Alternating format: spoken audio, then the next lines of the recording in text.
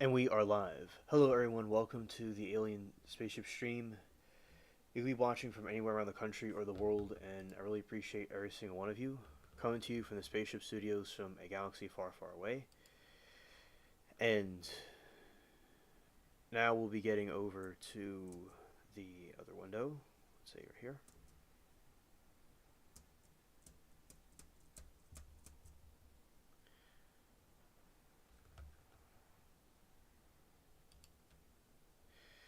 All right, everybody. Hello. It's I, Alien Spaceship. I hope everybody's having a good day, good afternoon, good evening. And what I'm going to do is we're doing the Eclectic stream. I'm where we talk about a variety of different things. I am trying to get this game started up, and because that's what I usually do in the beginning part. Let's see right here. All right, all right. Let's try that again with the game. All right. Okay, so say we're gonna be talking about how. Okay, it looks like the game is launching. It'll be doing its thing. All right. So anyway, there has been interesting information that has been coming out since the files were released. The Epstein files were completely disclosed. There's been lots of pictures and videos that people have been commenting about on the internet, and there has been some claims that he is still living. To explain what that is, of course, it's a fringe theory, conspiracy theory about it, where he, when he was deleted, when he died, what happened was people didn't really go and there's the camera was off, the security guards went around, and no one conveniently was around during the time when that happened. So he deleted himself, killed himself. But in that situation, we can see how other theories suggest he may have been evacuated to another country, specifically, and seems to be Israel, allegedly, some people think. And one of the ways that they could allegedly tell this is that there's a picture of his body and the picture of him when he was alive, and the ears don't match and the nose doesn't match, and it seems to be an indicator that it is not actually him. Also, on Fortnite, his account is still active because he played Fortnite. That was something I also learned. Now, this game is refusing to operate, so let's try that again. It just was loading and loading and not doing anything.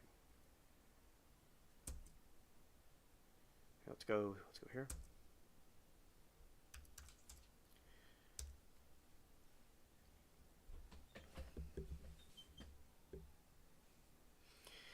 Alright, trying to restart the game. Okay.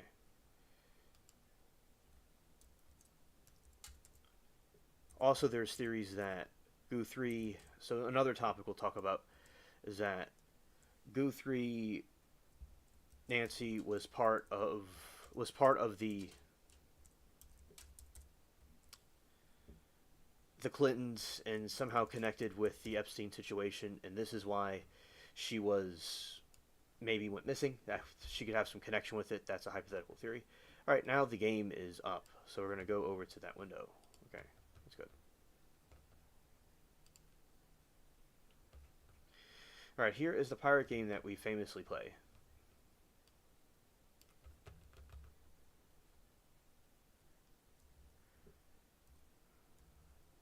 All right, so let's go here. All right.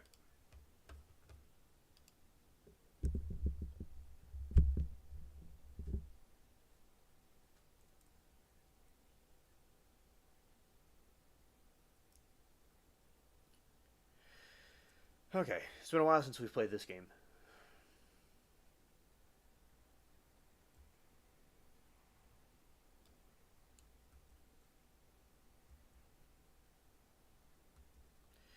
All right, now, because there is some with the disappearance of Nancy, there is some theories about, you know, there are some ransom notes that came that surfaced to the police departments, but a lot of people think that those ransom notes are fake, and they're not really too sure who did what. Yeah, but hopefully they find out who it is and get her back safely. And I didn't realize all my ships were out and not working right. Okay.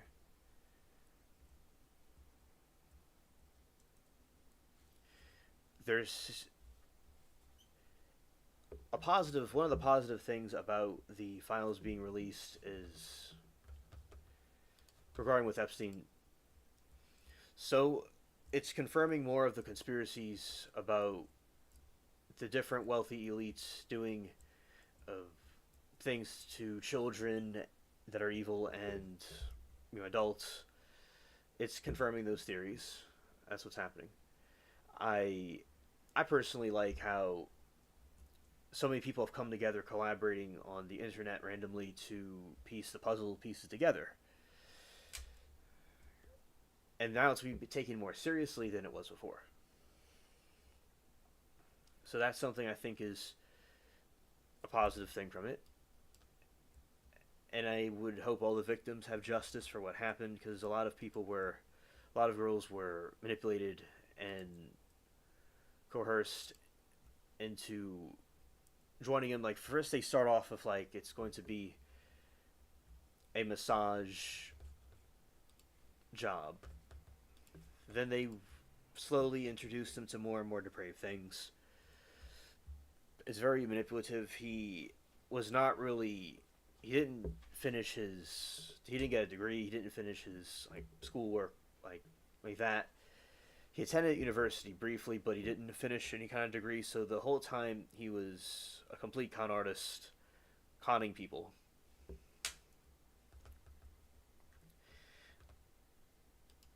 And I think that he fooled a lot of wealthy, influential people. He also did lots of blackmail, in my opinion. And that's how he was able to stay around and get all the money that he got. Also, you know, doing things for his clients. So, yeah, that, you know, politicians, famous people, etc., that were involved. There's also something called Pizzagate, where they would go give. So pizza is a code word for a despicable pedophile action. It seems, according to the researchers, and all this talk with these different politicians using the code word pizza, possibly with large sums of money, possibly may have to do with a part of that Epstein ring of trafficking people. There are some 4chan users that were, I saw in the news reports talking about these 4chan users that were into that creepy stuff, were saying that's a code word that they use, so it must be something that the elites are using too for their depraved actions. There seems to be, throughout history in Hollywood, etc., there's lots of occultic symbolism, occultic ties, in my opinion. There's something called androchrome that they want to extract from their victims, apparently, which I believe is true. Which has been hinted in lots of movies and TV shows. And that is really part of what they're doing. That's the whole point. And it all ties in together, which these puzzling the pieces together, the dots connecting, that certainly seems what the situation is. Now, the solution to this problem is, as humanity goes forward, we'll go away from these strange occultic practices and have media, have movies, etc., that are for good common spiritual enlightenment of God, you know, godly causes, instead of all this the depraved evil activities. As people can be famous and popular without selling themselves over to evil. Because really, in the long term, you just ruin yourself. Because that's the whole point. It's like this type of fame is like people that say do drugs, where they go and do these different highs, and they eventually become these addicts, and they just either deletes them or it hurts themselves and others. So that is my theory about it, where it's temporary. It's not really what the truth is. It's all about deception. That's the war that they wage is all about. All right. And some stuff that we'll be talking about throughout the stream, different resources, stuff like that. Learn some things about Nimrod, which I thought was some word, but it's actually a biblical figure who's the origins of some of the Masons, or an ancestral link to the Masons, which has to do with different occultic practices. There is some information I knew before, but my memory was refreshed about. Book of Enoch talks about the angels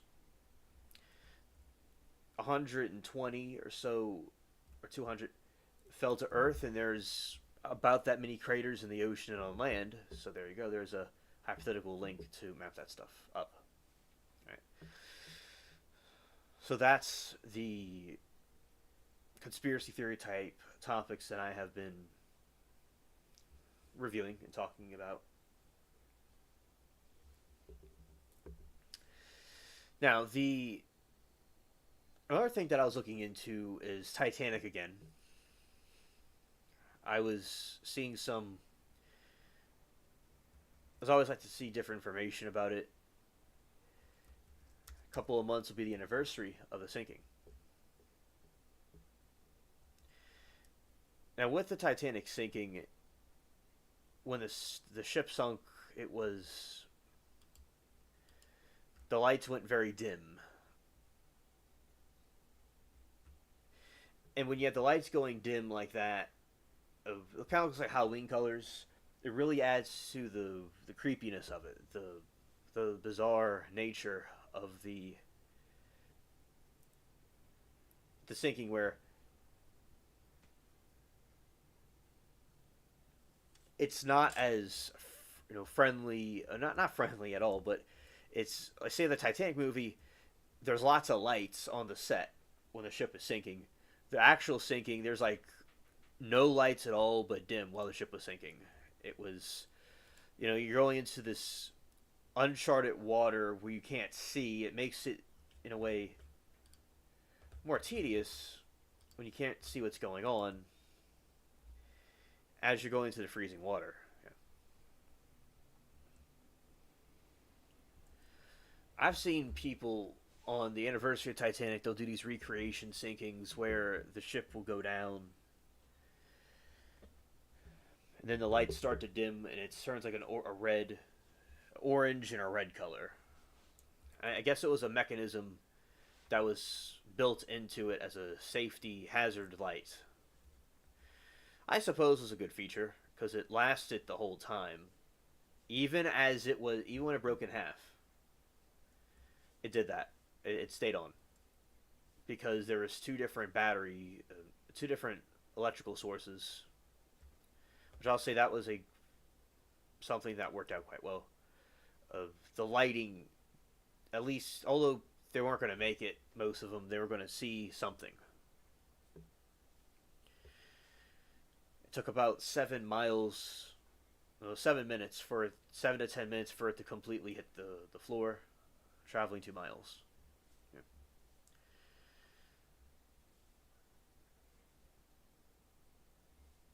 And as time goes on, I'm sure there'll be different tiny stories here and there that will be released or discovered.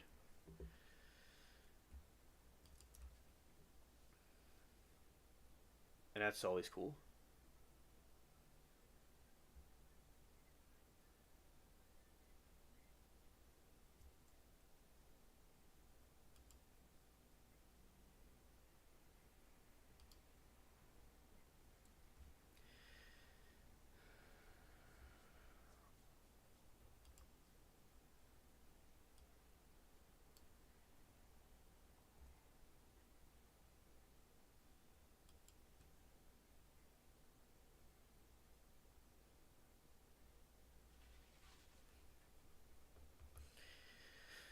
Okay, now curving in this direction and attacking it like so.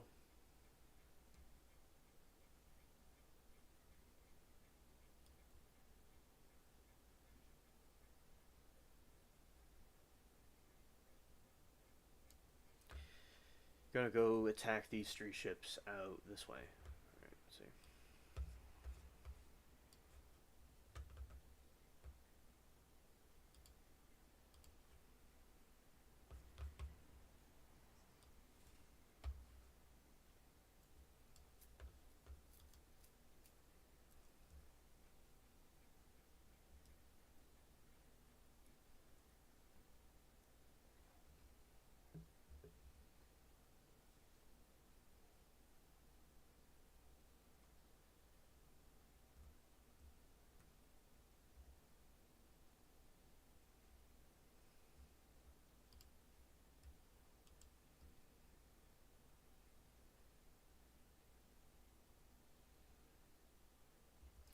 All right, we got some more ships that we are sinking. Nice.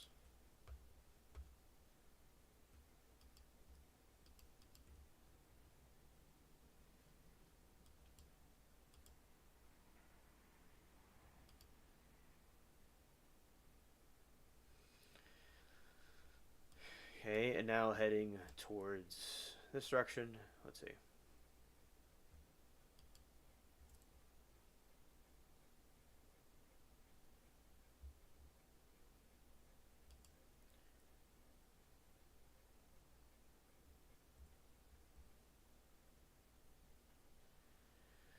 Let's go here.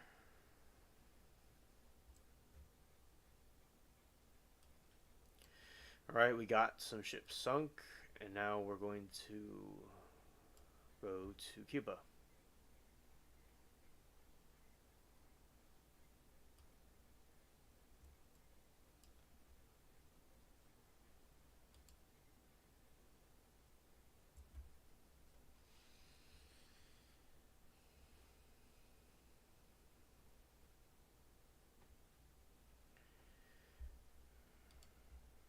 All right, and going forward this way.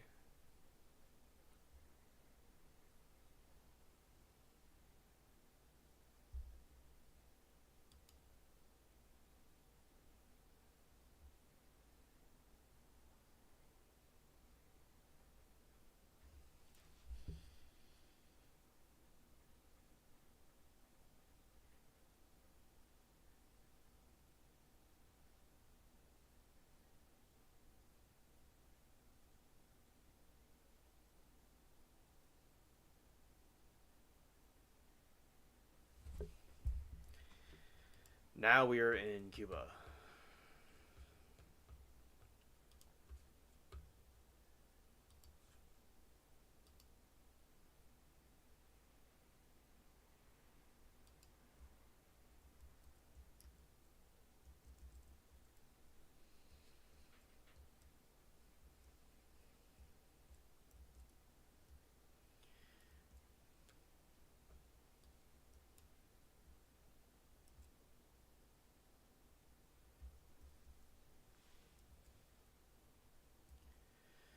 If this is where ships get repaired right there.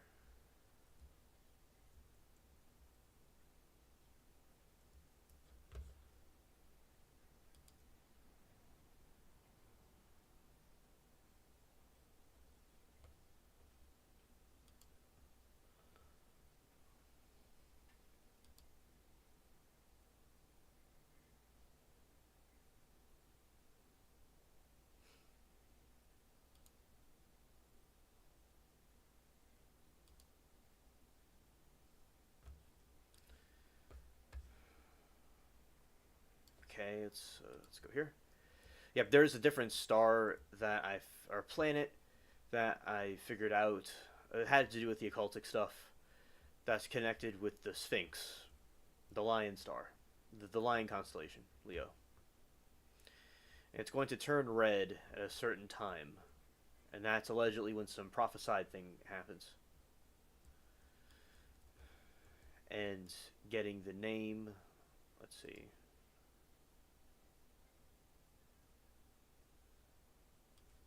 Oh, it's that way. Alright, let's go here.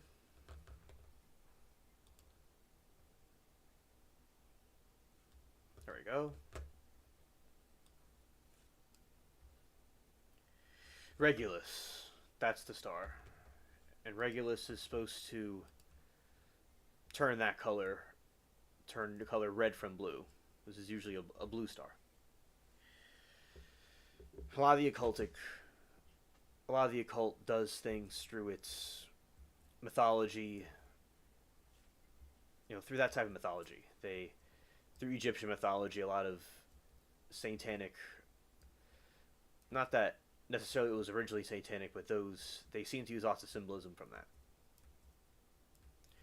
Like the pyramid on the dollar bill, for instance. It's kind of spooky, in a way. The all-seeing eye has been exposed.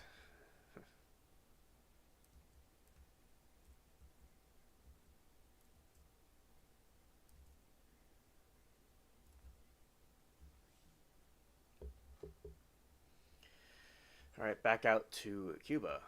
Well, we were in a swamp. Now we're back out into the Cubans' marshlands. Okay, let's see.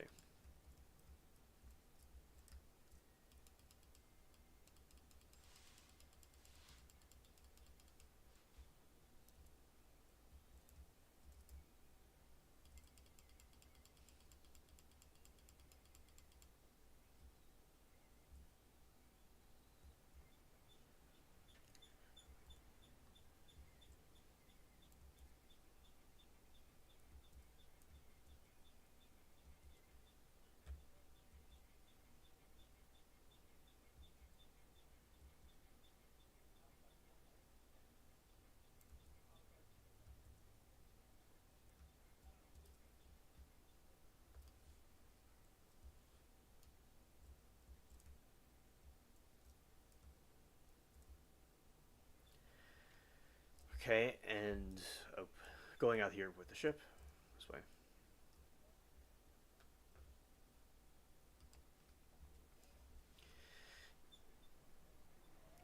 In those files, in those pictures, there seems to be a lot of pictures. No, there is a lot of pictures of Bill Clinton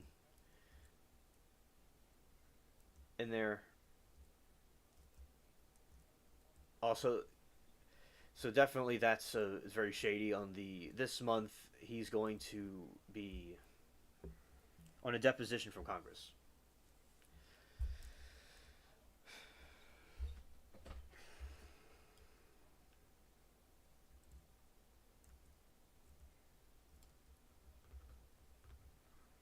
Okay, and going out this way.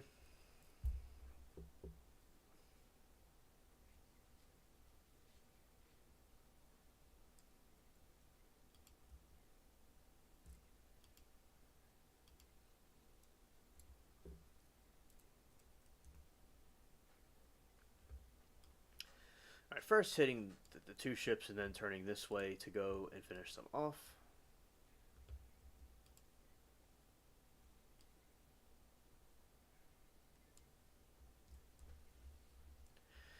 All right, now going to do the navigations.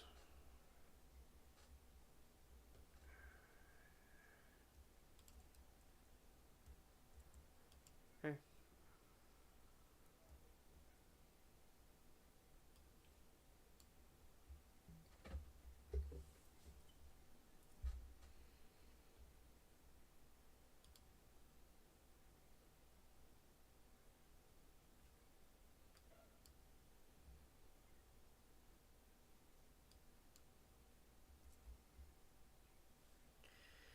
Hey, now we'll be sideswiping this and attacking it this way. All right.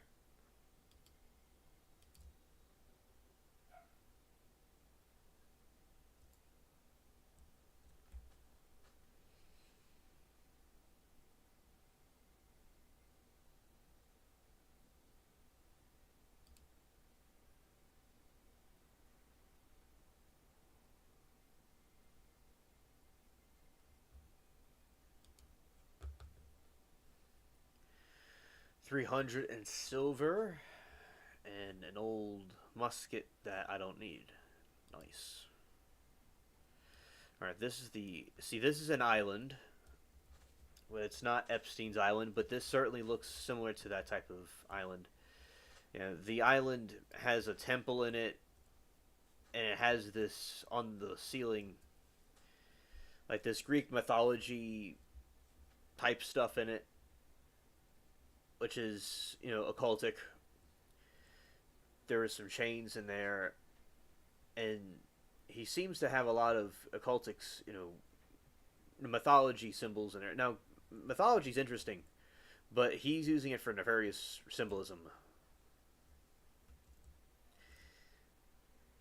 And no one really knows what went on in that temple or what they did, so it's quite, the imagination runs wild with it. But yeah, that's basically what this is an empty room with a couple of mattresses stacked on top of each other. Yeah. And with the millions of files, there is, of course, all kinds more to go into.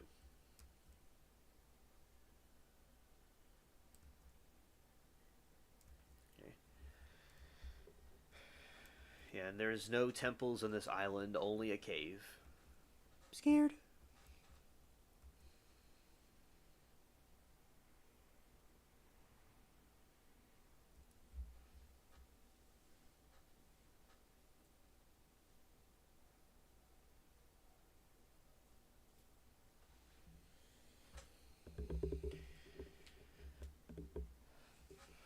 Yeah, in this cave, there's zombie fish pirates, but nothing, as I said, too bad. Well, it's bad for the pirate in the game, though, because he gets attacked. But nothing else.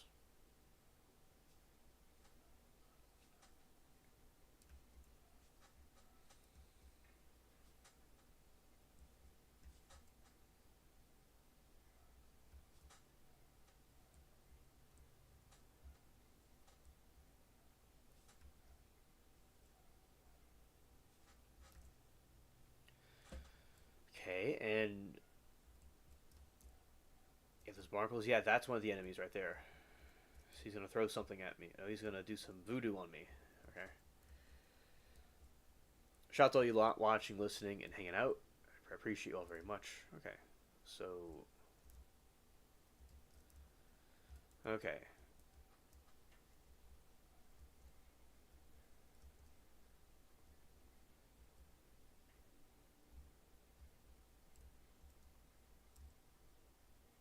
Oh, I'm about to go out. Soon I'm going to get in some articles about the different articles or get more detail. How about this? I get more detail about what we're going to talk about. That's what the articles will help show. All right. Yeah, all of these are everywhere. Okay. You have that mass of the ship there.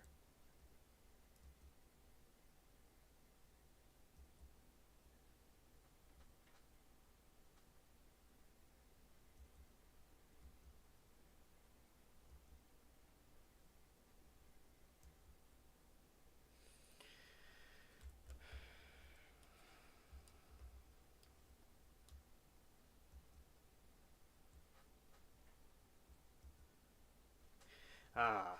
Oh, they're burning me again. Scared. Okay. And you have the green mossy area, and I'm sure in the Caribbean, these different islands, you have these types of caves, which of course different bad activities could happen at. They could use them for trafficking, humans or drugs, etc. Okay.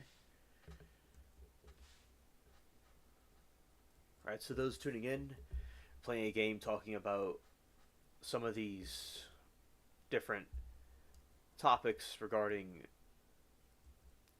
some conspiracy theories, world news, and other things besides that. That's why it's Eclectic.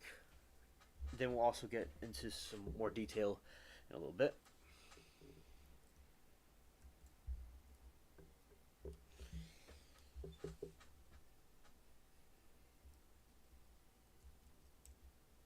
Okay. Got all these right here. Okay.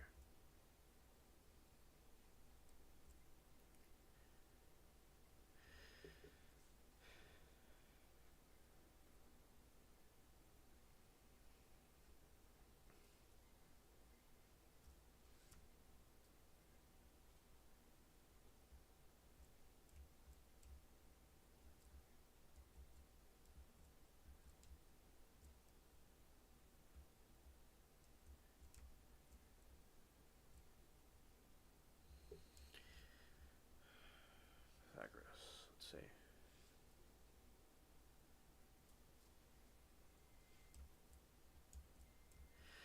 These are the palm trees. Now we're going to go back out to sea. Those are some freaky crabs.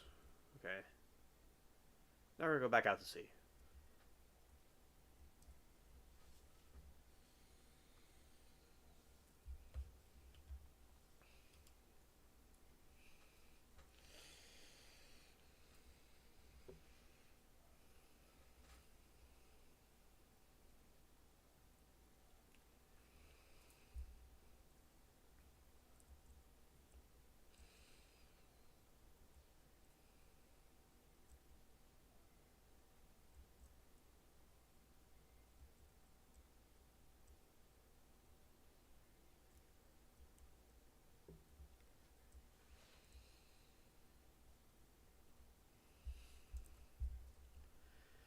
Okay, so there is a ship right there.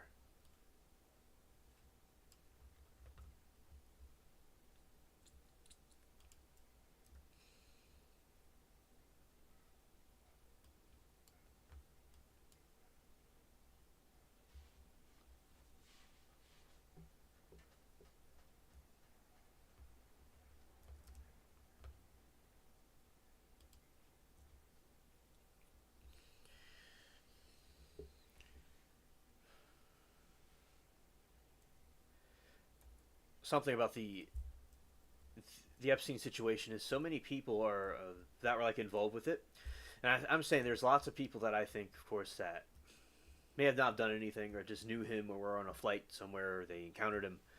I'm not saying anybody that everybody did something, but yeah, everybody's claiming innocence, and by claiming innocence, it's kind of silly where somebody probably did something, but they're not going to say.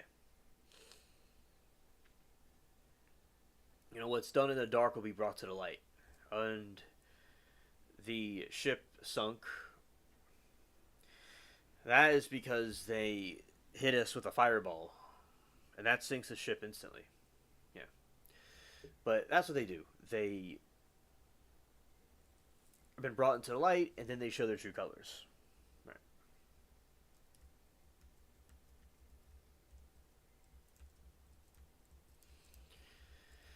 Okay, now we are going to break this down.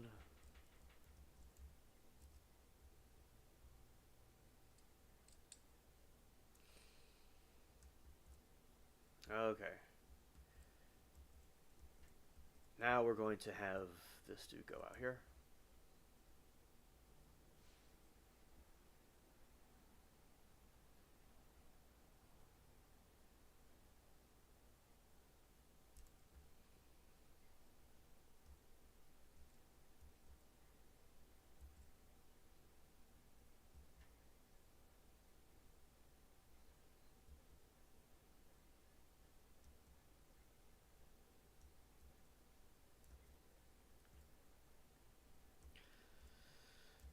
Oh, I like how they have the different lighting in this. Lighting's kind of different. Okay.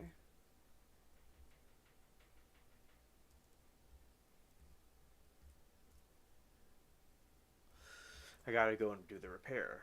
Alright.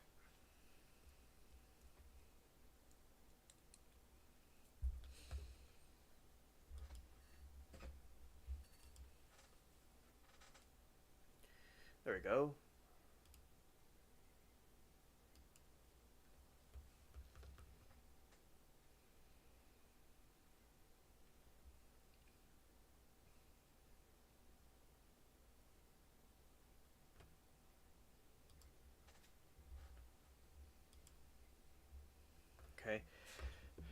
It's going, going this way.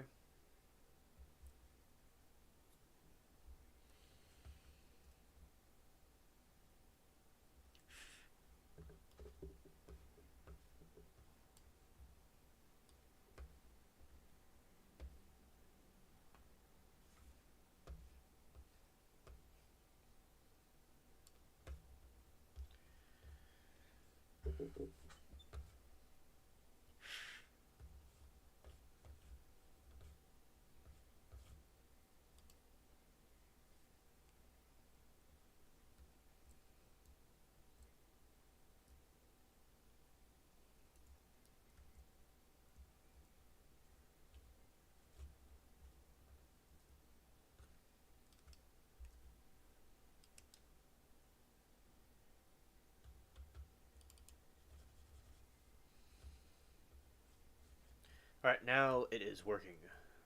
Because see this silly mouse was goofing on me for a second. All right, now we're gonna get into some different things. Let's go here.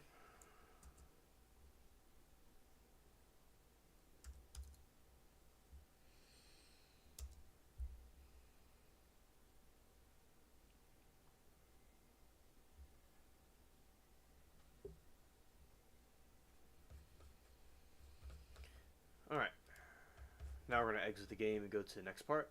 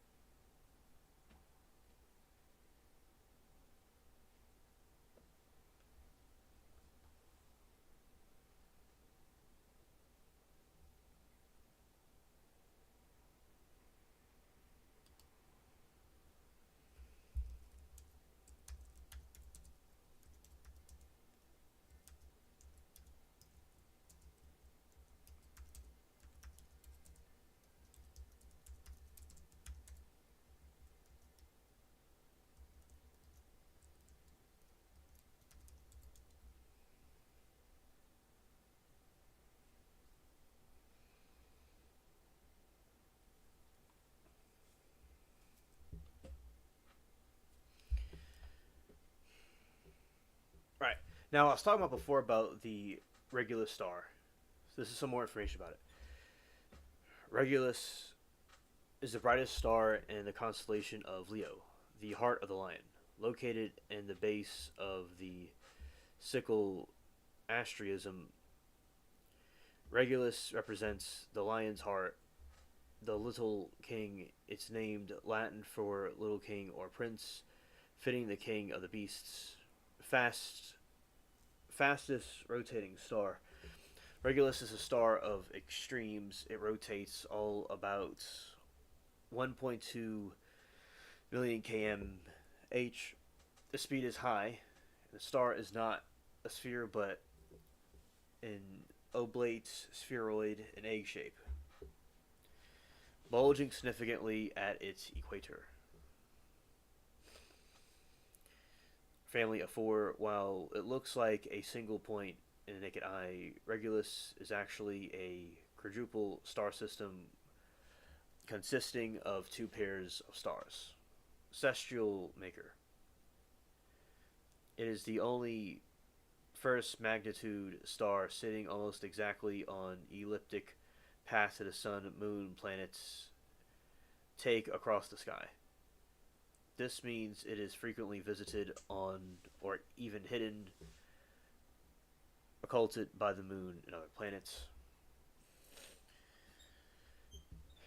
And someone could find Regulus by in the spring sky following the point stars of the Big Dipper downward. Distinct period. Alright, let's see the different occultic meanings.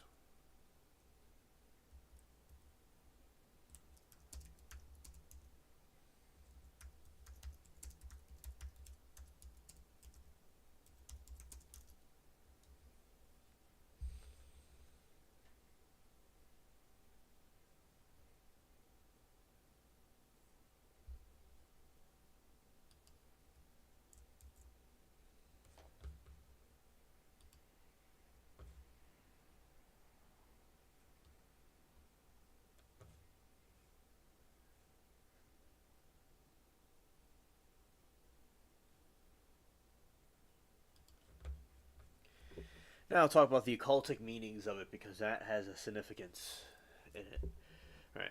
In the occult and esoteric traditions, Regulus, Heart of the Lion, is considered one of the most powerful and influential stars in the heavens, primarily symbolizing divine sovereignty and leadership.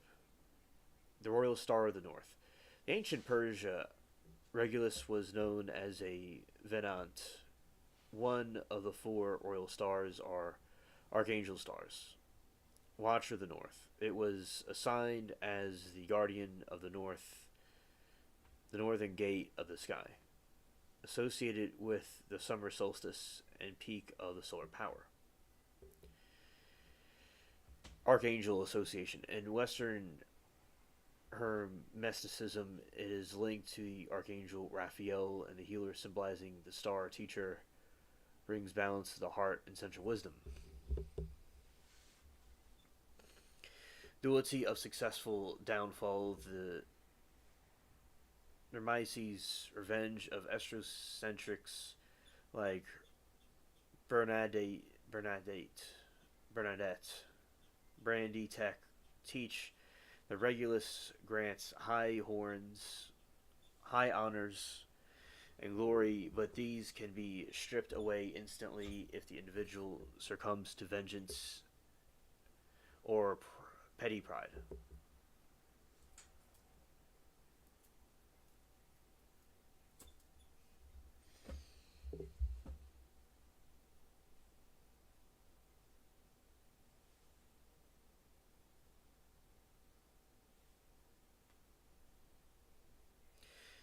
The nature of Mars and Jupiter. The Ptolemy classified its energy as blend of Mars action force and Jupiter nobility expansion.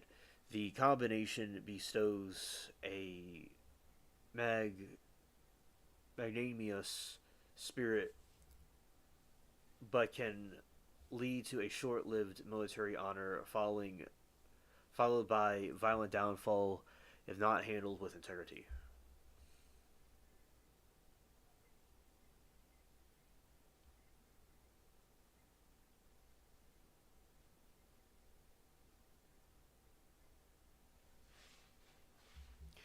Spiritual alchemy and the talismans, the heart activation. Astrocentrically, the stars believed to activate the higher chakras, the heart crown, helping individuals manifest through their highest passions rather than ego. Magical correspondence and the Bohemian star system of medieval magic. Regulus is associated with the stone of amber, the herb mugwort. Kind of like Harry Potter. Reminds me of Harry Potter. Talisman Regulus was used to banish melancholy, bestow favor from powerful allies, and grant victory over enemies. Here is prophetic and messianic links. This is the part. In some interpretations, the Hebrew Mazaroth Regulus within the constellation Leo represents the Lion of Judah. It is viewed as a symbol of Messianic king and divine authority. Some modern prophecies even link rare alignments of Regulus and the Sphinx as markers for shifts in human consciousness. Let's see about it. This other situation where it turns red.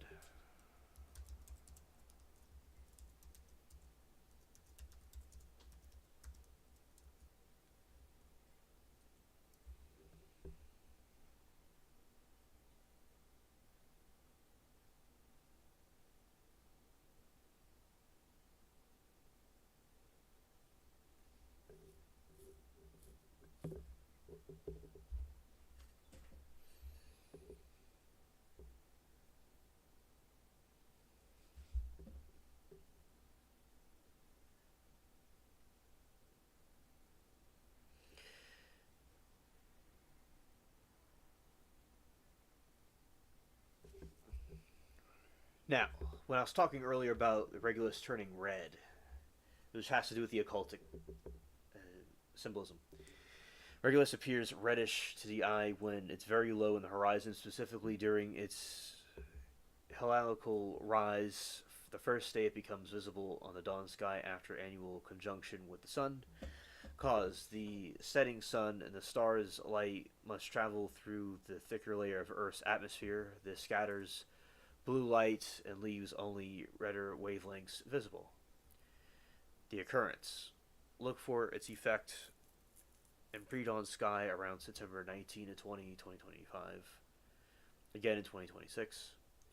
The Red Star Prophecy. In modern esoteric circles, specifically those following the accounts of Chris Blood, so there is a prophecy concerning a red star, the Sphinx alignment. The prophecy states that Regulus appears blood red on the horizon directly in the gaze of the Great Phoenix of Giza just before dawn. It marks a moment of shift in human knowledge or a new age.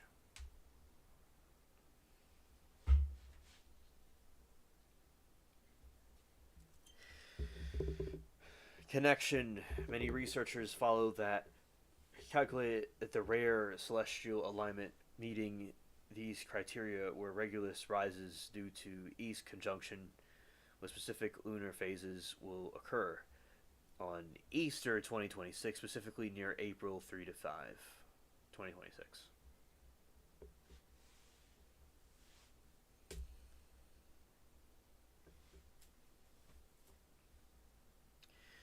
Regulus often appears to turn red by association during the close alignments with planet Mars. The double star effect, because Regulus is on the ecliptic, Mars passes very close to it frequently on June 17, 25. Mars and Regulus will be so close they may appear single dual color point to naked eye, fiery red next to an icy blue. I have seen Mars before. It looks like a floating copper ball in the sky.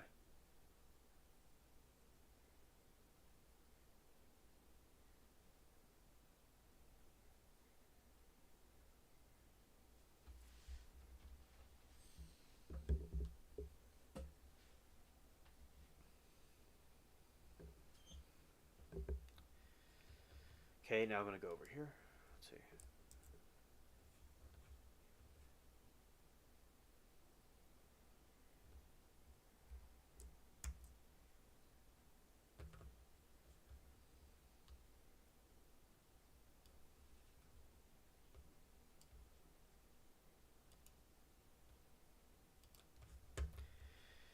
Now we're gonna go to Guthrie, to Nancy's situation.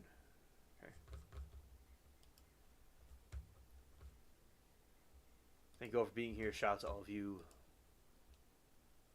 watching, listening, or seeing the replay. All right.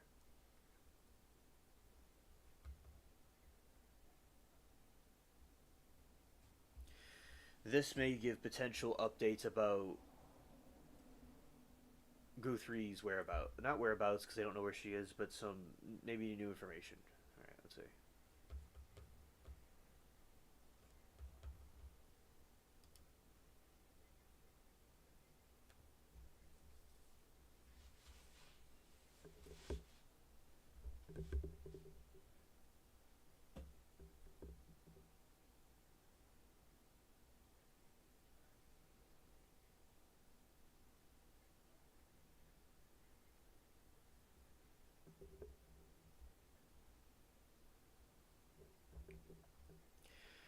The desperate search for Nancy, the mother of NBC's Today Show, has co-anchor Savannah Guthrie is ongoing with mounting questions about what happened to her and concerns for her physical health.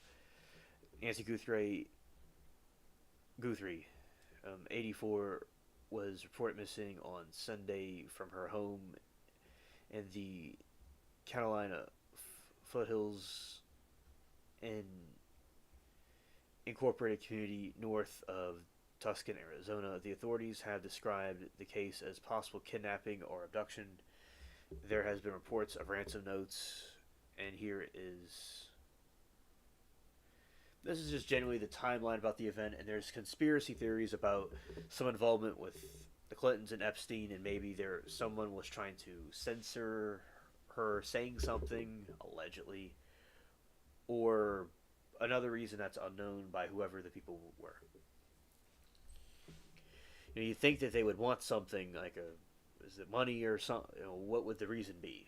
So it's kind of mysterious that there's no explanation of why they did it, because the ransom notes seem to not be completely authentic or real. All right.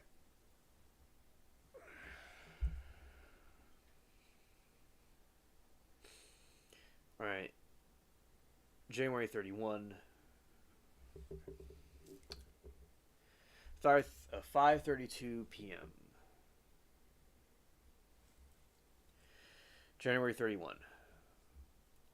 Guthrie left her home and an Uber to go to local family member's house for dinner and playing games with the family visiting.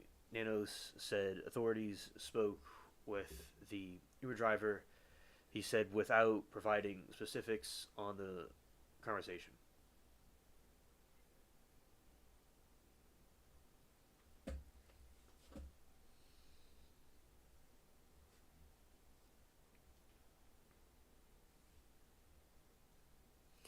9:48 p.m. She was dropped off at home where she lives alone, and the garage door opened at the time and closed 2 minutes later.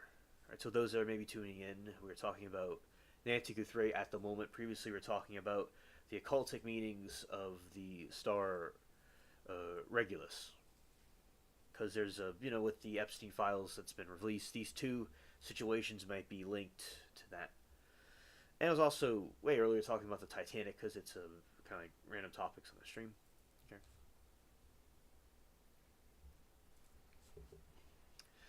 And Sunday, February 1:47 a.m., her doorbell camera was disconnected. Nanos said that the doorbell camera has not been located, and knows it. Shout to Mary Toodles. Said that the doorbell camera has not been located. Noted that there were multiple cameras at the home.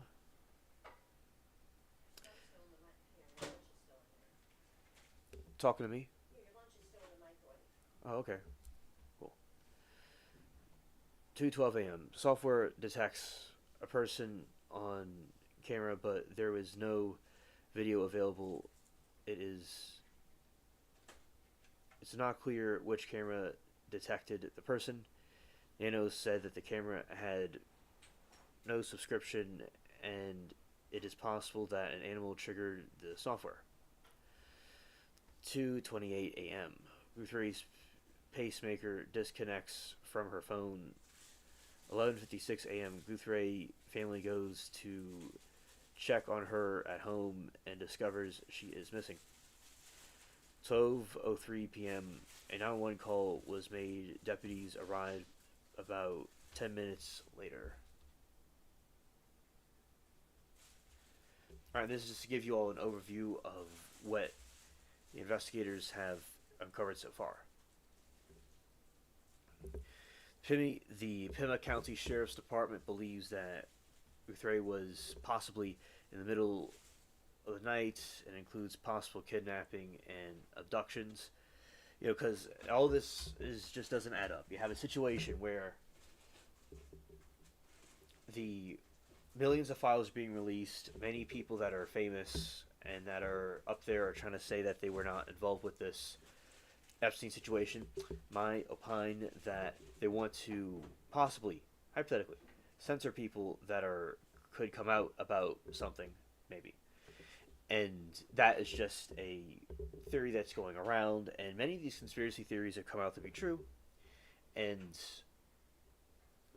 our country, people need to know the true answers, and whatever really is the reason behind her disappearance, I hope that she is eventually, either we know what happened or she is saved.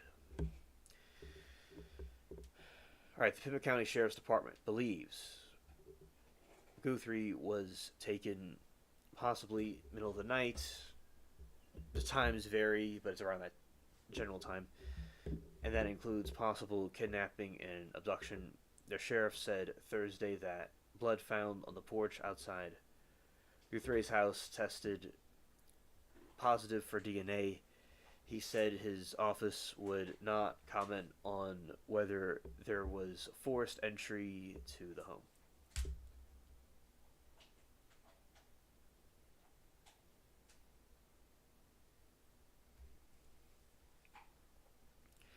Her cell phone was left at home and is in the possession of authorities now. No suspect or person of interest has been identified. Nanos said that nobody has been ruled out. We're actively looking at everybody we come across, in this case, everybody, he said.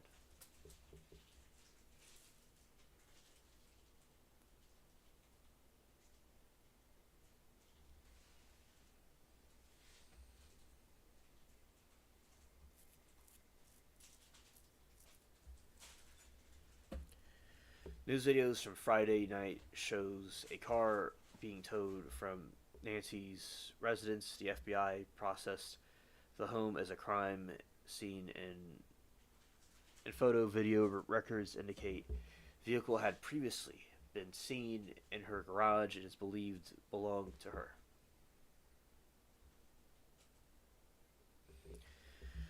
Guthrie's health, the Nanos has said Guthrie does not have cognitive issues, characterizing hers as a sharp as a track. However, he said she has limited mobility and needs to take medication daily or it could be fatal. Dano said he does not know whether Guthrie's medication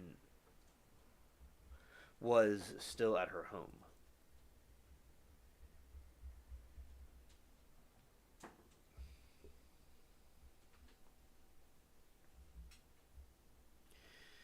She is mobile. It's a challenge for her to get, as the family says, she couldn't walk 50 yards by herself, she said. She has a pacemaker device typically implanted under the skin to regulate the heartbeat, which disconnected from the monitoring app on her phone early on Sunday. An emotional video posted to her Instagram page on Wednesday, Savannah pleaded for her mother's return, noting her health is fragile.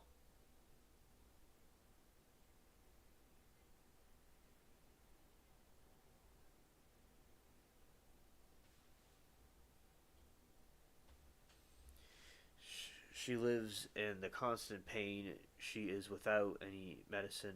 She needs to survive. She needs not to suffer, Savannah said in the video. Flanked by her sister Annie and brother Cameron.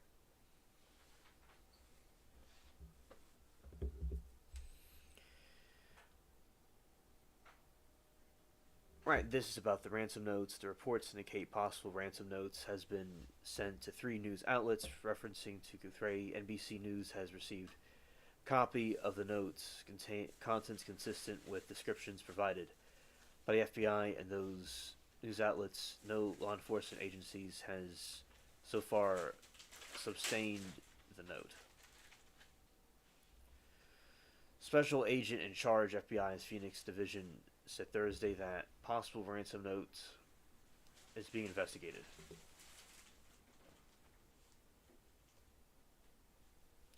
He said one report ransom note had facts associated with a deadline with monetary value they were asking for. When further pressed about the legitimacy, Jenke said Thursday news conference that one talked about the Apple Watch, one talked about the floodlight, but he declined to go any further in specifics.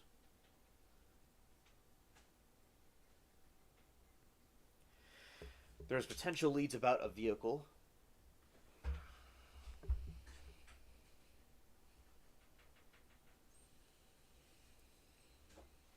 Law enforcement officials were searching for the vehicle in Arizona that may be connected with investigation. NBC News learned on Friday officials haven't said the vehicle or vehicles are definitively connected to any part of the crime, or if that led to his lead has since evaporated. A Circle K spokesperson told NBC News that law enforcement visited one of its convenience stores on Oracle Road in Tucson after receiving a tip regarding a vehicle of interest, and our team has provided them access to store's surveillance video.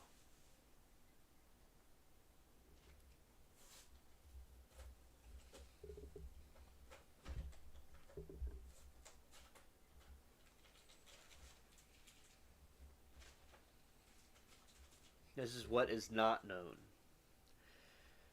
Authorities have declined to provide specifics about the range of questions a center of the investigation. Here are some of the details: how someone could have entered Nancy's home at that hour, what happened to her doorbell camera. Authorities on Thursday said it had been removed. And what caused Guthrie's home camera to detect movement at 2:12 a.m. Sunday? Nanos said the camera was sent to the technology company, which said they exhausted all methods to recover video from the device.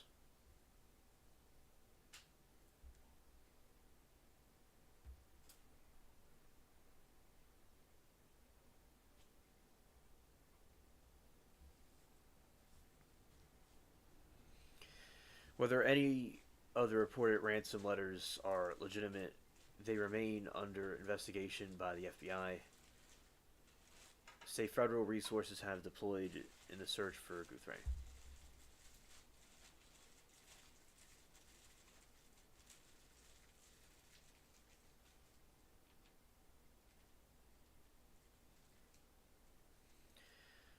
President Trump called Savannah on Wednesday to offer words of support.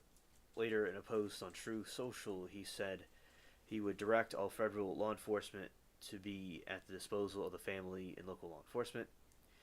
The FBI is also working jointly with Pima County Sheriff's Department to bring the agents, analysts, developing additional intelligence, and agents from Phoenix office. Right.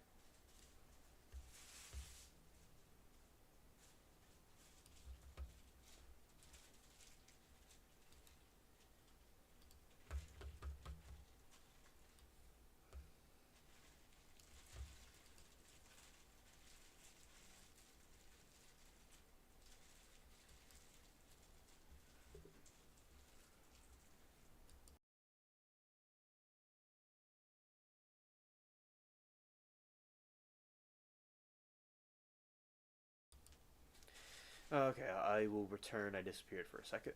There I am.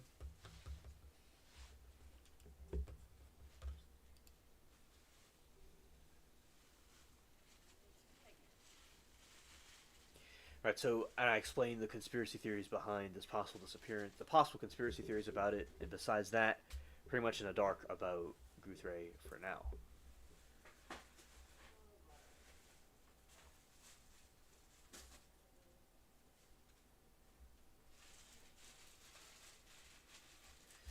Hello, Mermaid. Good evening to you. Welcome to the stream. All right. Hello, I had. Oh, that is great. And I'm glad you had a good birthday, and happy birthday to you, Mermaid. I hope it was a special. It was. Thank you for giving us an update about it. And we went to get our daughter and son ran a stop sign, and we got into a car crash. Sadly. Oh no. Oh no. I was hit the worst, but I'm kind of doing okay. I have a whiplash. I'm sure my shoulder's starting to hurt more. Oh no. Well, uh, it's a one thing. Happy birthday to you, and I'm glad the birthday went well. Although you got an unexpected party pooper situation with that, so prayers for your recovery. And yeah, if you obviously if you need to get medical treatment for something, uh, to go get that done. And I'm glad that you're okay. And were able to come back to tell me what happened. Yeah, so I that's a certainly it's a surprise that we don't really usually want to see like a car crash happen, but glad that you're safe. And again, happy birthday to you. Mine's later in the month, like right when the month's about to end. Okay, come on.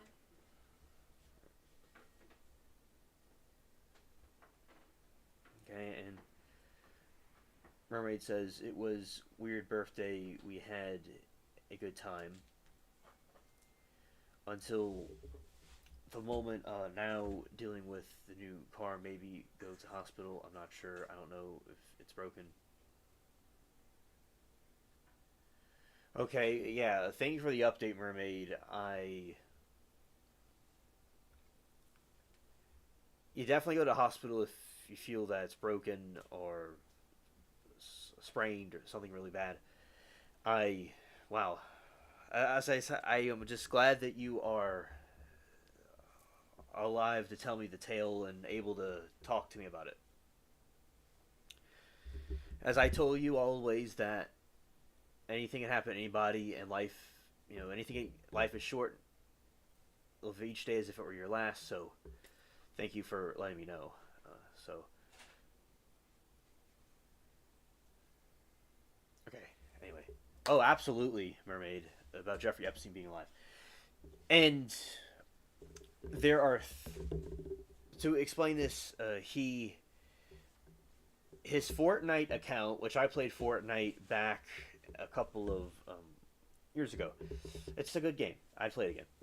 Fortnite, his Fortnite account is active through his YouTube account, and people are saying that either someone knows him is using it, or his uh, is maybe it was hacked, but it's unlikely, or he's using it somewhere. So there's activity from him, and also his bank accounts are showing activity too.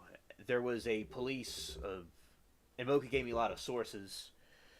There is this account that he had where, as I said, those accounts from his social media. About the Fortnite thing. What? I told you about the Fortnite thing. You did tell me about the Fortnite thing, but she showed me like the different. I'm just making a comment. Okay. Well, Mary Toodles told me about it too. No, I just told you about the only thing I said was about the Fortnite thing. And what he did was, okay, let's see. They're crazy. I heard about the bank accounts and those pictures of him alive. Notes from the guards. Yes, yes. Yeah, so there's about the notes on the guards, and those that don't know is there the people that were supposed to be guarding his cell were either sleeping allegedly or playing on their phone. No one was making their rounds. The camera conveniently glitched. They said it was for a second, then they said it was for 3 minutes and 5 minutes, etc. Somebody, a witness, allegedly said that they saw him strapped to a wheelchair type thing, and they had a van and they brought him out. And yeah, you saw the picture of him allegedly alive over in Tel Aviv, where some think he went to Israel allegedly, and that I do, in my opinion, I think he's still living, and he may have fled because Mary Toodles was telling me about how he knew a lot of things about people, and he could have exposed. There's too much on him where it's actually the other way around, where they wouldn't delete him but keep him alive, so he wouldn't cause more exposing, so they let him go and he went somewhere else.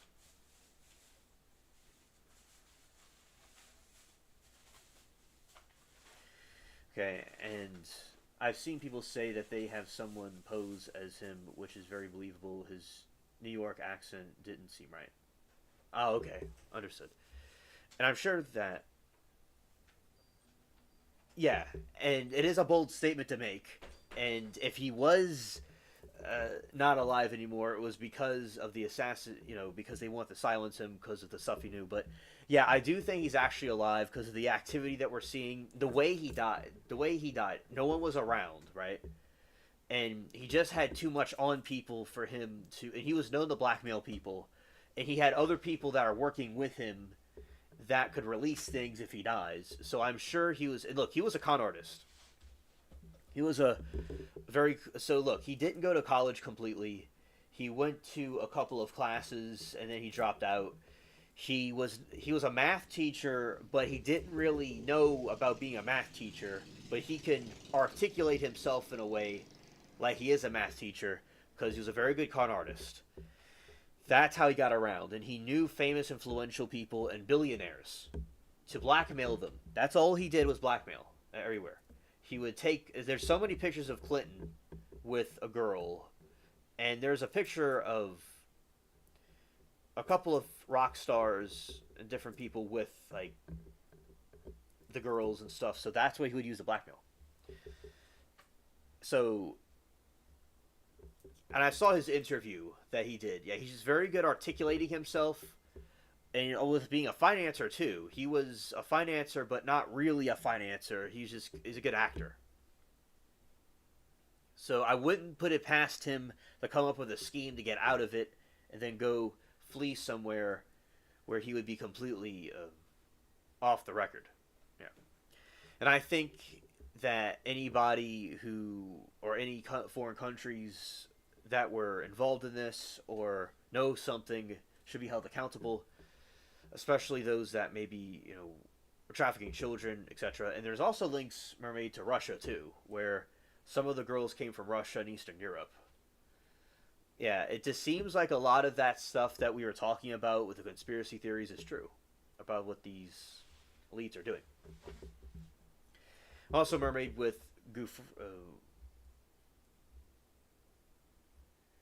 Nancy Guthrie.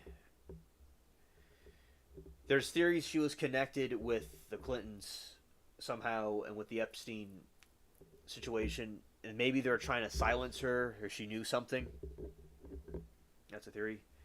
And oh, hello, Moki. Good evening to you. Welcome to the stream. We're talking about those awesome links you sent me. We're going down the rabbit hole. All right. So that is possibly what could have happened to her, because I'm thinking, okay, they had these ransom notes, so there is somebody that wanted some money out of them, but it doesn't seem like the ransom notes are legitimate completely, because they seem like they could be fake. They're trying to capitalize off the situation. Okay. Yeah, and Moki is wondering if Miranda is okay, and she can. Yeah, Miranda told me about what happened, and she can tell you also about it as well. But I'm glad that Miranda is with us, and speedy recovery. If she needs any medical attention, she should get it, of course, and she knows that. And yeah, that is just to summarize the situation. Let's see, because the stuff on Twitter about dude being alive is quite incredible. So let's go. Yeah, the notepad. That's where it is. Let's see, notepad. It's not called a notepad. It's called text edit on my computer. But let's see. It is. It's right here somewhere. Which, I mean, it's there, but it's... Oh! Glad that you got that done, Moki, with the quest. Excellent. Excellent quest completed. And I watched the documentary you sent me last night, and that was a very good documentary. Excellent. You know, the satanic elites, the satanic cults are there, around, and they must be exposed. It's very evil what they're doing, especially in. And you've confirmed, Moki, what Sarah was telling me months ago about Hollywood and the Holly Tree. You confirmed what I was told from before. All right, so we're going to go over to we're no to the other part of this, and also Pizzagate is another one that I learned about new. It's recent to me. Okay, is this it? Is this the? Oh, that is someone going down a rabbit hole. So what we're going to mark this as rabbit hole. You're watching me do a quest at the moment with the Eclectic stream, which we have not done in a while. So, shout out to the Eclectic streams. See, it might be this one.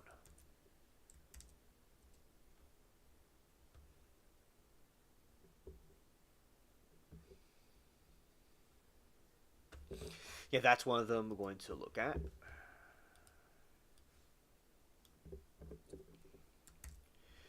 Then go here.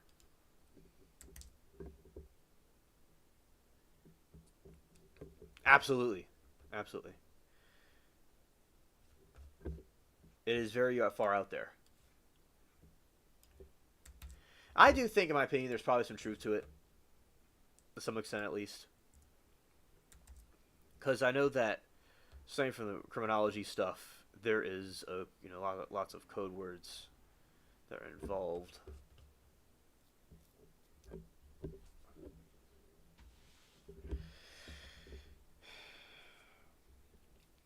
Yeah, because there's people that were brushing off Pizzagate when they first heard about it, but when they did more research, it seemed like there could be some water to the theory. But as I said, not all theories are true or accurate, and we have to understand that. But so I acknowledge that not all of the theories are true, but some of them are. So that's something to know. But I think it is very possible, maybe even likely.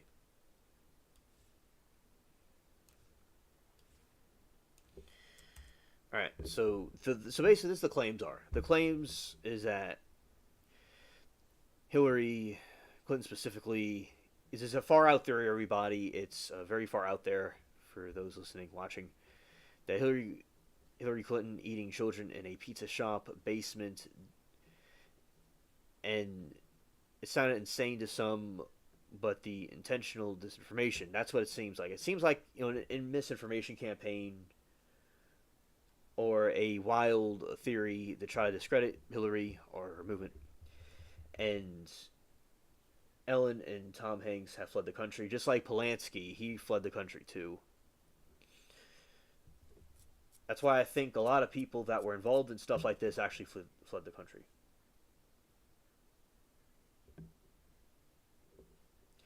Frazzle drip, right. But when the story hit national headlines and a man stormed the pizza parlor with a rifle, Swan decided to investigate. This was from one of the links that you sent me about Swan. And he uncovered what he uncovered changed everything. He traced the story back to a trove of leaked emails from John Podesta, real messages published in the WikiLeaks. That's when the pattern began to emerge, the repeated use of the odd terms like pizza, hot dog, and cheese pizza. Matched code words the FBI had previously flagged as part of known P-word communication.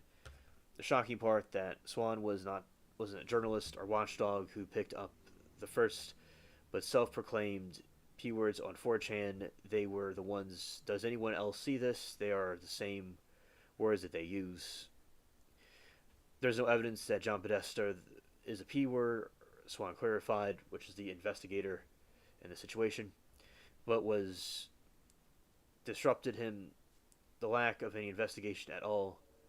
The problem wasn't that he found something huge. He didn't. It was just that the TV because the backlash was huge. And a lot of times, if there's a giant backlash to something like this, it raises suspicion. Like if I say there's pink elephants are flying and deleting people, and the politicians are behind it, it would seem silly. You know, so people wouldn't be angry. But if you say something like this and it's like an allegation that's bad, but they didn't do anything.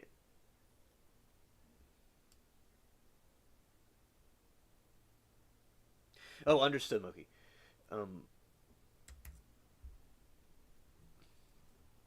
that is the situation for them to see, is that they may be hiding something or doing a nefarious deed if they're censoring the information. All right, let's go here. So,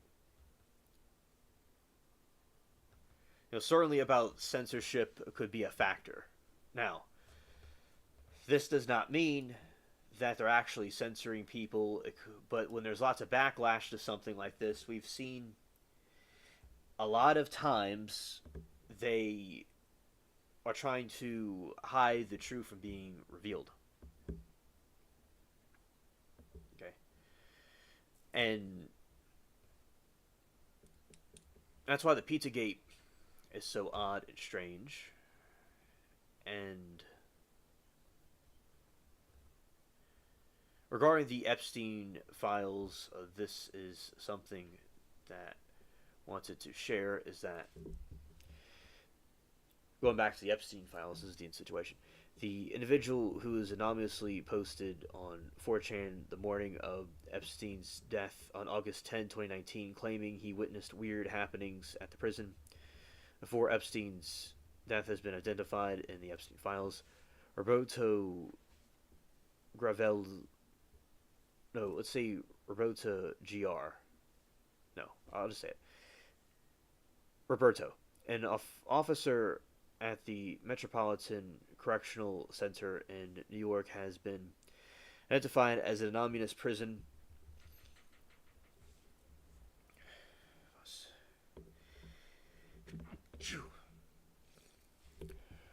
Okay, an officer at the Metropolitan Correctional Center in New York has been identified as an anonymous prison employee who posted on 4chan claiming Epstein left his cell Friday evening shackled in a medical wheelchair, while at the same time an unauthorized trip van arrived at the prison, which he believes took Epstein away the night before the news broke out of his death.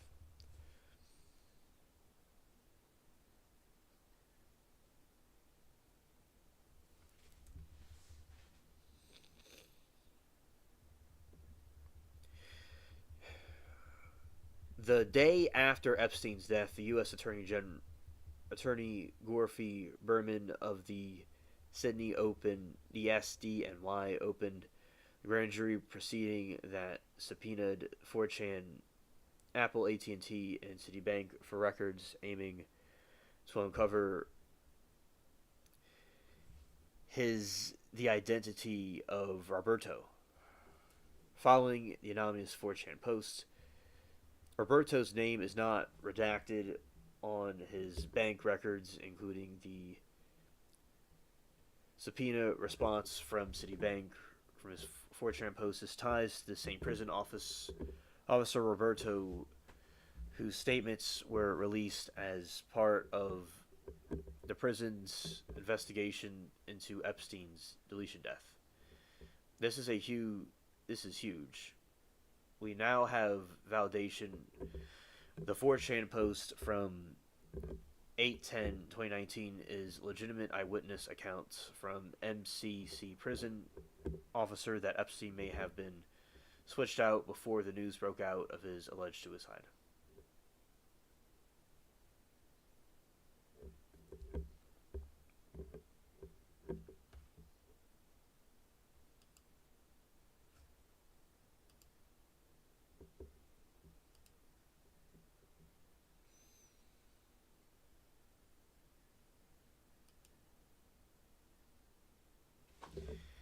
And it is confirmed that he is,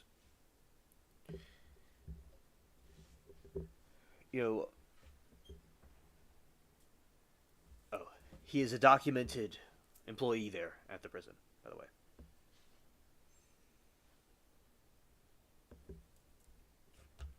Share the screen over here, this way.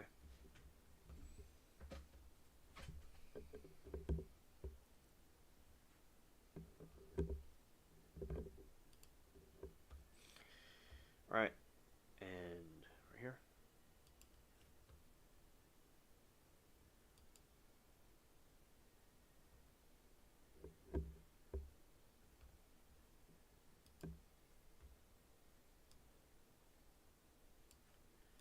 Okay, so this document shows that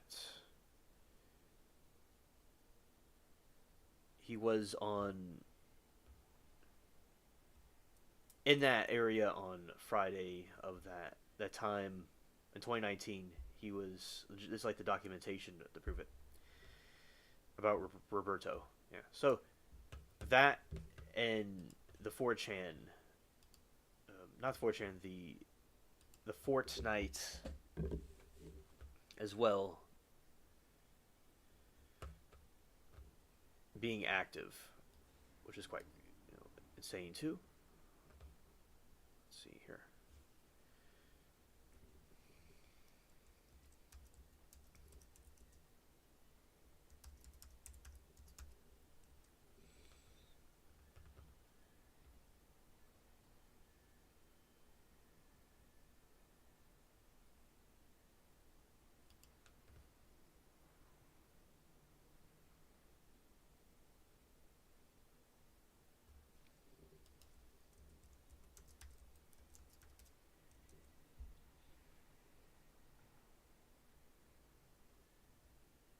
Oh, so the other part about the Epstein is situation is his Fortnite account, YouTube linked, has been active also, playing it from Israel allegedly, and there are claims trying to discredit it as a possible fake. Maybe it is fake, but of course they're going to do that. They're not going to go right out and say that it's real.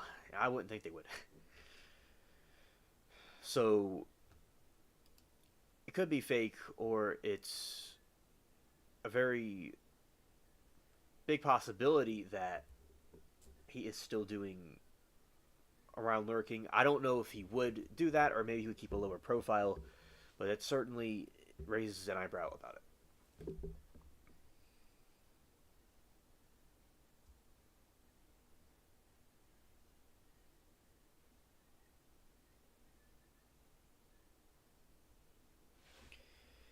Yeah, and his account is little as Jeff1, and if you search for the account and the Fortnite tracker, you can see that his account with the name and Epstein files show he purchased the V-Bucks. So with the Epstein files, is a way to cross-reference some of these claims and things that have been made, and I think that is good to have the files as a way to verify it. So as I said, it could be, maybe it is fake, but it could be real hypothetically, and I don't think they're going to go right out and say that it's real. If it is fake or not, I doubt the media is going to ever say. And I don't act like I know everything or know everything the media is going to do, but I don't act like for a second that they're going to be honest with us and tell us what's really going on if he really was alive and out there somewhere. All right, so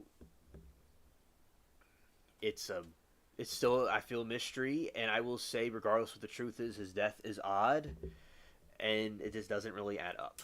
Right, so there you go. That is about him being alive, possibly, and those are also theories about Guthrie. I think I said right. Guthrie, Nancy. Theories about that. So we talked about those two things, and now going into the other part.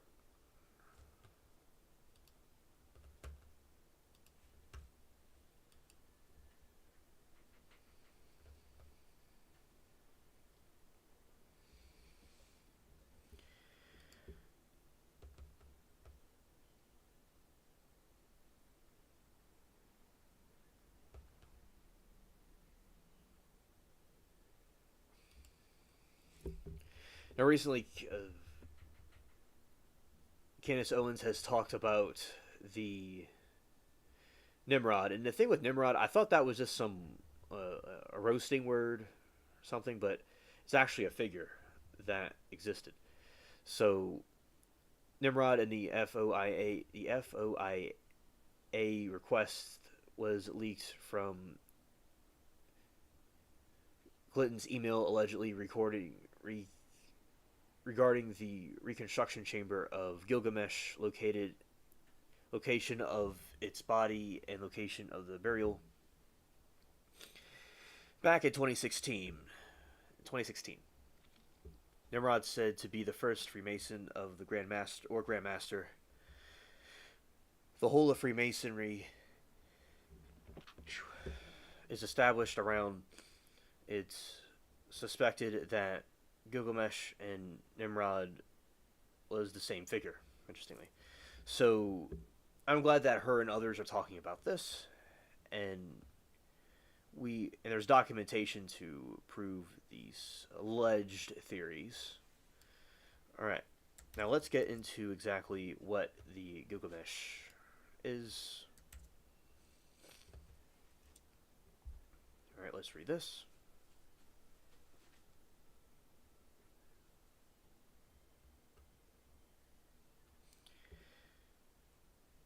Oh, hello, Bubbles. It's good to see you. Welcome to the stream.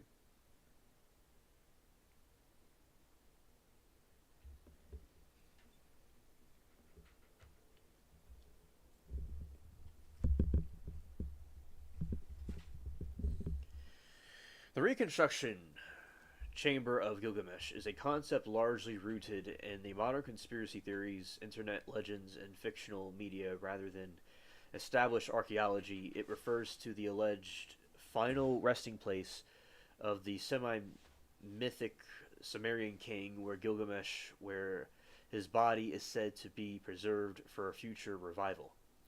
Origins and popular legends. The idea gained significant traction due to the main events. Alright, and these are conspiracy theories and not necessarily proven facts yet. Like the Epstein thing was a conspiracy theory, but then it was proven true, etc. Over time things work out. Over time things come out. That's what I meant to say.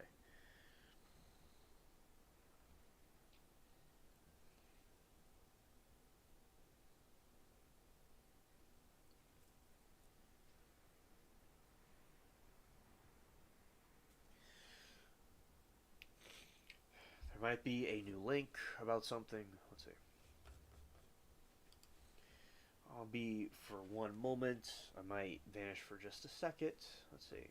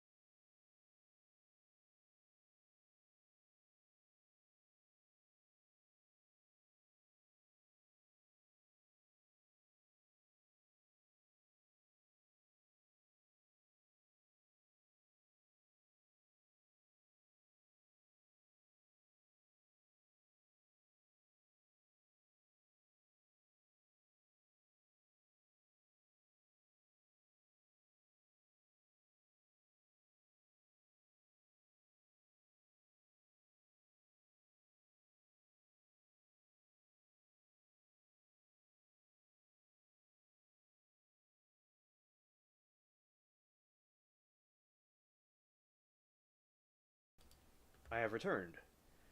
Okay, and bringing back the camera. Okay, there I am. There is some breaking news. Let's see what this is about. It's like a Blue's Clues. We got a letter where it's from. Where is it from? Scared. Scared. Alright.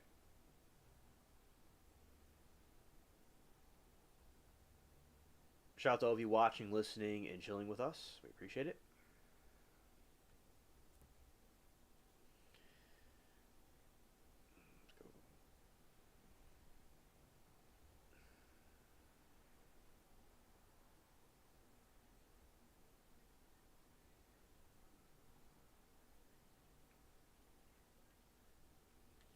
Okay, this is some. Make sure that it's working. Make sure it's working. I can be heard. Okay, it's working. Okay, good.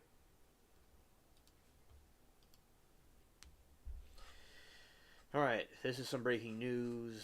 It seems to be new. All right, Savannah says she has agreed to pay the ransom in exchange for her mother Nancy's return in a new video message to the 84-year-old's captures on Saturday night. All right, so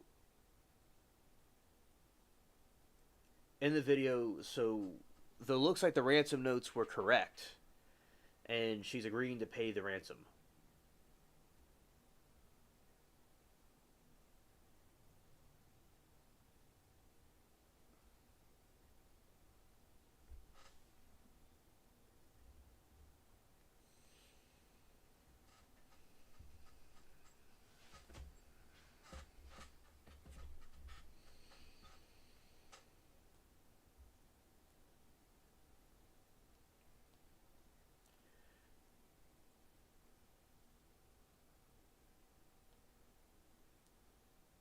All right, so here's the article about that. Is Savannah says she has agreed to pay the ransom in exchange for her mother Nancy's return in the new video message. The 84-year-old capture on Saturday night. The Today Show host shared a video holding hands with her sister Annie and brother Cameron, saying that they had received communications from her mother's abductors. We received your message and we understand, Savannah said. We beg you now to return our mother to us so that we can celebrate with her. This is the only way we will have peace. This is very valuable to us and we will pay. Savannah did not offer details over the communication of her family received, nor the demands that she agreed to pay. It follows a series of reported ransom notes being sent to TMZ and cold newsroom in the week since. Nancy, 84, was abducted for her Tucson, Arizona home in the early hours of February 1. Authorities have not verified the legitimacy of the notes. However, Savannah's latest video appears to indicate that her family had been contacted directly by those claiming to be holding Nancy for ransom.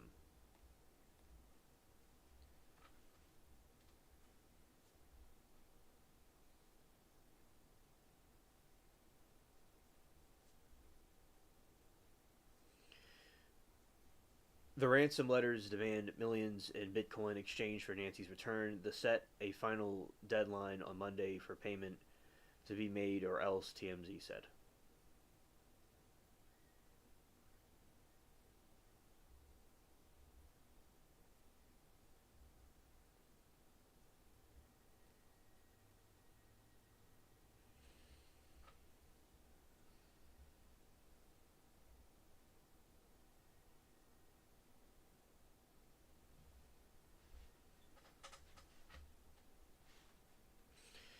Savannah and her siblings previously shared a video this week demanding proof of life of their mother after news broke that ransom demands had been made to TMZ and Cold. It is unclear if any of the proof of life has been made, but Savannah's latest video appears to indicate her family believes they had been contacted by her legitimate abductors.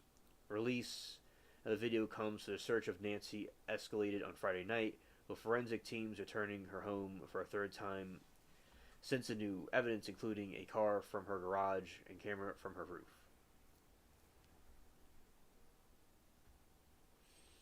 Hours before the search, the Pima County Sheriff's Office said it was aware of the third ransom notes sent to Cole, claiming to be sent by those holding Nancy.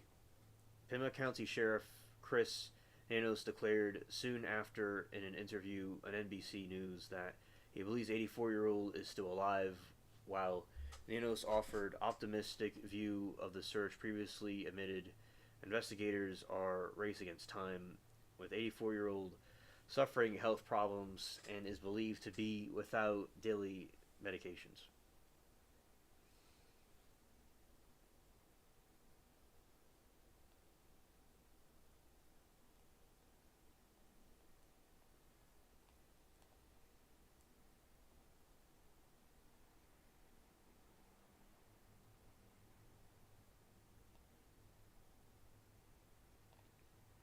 All right, so continuing within the article, let's see.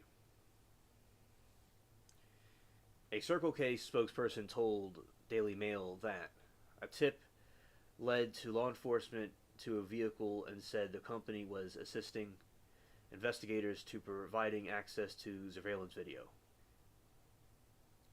It is unclear why the video appears to be connected to the disappearance, nor if any suspects have been identified as a result. The evidence seized on Friday marks the biggest development in the search since blood was discovered outside Nancy's front door soon after she was reported missing.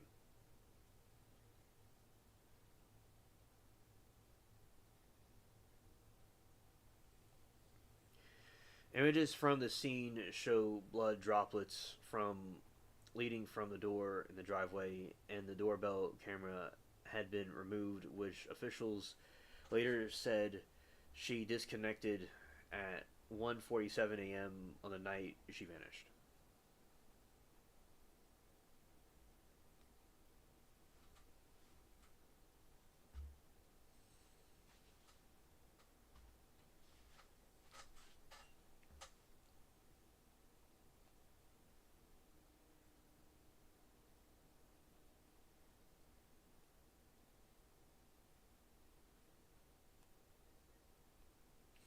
The confusion surrounding the legitimacy of the ransom letters followed the arrest of California resident Derek Kalilia on Thursday after he was allegedly found to have texted Nancy's daughter Annie and son-in-law Tomasio Coyone in hoax ransom plot.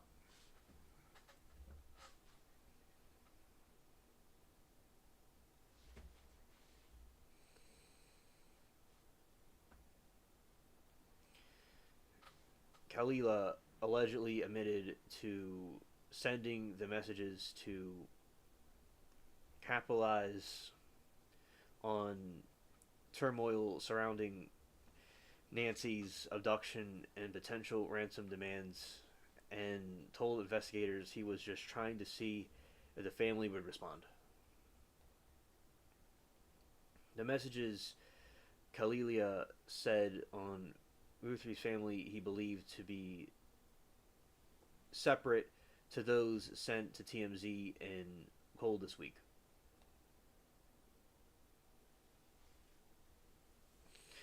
Following the passage of the first deadline, Cameron Guthrie shared another video social media pleading to the mother's abductors to contact the family. Whoever is out there holding our mother, we want to hear from you. He said, we haven't heard anything directly. We need to reach out and we need a way to communicate with you so we can move forward. But first, we have to know you have our mom.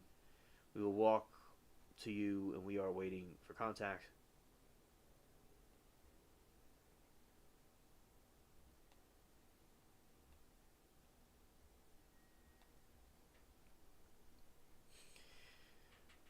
With no suspects or persons of interest publicly named, President Trump suggested the investigation had progressed promisingly on Friday evening. And Trump told reporters on Air Force One that the investigation was going very well and said he understands investigators have some clues that I think are very strong. We could have some answers coming up fairly soon, Trump teased, saying that a lot has taken place last couple of days in the search.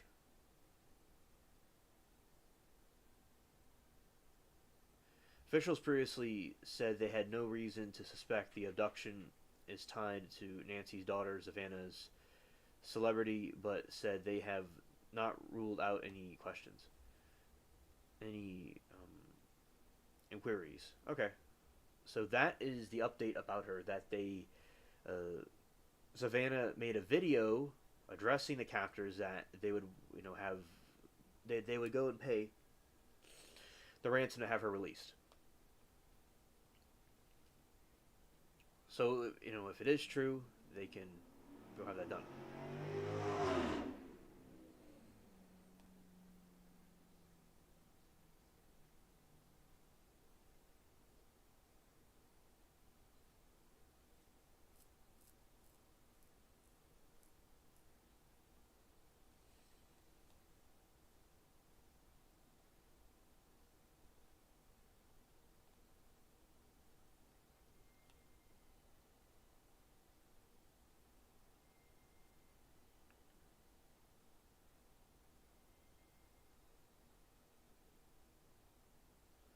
All right. Allegedly, there are reports of large walkouts being planned during the Bad Bunny Super Bowl 60 halftime performance. This comes amid growing political backlash, alternate programming, and this upcoming show. Okay. Interesting.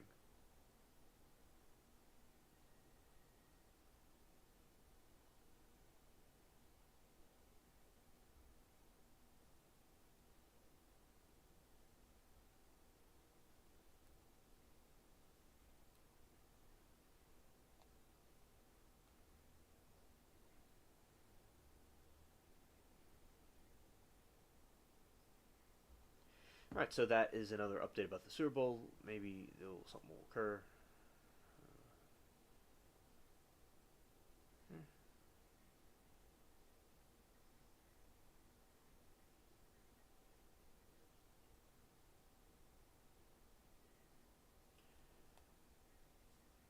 Okay. Here.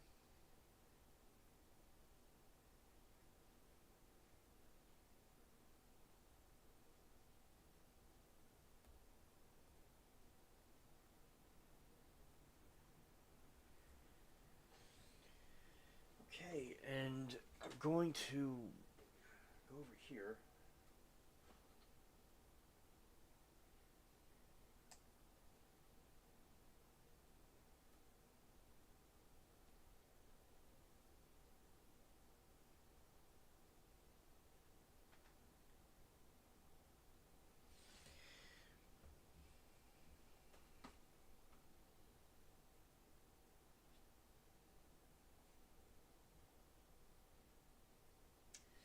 All right, so uh, origins of the popular legend about we were talking before about Gilgamesh, right?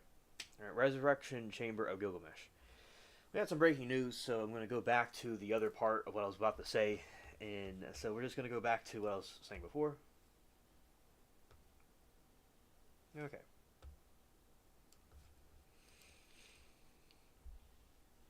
The Resurrection Chamber of Gilgamesh is a concept largely rooted in modern conspiracy theories, internet legends, and fictional media rather than established archaeology. It refers to alleged final resting place of the semi-mystic mythic Sumerian king Gilgamesh, where his body is said to be preserved for future revival.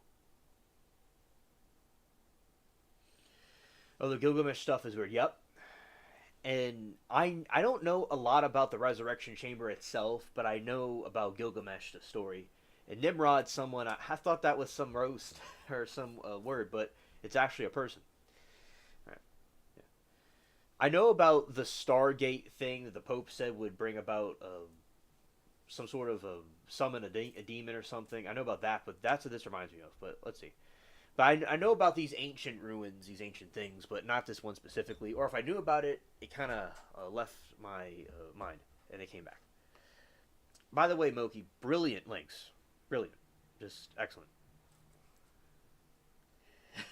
Right.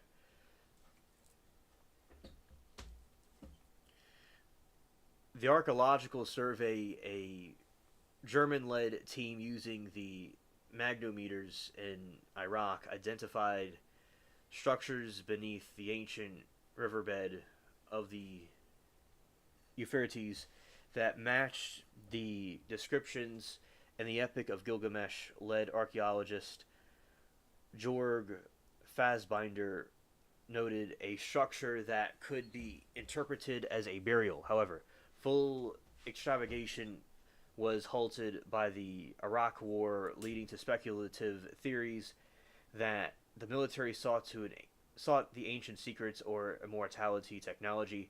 As we talked about before, they're trying to use the androchrome as a way of fountain of youth. Like that's exactly what vampires do and stuff like that. And there's a viewer discretion advised. Countess Bathory, who was this, she would very graphic, but very graphic. She would delete young girls, servants she had, and bathe in their blood, and she would get the energy from them that to keep her youth. That's what that was, the androchrome. Yeah, and children have it more than adults. You know, Jesus said to the innocence of a child was very special, and that's what he was talking about. They have a special ability, and that's why Aleister Crowley and those occultists wanted that energy. Because I remember reading about it, I didn't know exactly the scientific part of it, what it was, because I know that they're both linked. Because people try to say that the religious stuff is fictional, like I don't know, the flying elephant, the flying pink elephant that doesn't exist. No, this stuff's real. It's all real. Especially those people that say it isn't real are the ones that are trying to hide it. So yeah, that's what it is, androchrome. Now, in Afghanistan, I believe there are stories of these. There's all kinds of war stories of jinn being seen in the Middle East, which are genies. It's kind of similar to aliens to them, or ghosts. They can really take any form. There's this other thing, a Nephilim encounter that happened, which I've talked about before, and it was about 13 feet tall. It had like 6 hands, 6 fingers, 6 toes. It was fair complected. It had a red beard, and they were fighting it allegedly. So there is in the Middle East absolutely lots of these encounters, these strange creatures, especially these biblical things.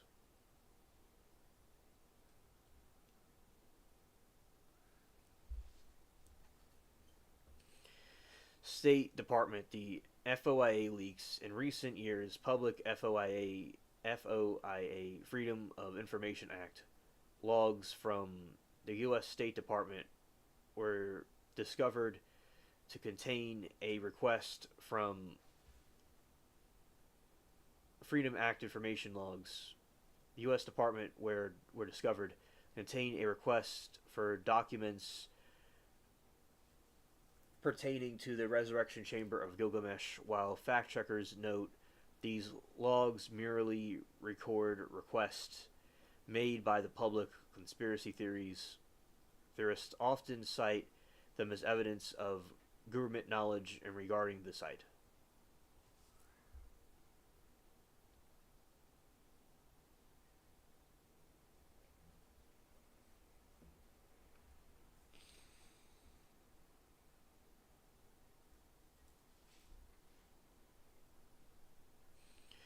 Archaeology. There is no verified discovery of the resurrection chamber, which I believe it does exist, but they say it's not real. That there's no evidence for it.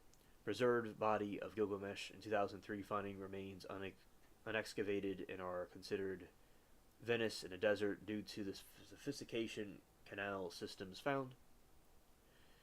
And let's see let's go here.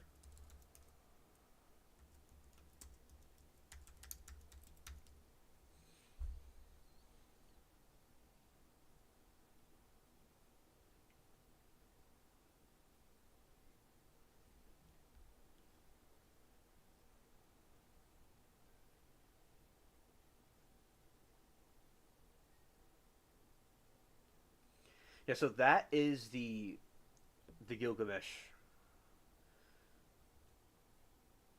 the chamber of Gilgamesh, the resurrection chamber. Let's see.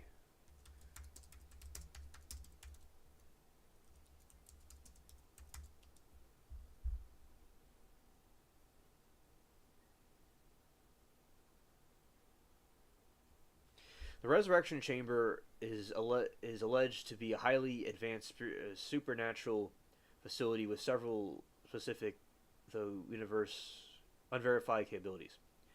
Biological revival. The primary claim is that physically resurrect the ancient king Gilgamesh.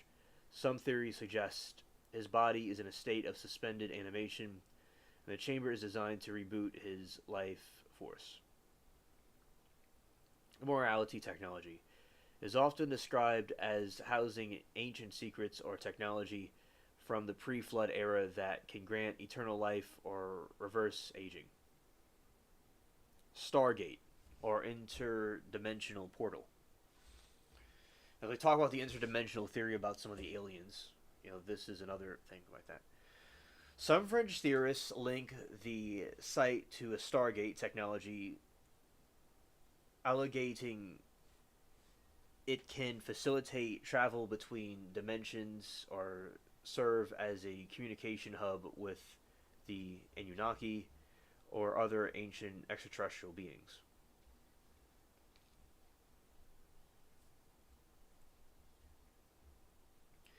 Storage of Nephilim remains. Theories frequently claim that the chamber is located alongside remains of Nephilim biblical giants, suggest it acts as a preservation vault for non-human hybrid DNA.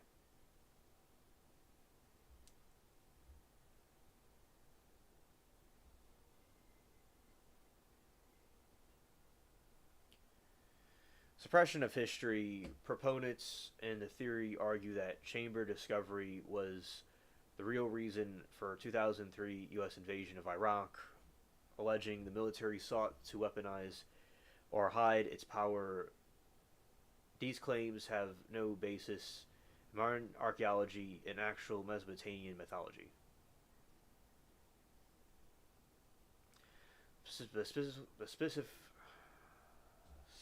Specifically fails his quest for immortality and accepts that all humans must face death.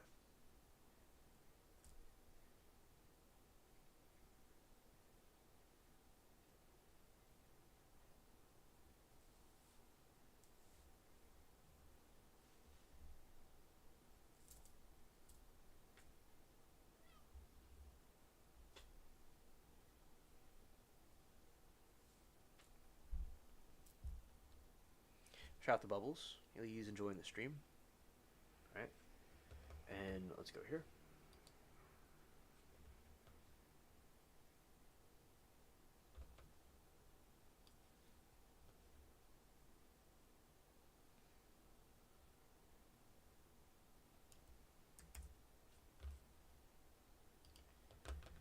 Let's go this way.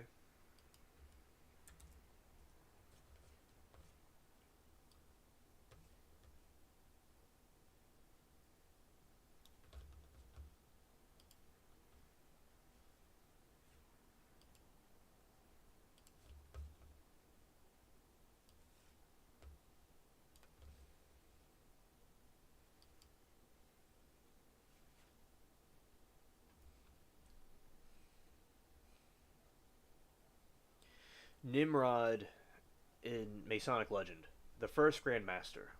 Ancient Masonic manuscripts known as the Old Charges identify, such as the Koch MS from c. 1400, identify Nimrod as a Grand Master and the founder of the sciences. These legends claim he gave the first charges, law, and rules to Masons during the building of the Tower of Babel. Patron of builders, he traditionally seen as a great architect who loved and cherished Masons, employing over 40,000 of them in the land of Sinar of Shinar. Transition to Solomon. While modern Freemasonry largely focuses on King Solomon as the primary historical figure, the older legend of the craft predates the Solomonic tradition and centers on Nimrod as the original organizer of the fraternity.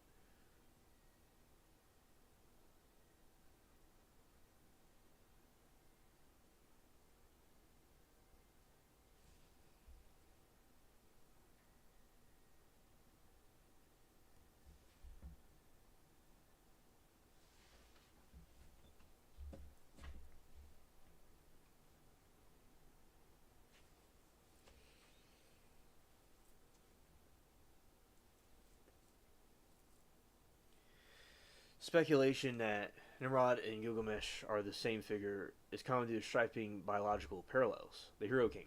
Both are described as mighty warriors and great builders who found some of the world's earliest cities, specifically Uruk, referred to as Enric in Bible's Nimrod genealogy. Relation to the flood, both figures are linked to post-flood survival and preservation. To know of Gilgamesh set out in Utan Ephishtim, Sumerian Noah. Nimrod is the direct descendant of Noah. The Mighty Hunter. Nimrod is famously called the Mighty Hunter before the Lord. Gilgamesh, similar texts, as a giant-statured hunter who wrestled lions with his bare hands.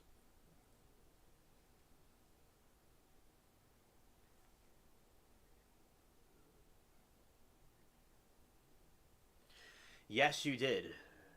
You absolutely did. I have it.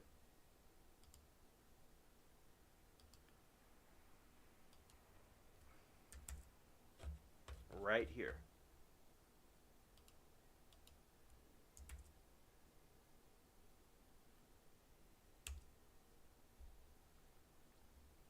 That's the link you sent me. Yeah, I have like a whole of I have all the links you sent me documented.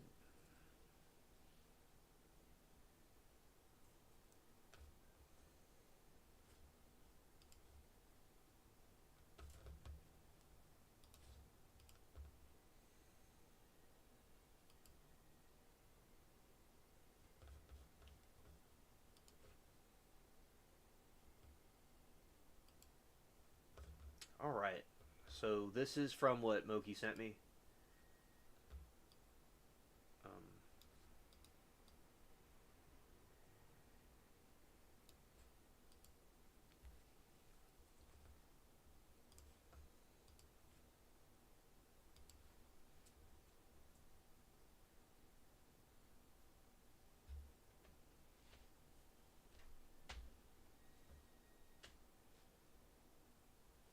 yeah, Freemason stuff is wild, absolutely, because yeah, it's all connected. You know, in the because there's the Masons and there's these other ones like the 33-degree skulls and crossbones. There's lots of there's other ones too that we don't even hear about as much that are also really bad. All right, so it was Candace Owens on Nimrod and the FOIA request that was leaked from Hillary Clinton's email regarding the resurrection chamber of Gilgamesh, location of its body, and location of the buried Nephilim in 2016. Nimrod said to be the first Freemason Grand Master that whole Freemasonry is established around it. Speculated that Gilgamesh Nimrod was the same figure. Alright, let's see this.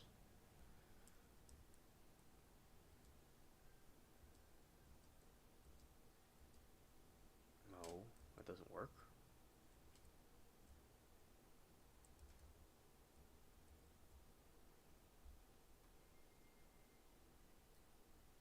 Oh, okay. The Freedom Information Act. Okay.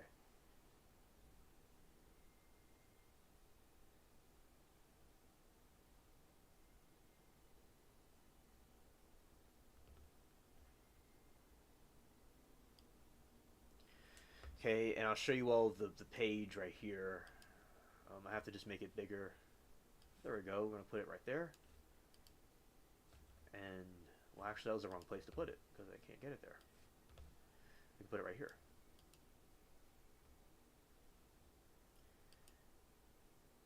All right.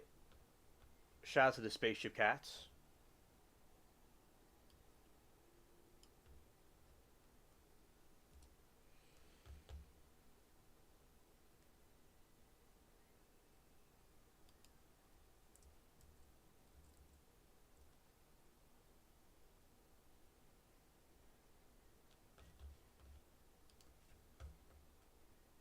Make it a little bit bigger.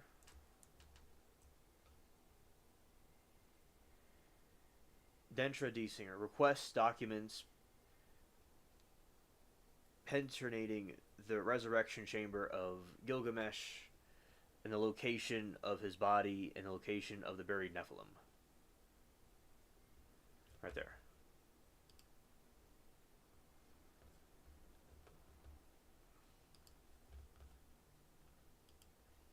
All right.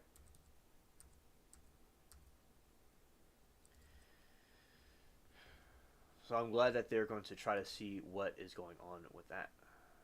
Okay. Let's go here.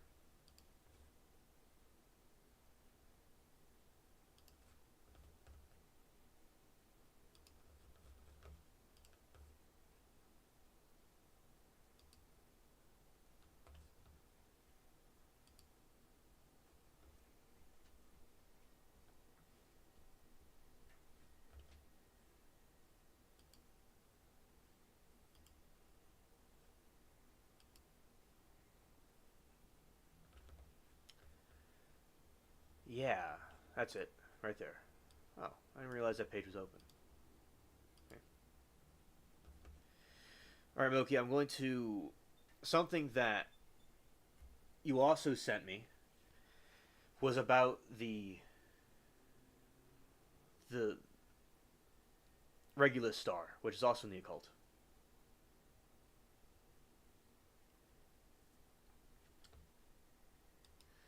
Yeah, that is a... Oh, I see your question. Why was Clinton looking into that? Yeah, and I think the reason they're looking into that, in my opinion, although I don't know, uh, from what I could gather together, is that they're trying to. They're probably part of these occultic religions, and they're trying to figure out a way to have immortality and invincibility too. Because that's what these people in these occults are trying to do, is gain this type of false enlightenment. Or if it's not just for themselves, they're doing it for their group or for their agenda, their cause, to have an upper hand over us, the people. Right? So it's not just about themselves either, but about, since she had the authority, had the different ties, to try to get this information for her group. So this, we were talking about the Satanists and those people and that are behind the scenes. They want this information to use it and harness it for their own will and against us, and to benefit themselves.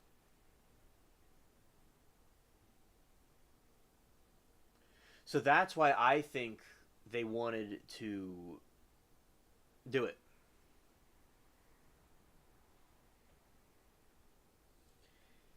Now, you say they think Gilgamesh is the Antichrist and want to resurrect him. Oh, absolutely. That's a very plausible theory, too, which ties into what I was saying as well, that they wanted to. They're part of these cults and part of these satanic factions, in my opinion, and them wanting to resurrect thinking that Gilgamesh is actually the Antichrist and want to resurrect him is certainly an idea, because that's how they're gonna get all their power. That's the Antichrist is the false Messiah that will go to and deceive the people of Israel, making him think that he's the true Messiah when he isn't. So that's something that will happen, and that's a very good hypothetical that is the Antichrist they're trying to resurrect, because the Satanists and the occultists in Hollywood are going to certainly try to get that done to continue their conquest of the Earth. Oh, thank you. Thank you.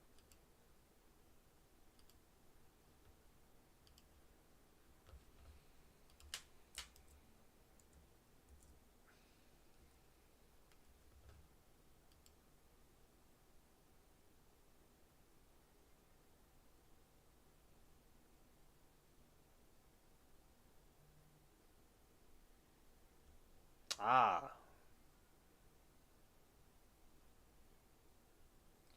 No, I did not see this. Very interesting.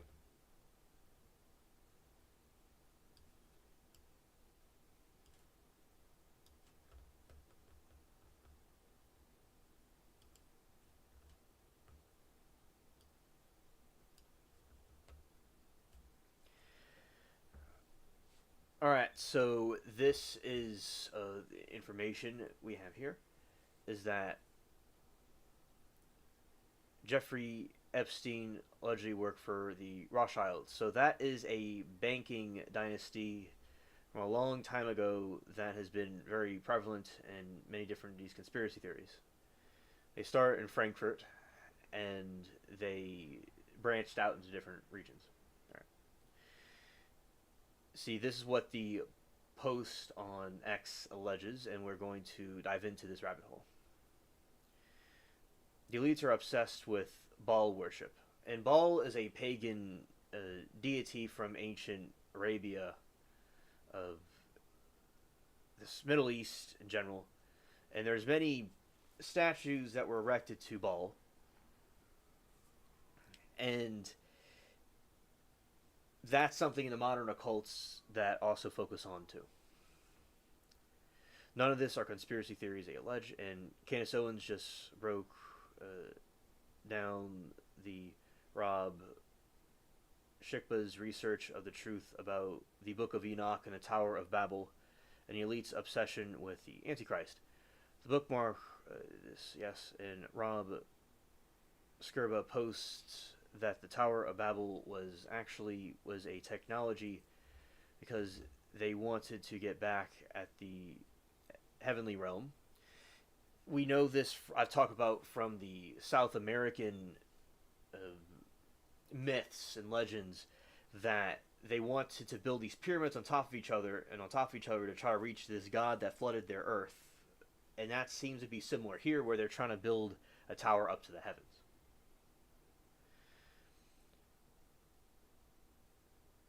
Here's a biblical recap. Satan is struck down by the archangel Saint Michael after the battle of good versus evil in the heaven, because Satan is leading the rebellion against God. The rebellion fails and he is obviously expelled, and as a result he is no longer has access to God. This is the true history. The fallen angels, also known as the demons, then mate with humans, produce the giants, and their demonic pursuits never actually ends. They are seeking to triumph over God. Yeah, that's exactly what they're doing through these entire...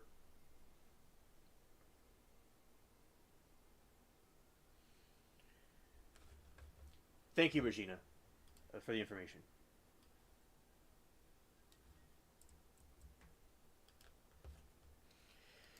We will certainly Google that in a moment.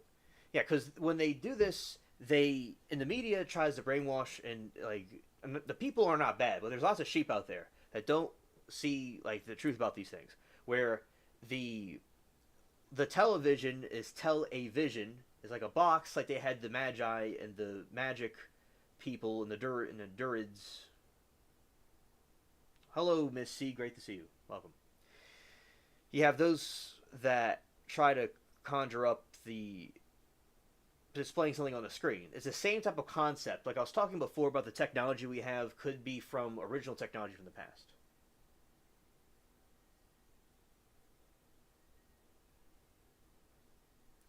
Yes, it's coming through Candace Owens, right?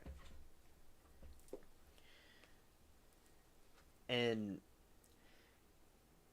seeking triumph over God, and that's their. So all this all linked together is they're trying to use the media to get people to be distracted and to not realize what's going on. But now people are waking up to see what's happening, and they want to use it to cause spiritual uh, uh, depression, I call it, to not get people to really see their true value in the eyes of God, instead these false occultic ones. All right.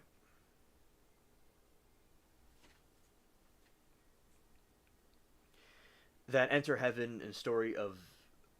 All right, so I talk about that in the next part of this post is that enters in the story of Nimrod building this Tower of Babel is returned to heaven.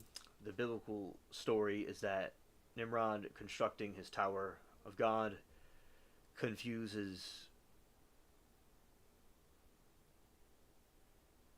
The biblical story is that Nimrod is constructing the Tower of God, confesses language amongst the people, forcing them to abandon the project because they cannot communicate with one another. Rob Sikaba's theory is that the moment that the languages were confused, Nimrod became known by a different name. He believes the elites view Nimrod as, or Gilgamesh as the Antichrist, and they are trying to resurrect. Okay. And shout out to Candace Owens for that. Good information of covering that. And let's see what Regina said about this other part.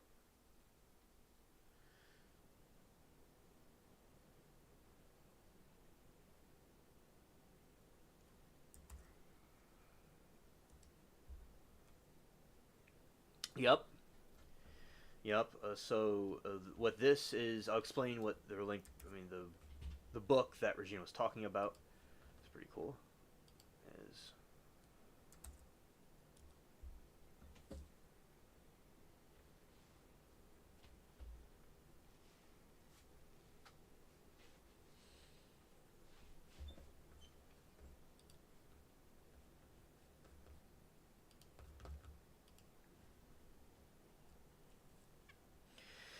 Babylon: The Rise and Fall.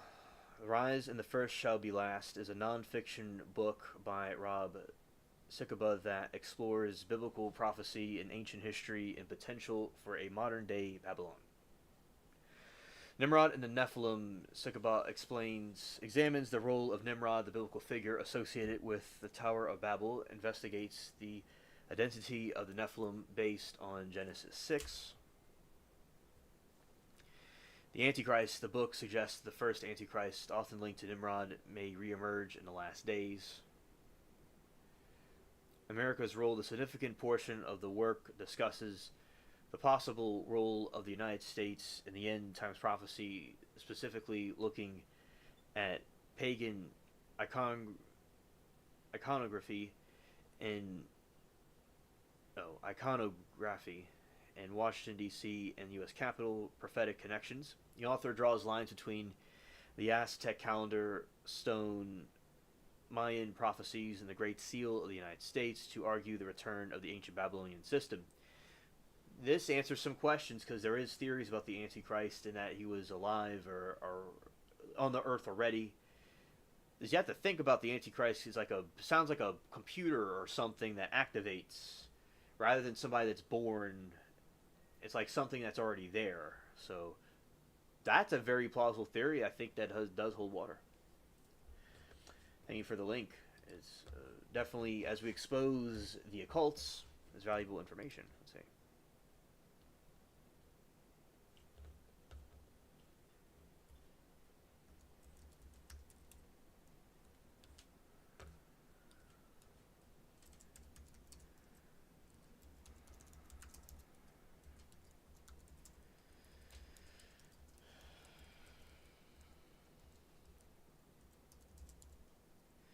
Yeah, and that's what the Stargate was about. Because with the Stargates, it was a concept of these spirits coming from the other side from a portal to where we are. And that seems to be like what some aliens and entities come from these different dimensions, because our world is not as black and white. It's more like a hive.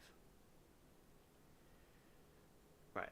Like a beehive. And there's different. We're in a hive cell, and there's other beehives by us. And those are other dimensions.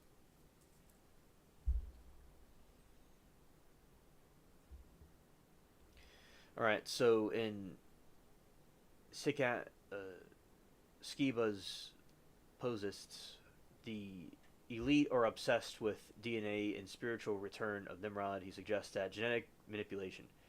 Elites are allegedly involved in transhumanism and biological reopening the genetic gates to allow Nephilim giant hybrids to exist in the ancient world. Now, there is the biblical narrative is that in the end times there will be released the those Nephilims and the different beasts and creatures that walked the earth back then will come back into the earth during the end times. So this is confirming the the biblical prophecy about it. That's what this certainly would do if these theories are correct.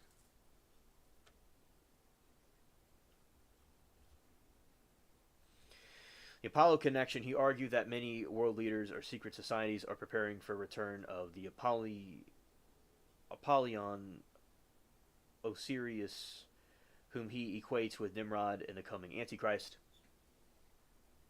And this Antichrist, as I said, will be a false Messiah that will deceive many people in the world and Israel that he is the true Messiah. When us Christians, know that it's Christ, that's the true Messiah. But you'll have this false one that will come in out of nowhere, and there will be, there's theories about, is it an alien type thing or something like this? It has to be something kind of supernatural because they were not expecting Jesus to be it, and that's why they rejected him. Although their own Torah suggests it would be Jesus, like literally word by word, but they had their own idea in mind what this Messiah would be like. And the Satan will give people what they think they want and not what they really need. So, right. But eventually Jesus will return, defeat this Antichrist, and establish himself in Israel and the world and bring peace. So this, I'm glad to know more theories about this Antichrist figure, hypotheticals about it, because there's some questions I had about it that are being answered.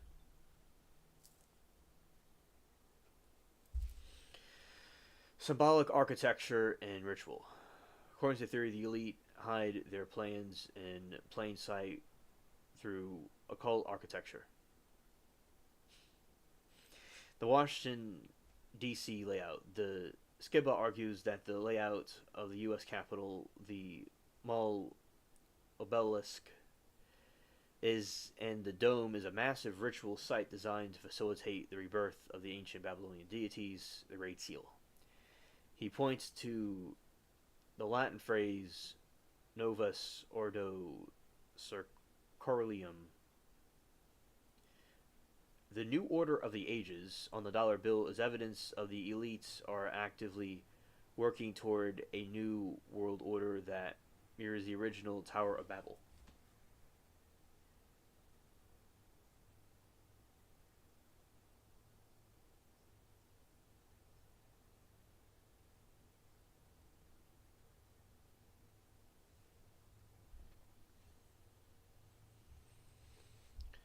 All right, CERN, the interdimensional theory. I've argued this about aliens, that they're interdimensional. Skiba, many within his circle, hypothesized that the elite use high-level science as a cover-up for occultic practices, opening portals. There's a common theory that these circles or facilities like CERN are not just for physics, but attempts to elite to break the firmament or open Stargate portals to release the entities, fallen angels imprisoned since the days of Noah. The biblical stuff and all these things are all linked.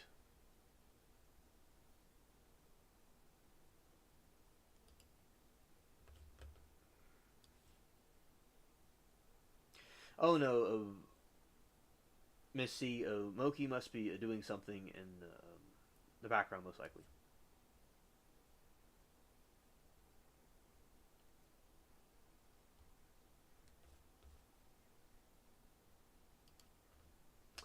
Okay, and let's go here. Let's look at this.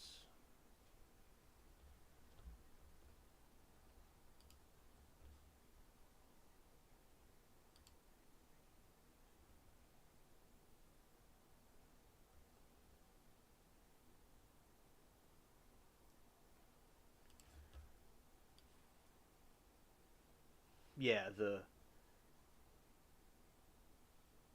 everything's with that. Let's see. Was it this?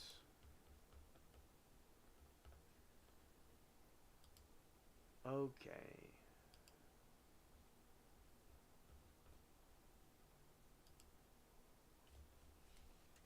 Oh, my refund. Yeah,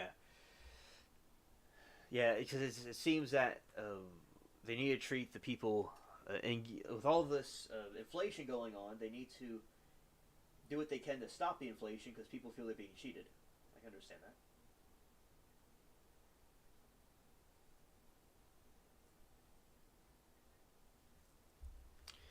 All right. And technical surveillance. The New Babel. The original Tower of Babel failed because God confused the languages, and Sikba suggests modern elite are using artificial intelligence and the internet to bypass this universal language by creating digital world where the language barriers are removed and everyone is tracked to the elite in rebuilding the one world system that Nimrod attempted control mechanisms. Well, thank you, Miss C. I very appreciate that very much, and I I'm glad that you are here, and I think you're a good audience to have with us. Thank you. I like your kind compliments. Very nice. Thank you. You do the crocheting very well with the different of hats and stuff you make. I always like to see those when you send them, and very cool pets. Oh yeah, and Bubbles agrees. Facts. The different patterns and designs are cool. That's something I wouldn't even know how to do. I have relatives that do that, but I wouldn't even know where to start with that. Right. And control mechanisms, digital currencies, and biometric tracking are seen. Oh, you're welcome. Are seen as the modern mark of the beast infrastructure being laid by global power. All right, the goal in Nimrod's time was one world government. Modern elites is New World Order, globalization, and technology was bricks and bitsman. And our modern technology for what they're trying to do is AI, 5G, and biotechnology, religion, worship of the heavens, and transhumanism, secularism, and humanism are the new what they're trying to use now.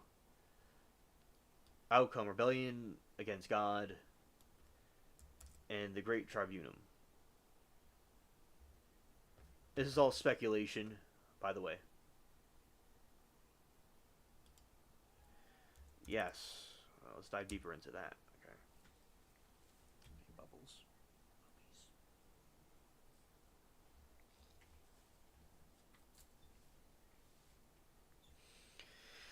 Harab, Sykaba's Babylon Rising, the current elites are theorized to be executing a long-term plan to allegedly to resurrect the ancient Babylon system through to mean genetic manipulation and occultic architecture.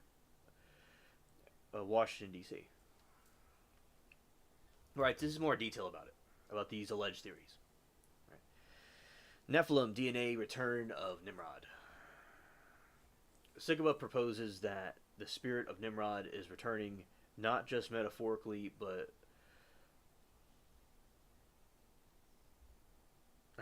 hey Zero, good to see you. Welcome to the stream. I I want to tell you that the the kitchen and in the spaceship is working fine.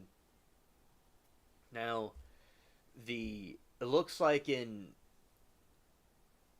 the not the engine room, but the generator room, I must have put the thruster to crank the thruster too hard, and something in the generator room may have been busted. So I'd like you to check that out. But besides that, everything else is running smoothly. You know, me and my antics.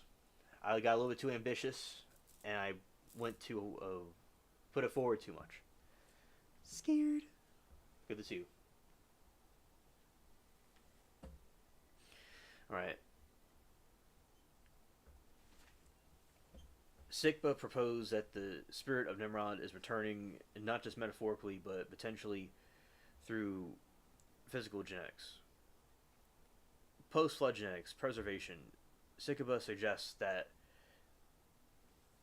Nephilim genetics survived the flood, possibly through Noah's daughters in law. He argues that Nimrod began to be Mighty One, Giborium, by undergoing genetic change, effectively turning himself into a giant or a Nephilim like hybrid. Modern transhumanism. He hypothesizes that modern elites are using advanced science to reawaken these dormant genes. In this view, transhumanism and genetic engineering are tools to recreate the mighty men of old, eventually provide a body for the Antichrist who equates the resurrection of Nimrod, Osiris, and Apollo.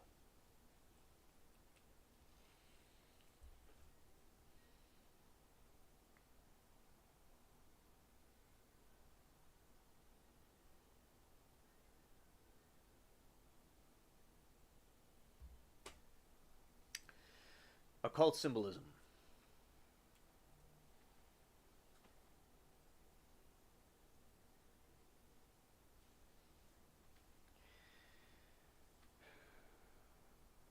Sikba argued that the design of the U.S. Capitol is massive ritual site, allegedly, meant to signal and return the Babylonian system.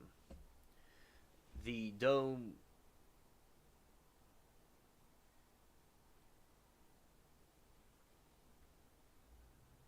Oh. Sir says, you tore the belt from the throttle might be the reason your lever at your seat was slipping. Ah, okay. Okay. Hey, that must be what happened because I wasn't too certain what it could have been. I thought that I gave it a stroke for a second, but okay, I'd be glad to know what it is now because we need all that prepared because that's connected to the generator room.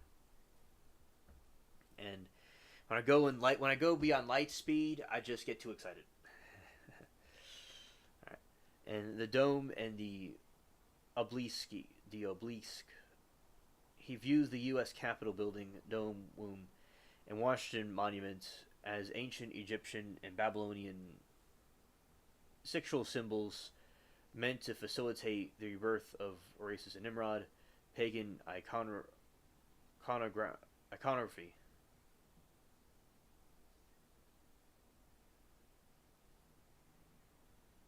Iconography.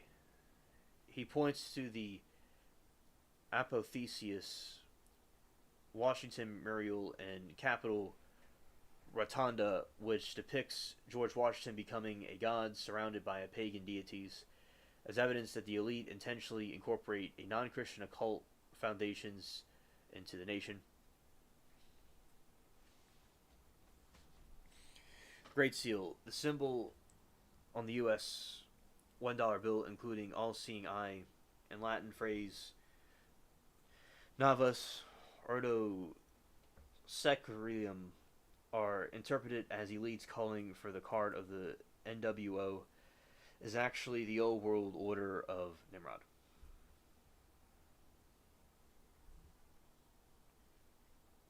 Alright, let's see. The theory. I remember.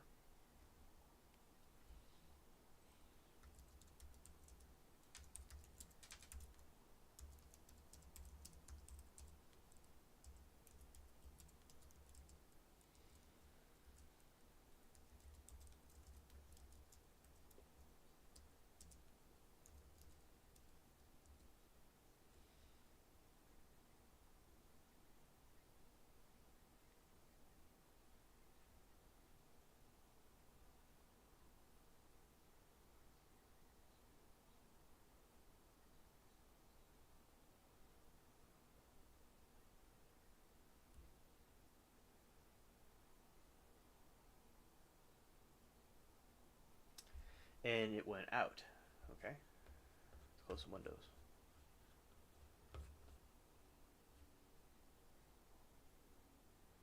It's back on.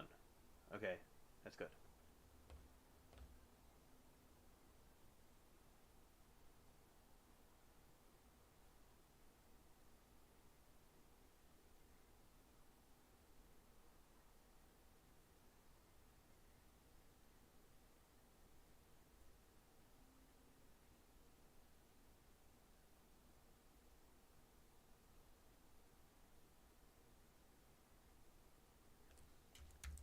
All right, let's go more deeper into it.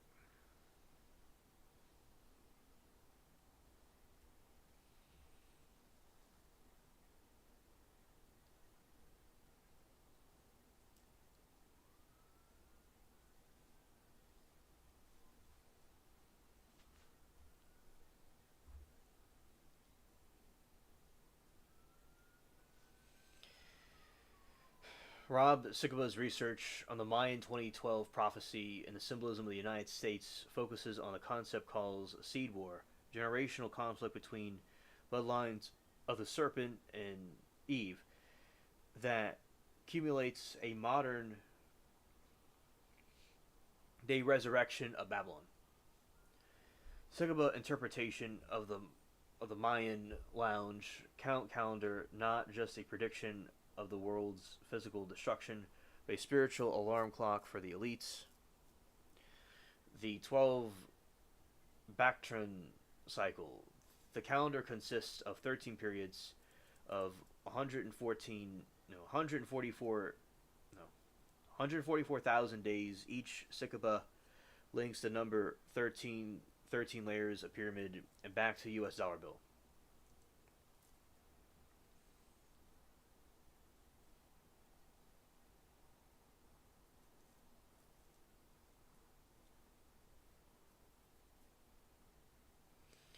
The December 21, 2012 date, he argues that the elites use this date as a threshold to begin the final phase of a plan to bring about the NWO, coinciding with the reset of the Mayan grand cycle.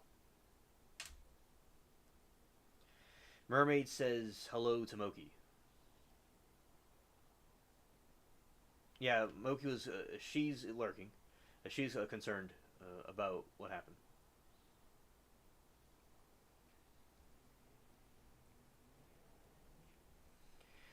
Babylonian Ring. Sikuba breaks down the Great Seal of the United States as. Okay, Mermaid says, "Sorry, was stepping away. My shoulder is hurting worse now. We're worried, but I think it's just whiplash and pulled cuff shoulder." Ow. Yeah, that. Thank you for the update, Mermaid. And I, as I said, take it easy. If you take the whatever used to for the pain, do that. Try to keep it very. I'm not a doctor. I'm not a medical professional at all. You can keep it still. Put ice on it. I know that's kind of an extreme, injury, but still you can do that. And if you need to go, you could go. But thank you for updating me.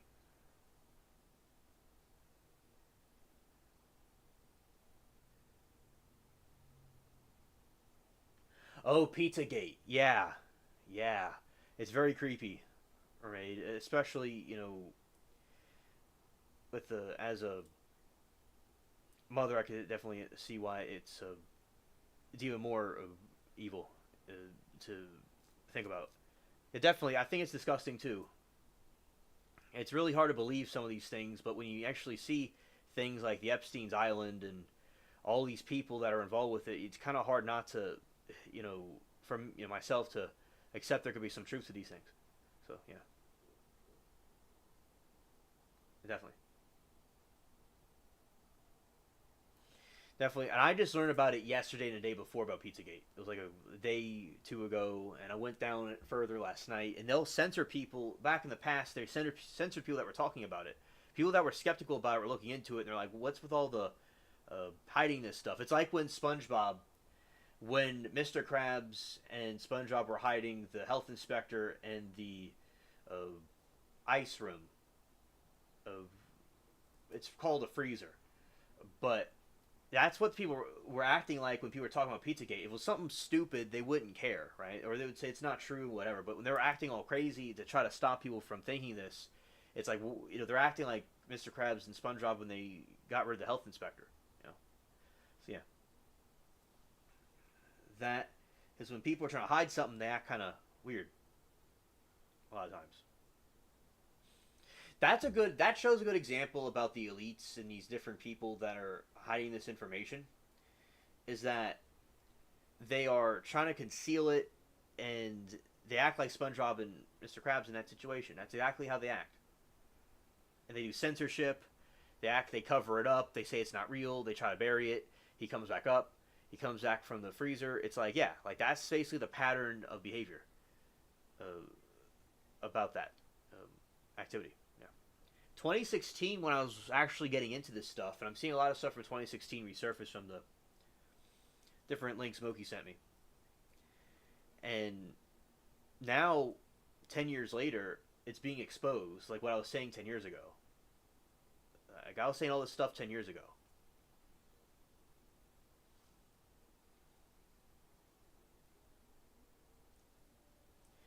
Right. And that is. I'm glad that now more people are waking up and it's being exposed at least, and a positive future should await. All right, Mermaid says to Moki, Moki, I'm glad that you got your taxes done, and we just got some in right after the crash. And what luck, my birthday too. I'll be all right. Only up from here. That is so. If Moki's listening, which I believe she is, that was Moki. That was Mermaid's message to her. Okay, yeah, very cool message. And I'm glad that you're okay. Because that could have ended bad. That could have ended really bad. Puppies. Cat. Shout out to Bubbles, the cat. The kit.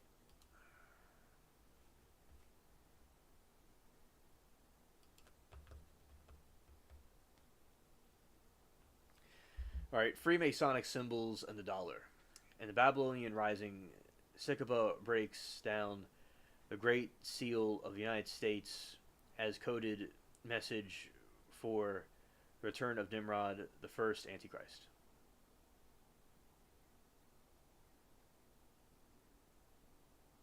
Oh, thank you, Moki.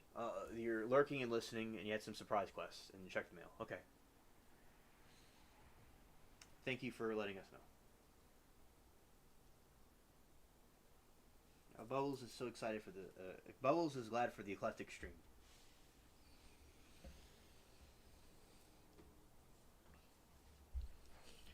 All right. Babylonian Rising. Sycaba breaks down the Great Seal of the United States as a coded message for the return of Nimrod, the first Antichrist. Unfinished Pyramid. The 13 levels represent the time elapsed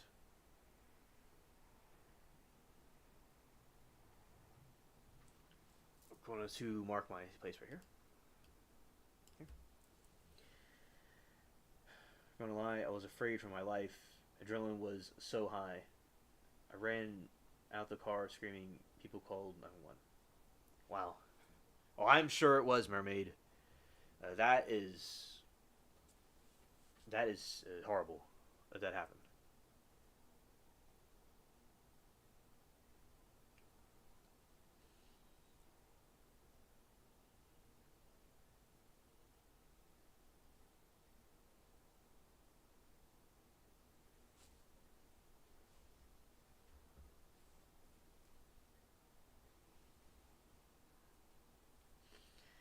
All right, and oh, Mogi, it's okay. Me too. And I can't believe this happened before moving. I just want to give you a big old hug, Mogi. This has been a weird 2020. I hate it. Miranda says to Mogi, very sweet.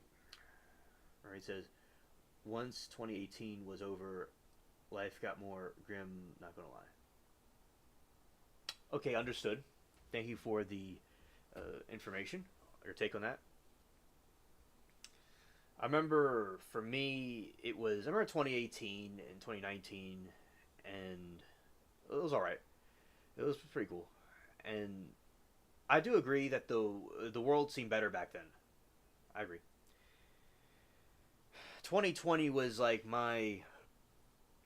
I liked that part. Well, 2020 was when the plague happened, uh, but so it was pretty dark. It was kind of crazy times. I remember I was going to the food market, and I was getting food and stuff. I remember back then I used to around 2018 and 19. I would drink a little like here and there. It was I didn't get myself drunk or anything, but I had more drinks. I see more of. I wasn't having these responsibilities that I have now. Let's say, and then 2020 came. I got all the YouTube stuff. I during the election, during the riots that happened, well, a very dark time. I found Y'all Mermaid SNS, and then I got more into political stuff because I was always political since I was a teenager. So I was really a kid, really, because I was raised in a political type of, say, system, family. And then when I got older, YouTube, different streamers were talking about it, so I got on board and became very popular on different political streams to this day. And yeah, so that was a cool like. There's good things about it for me where the YouTube thing was starting up, but it was very very dark times though, very very dark times in the world in general. And because I wish it could have been under better circumstances, uh, but it happened how it happened. Now I will say around uh, one of those years, maybe in 2020 or so, or before that, I grew the sunflower field, very big sunflowers. It was very cool. It had to be before the crazy stuff was going on. I don't. It was either 2019 or 2020, something like that. But it was before the bad stuff happened, before the plague. I think. I get my years a little bit mixed up sometimes, but yeah, that was. But yeah, over time to this time period, there's been lots of success and lots of milestones been made. But man, it certainly is a kind of wearing out sandpaper or a rock. It certainly is a worn out thing. So I think we all, in our own ways, have been worn out the past. In a sense, with all the stuff going on in the world, definitely, it definitely was different back then. But still keeping like for me personally, keeping a positive outlook and a positive view to keep on going, regardless of that, which I'm glad that I do. I encourage all of you to do the same. I think we've seen some of the darkest moments between this year because of the Epstein files being released. It's a good thing that we expose what's happening, but it's also a very evil thing to see what they did. It's very heartbreaking at the same time. And then there's Pizzagate, was the cherry on top. So, but at least we know our enemy, we know ourselves, and we could make a better system for the future. Yeah. So, Mermaid, I do agree with you about that, about everything you said. I'm also speaking from my own perspective and experience about it.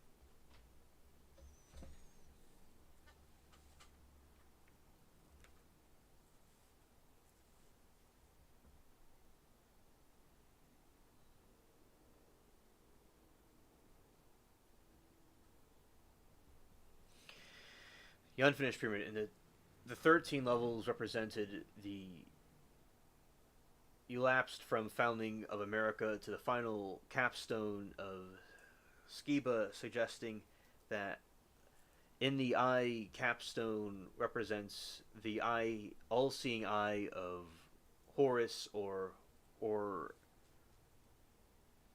Sirius Nimrod, watching over the construction of the new Tower of Babel.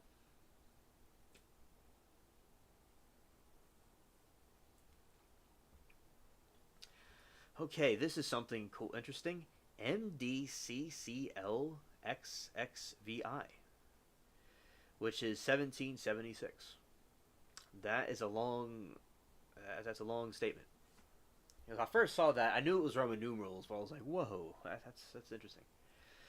While commonly seen in the year of American independence, the Skiba notes that 1776 is also year of the order of the Illuminati was founded, and people probably would want me to use a code word, so I'll say the path of the Order of Illumination was founded, representing the dual purpose date of the nation's birth and beginning of a specific occult countdown.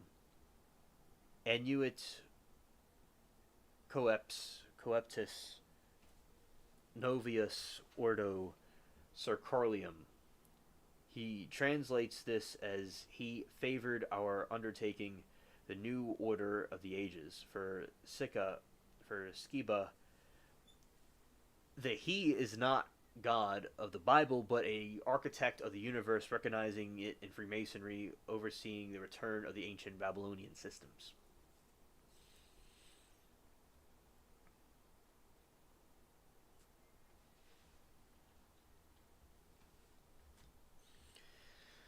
Role of Washington, D.C.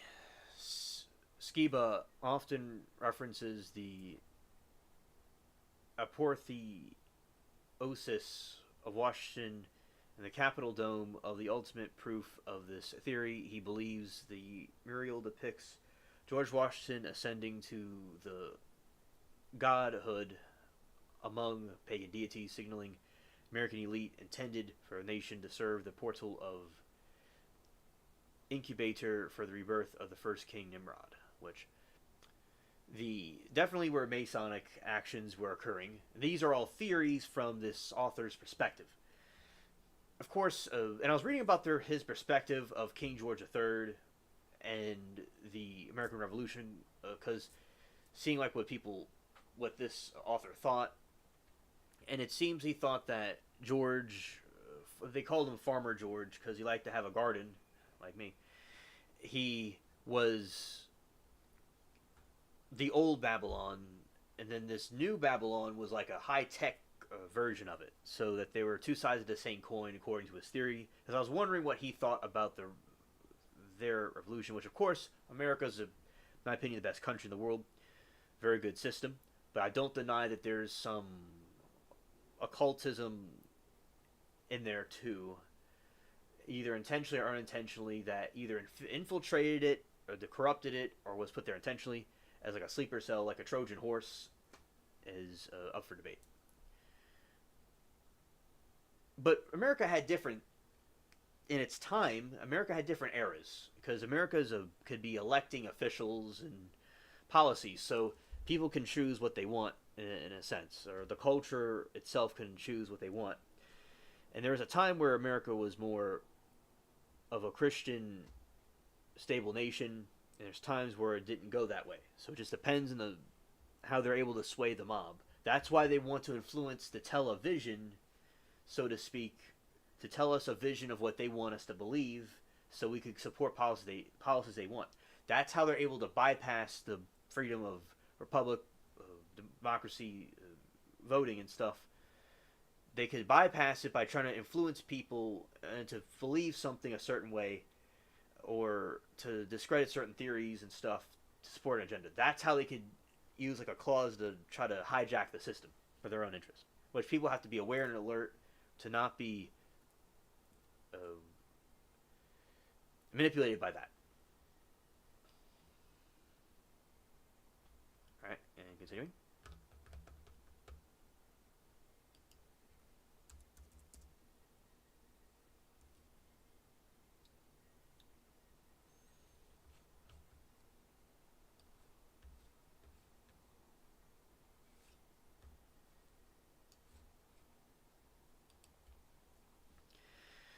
All right, to round out about the Skiba verse,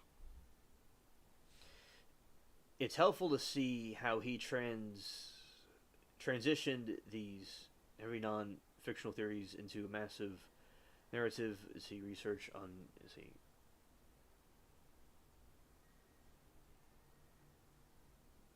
So this is like the timeline.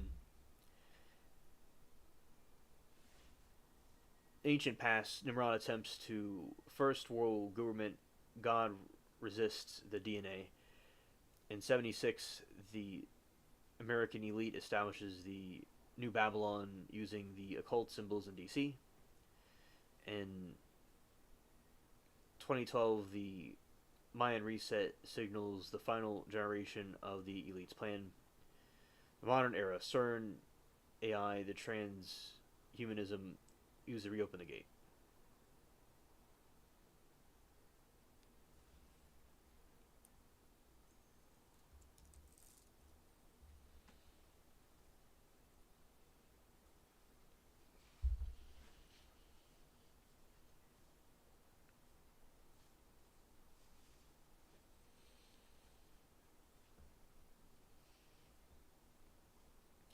Rob Skiba's later work connects the symbolism of the US dollar to the Mayan calendar through a mathematical countdown. While his transition into biblical flat earth theory is the world of a snow globe. Interesting. Dollar bill Mayan calendar countdown. Skiba uses diagrams to argue that the US dollar bill is a chronological map leading to the return of Babylonian system. The 13-step pyramid, Skiba linked the 13 layers of the pyramid, the Great Seal, to the 13 Bactan cycle of the Mayan long count calendar.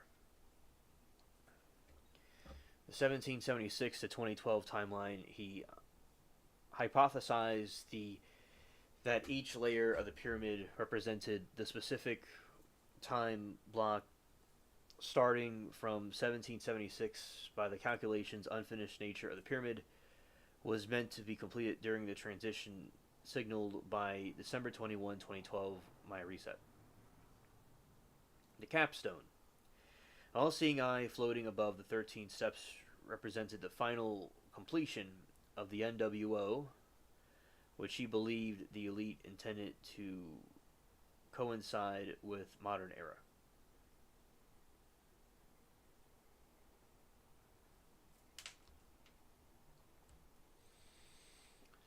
All right, biblical flat Earth and firmament.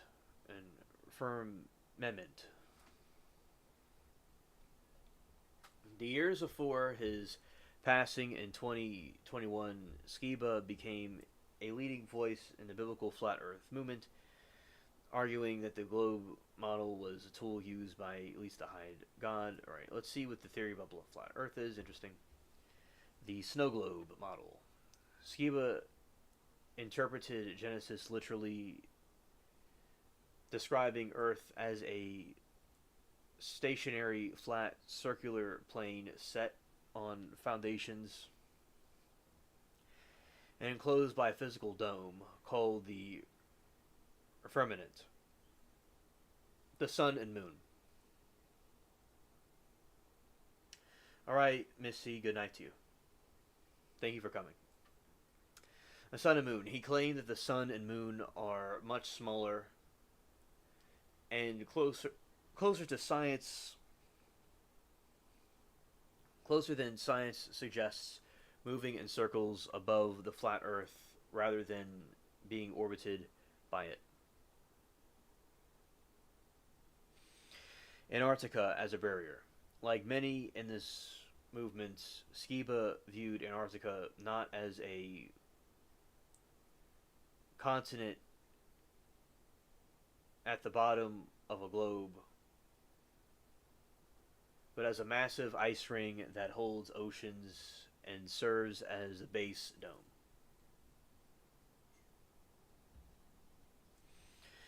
Literary work. He compiled these views by testing the globe of Zetek investigation, which combines 19th century theories with modern commentary.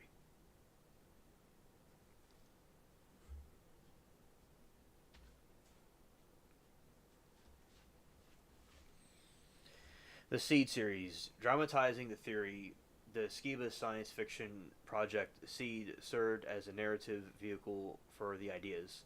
Plot: the series follows the U.S. Special Forces team in Iraq, who discover the weapons of mass destruction are actually cover for finding ancient Nephilim technology.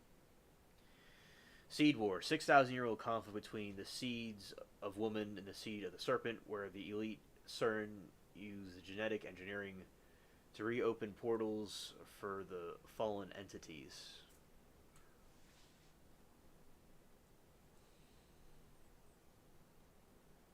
Availability. You can find the scripts and general overview in his book Seed of the first 4 episodes.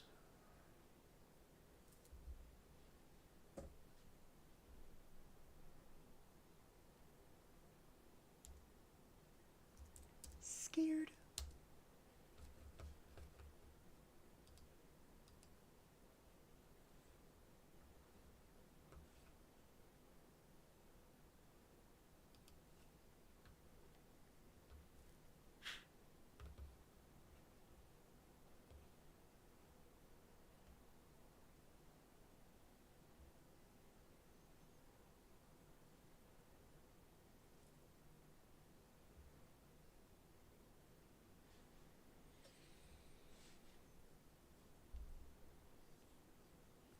All right.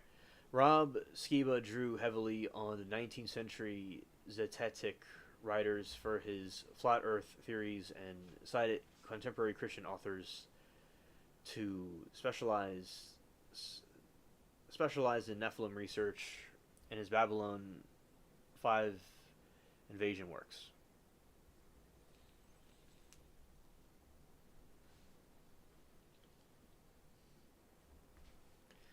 Skiba co-authored Book of Testing the Globe, a Zetetic investigation with works from 2 primary 19th century sources. Samuel Rowbotham, Parallax. Rowbotham is considered the founder of the modern flat Earth movement. The core idea: Rowe advocated the Zet method, a system of inquiry that emphasized observation and the experience over the theoretical science, to argue that the Earth is a flat disk centered at the North Pole and bounded by a wall of ice. Skiba provided commentary of these original texts, framing them as a biblical pursuit of truth.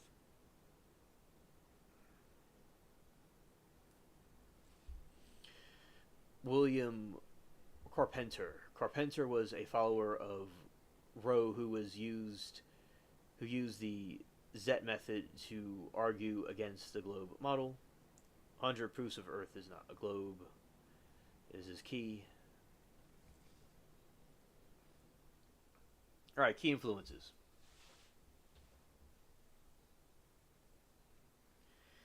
Prophecy and Nephilim theories for the Babylon Rising, the Archon Invasion series. Skiba relied on extra biblical texts. Modern Christian prophecy authors. The Book of Enoch. Skiba considered this ancient religious text as essential for understanding Genesis 6, the Nephilim, origins of evil. He argued that the early church fathers suppressed it because it contained vital information about the fallen angels and their offspring. Thomas Horn and Cries Putnam, authors of the works like Petrus Romanus, which explore the end times prophecies and the Vatican secret plans and the alien saviors, heavily influenced by Skiba's ideas about the modern elites and the Archon invasion. L.A. Marzulli, prominent figures in Christian Nephilim research. Marzulli wrote books specifically titled Nephilim, which covered giants, ancient artifacts, and Seed War, providing much of the source material for his genetic manipulation theories. Alright, let's see. Touch more on the aliens.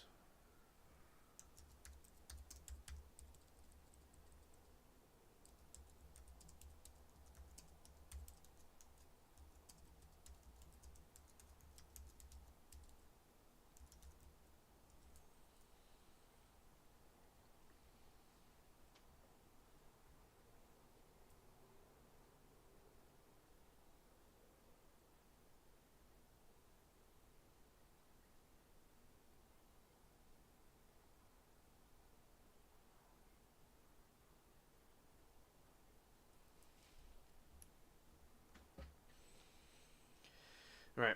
And this is about Rob's theory of the aliens. Let's see what they're about. They are not. So he says aliens are not extraterrestrials from other planets, but rather interdimensional fallen angels are hybridized offspring of the Nephilim returning to Earth. He famed the modern alien phenomenon as a massive deception designed by the elite to prepare the world for the Antichrist.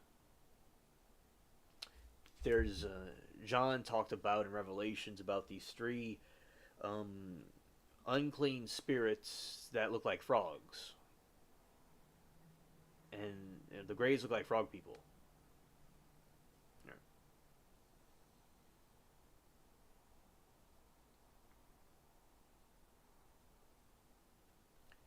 Biological suits.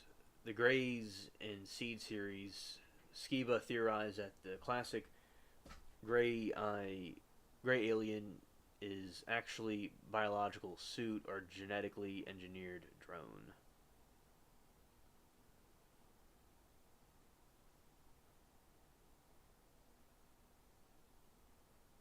Interesting.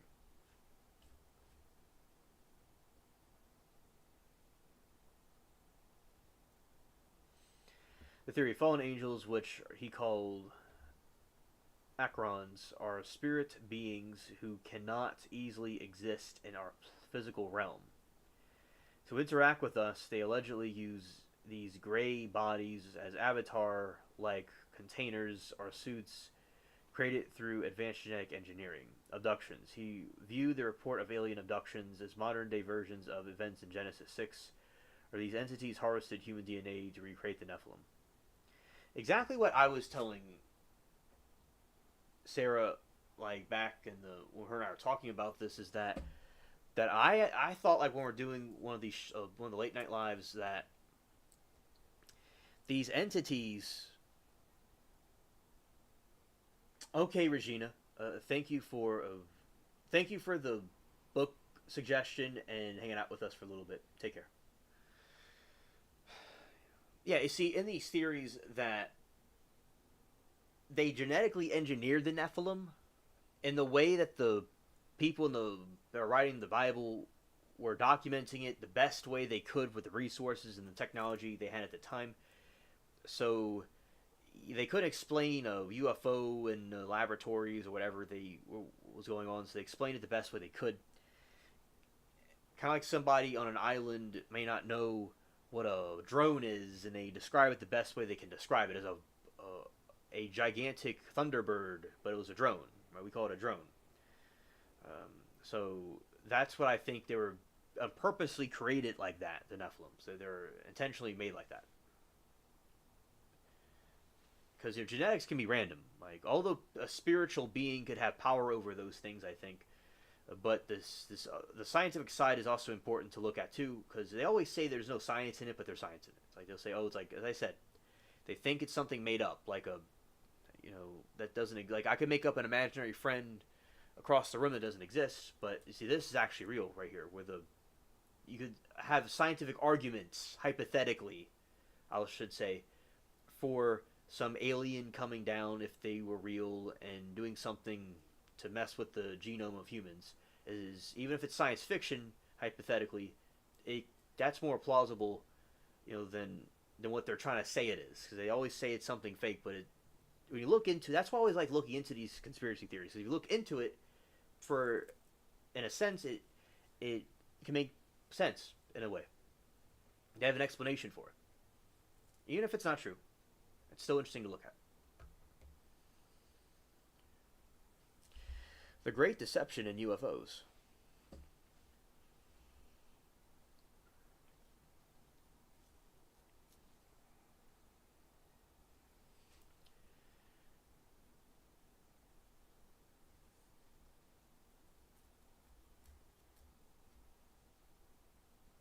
Skiba argue that the global elites are planning a false flag alien invasion to unite the world under a single government. Space as a lie, because the Bible flat Earth view that Skiba believed our outer space does not exist. We are told, therefore, any craft appearing from the above must be coming from a different dimension or from within our own atmosphere. The Space Brother narrative.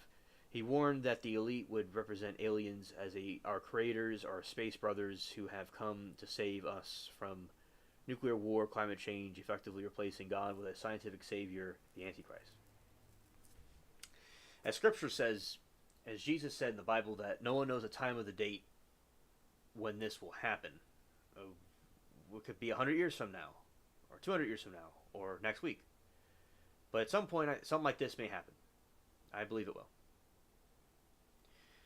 And, for instance, other religion, Islam believes that there's an Antichrist too. They call it the Dajjal, which is the same Antichrist that we talk about in Christianity. Of course, they have a different interpretation about a lot of different things that we interpret differently than them. But yeah, they also talk about an Antichrist figure coming. That is, and in the occultic religions, talk about a prophesized person to come that will come bring their order into the world.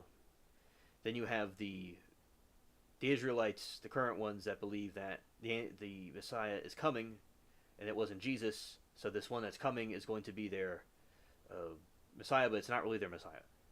And the rest of the people that are just NPCs, some will not go along with it. Some, unfortunately, will be deceived, and the Antichrist, will be able to deceive the elect. So, like in history, when dictators in different countries rose and people were deceived to believe in them, so that's something to keep in mind, to keep a guarded spirit, because it could come in all kinds of different ways. So to be aware of what could come.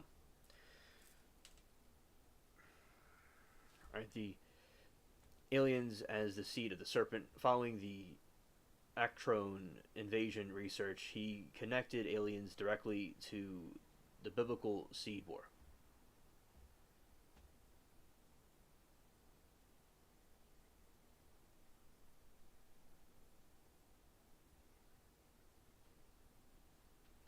Interbreeding. He believed the goal of the aliens is to corrupt the human genome. Human DNA is fully mixed with alien fallen angel DNA.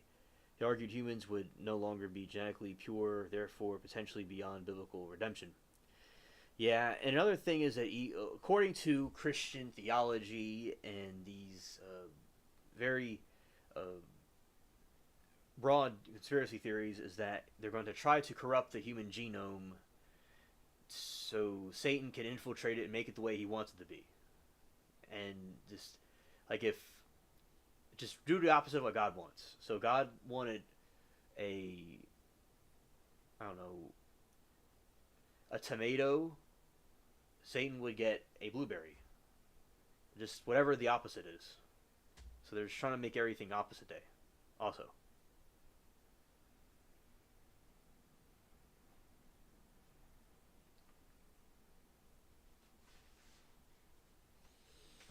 Loki says, okay, my stuff is done every time. Oh, okay, well, welcome back. I understand about quests. There's the quests like to pop up, say, no, you can handle it. Yeah. Welcome back.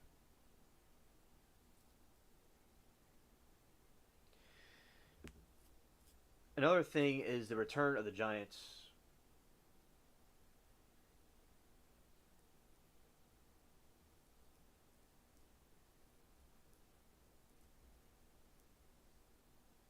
Oh, Moki, that's very...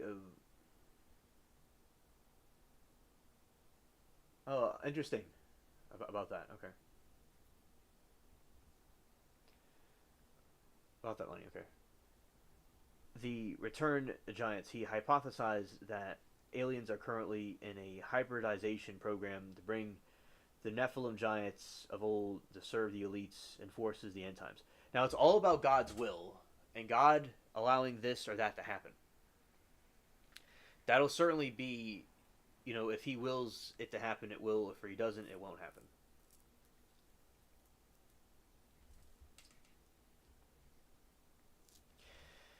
The mainstream view of the ETs There's okay, understood, movie. Yeah, I was wondering what that was. Um, there's ET versus ID, interdimensional versus ET. I think a lot of aliens. This is what I originally thought way back, that the aliens were not good, but they were extraterrestrials from another planet that were in conspiracy with the fallen ones. And I was introduced to the interdimensional theory. Now, what I think is both are true. A lot of things when I got older, I'm still young, according to many and myself. But when I was years ago, let's just say, I thought of one or another. Now a lot of things I'm in the middle about stuff. Like it's like both things can be true or have truth to them.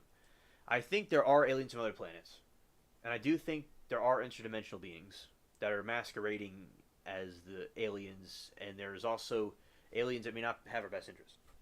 So that's my theory about it. Just like humans, there are good and bad aliens, you know, from other worlds, but they were um, some were more advanced than we are. I'd say that like the gray aliens, for instance, are about 1,000 to 2,000 years ahead of us with their space travel and stuff. If they're from another planet or from the demons, whatever they are, they're a thousand years ahead of us. Because one night, Passion and I were talking about Mars and about space travel and about the hive, building like a hive thing on Mars. And yeah, it would take about a few hundred years, nearly 1,000 years, for it to get to intergalactic space travel, unless they find something soon that change that. That's how it would be.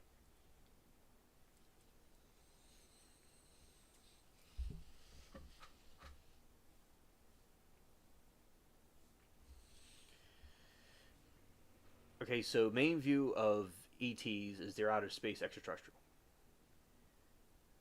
And Skiba's view, which is my view too, to some extent, is in other dimensions, interdimensional. Nature, biological life form, other planets. Skiba, fallen angels, demonic entities. Greys, an alien race. Biological suits are genetic hybrids. Skiba's view. UFO, advanced spacecraft. Interdimensional craft or demonic manifestation from his point of view. So he pretty much covers everything.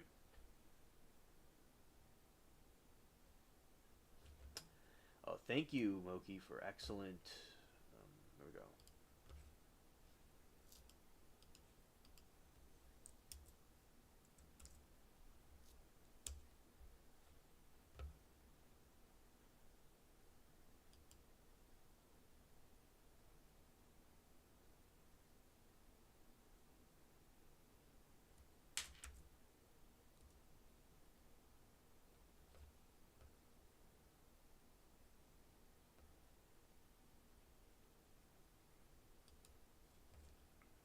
Alrighty.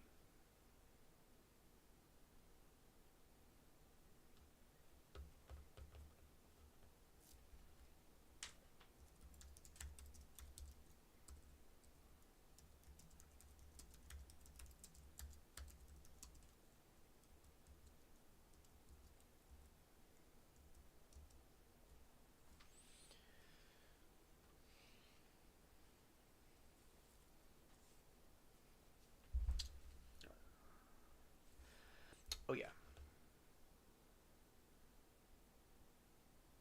Oh, the creator died mysteriously. I remember there was another one you sent me.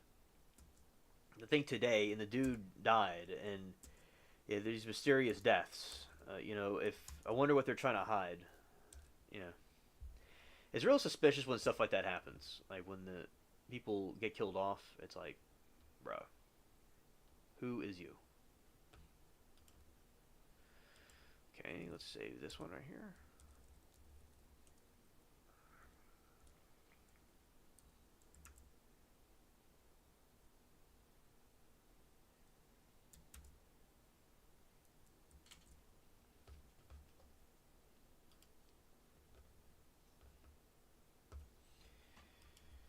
Yeah, it's like if somebody gets deleted, goes missing, it's very suspicious.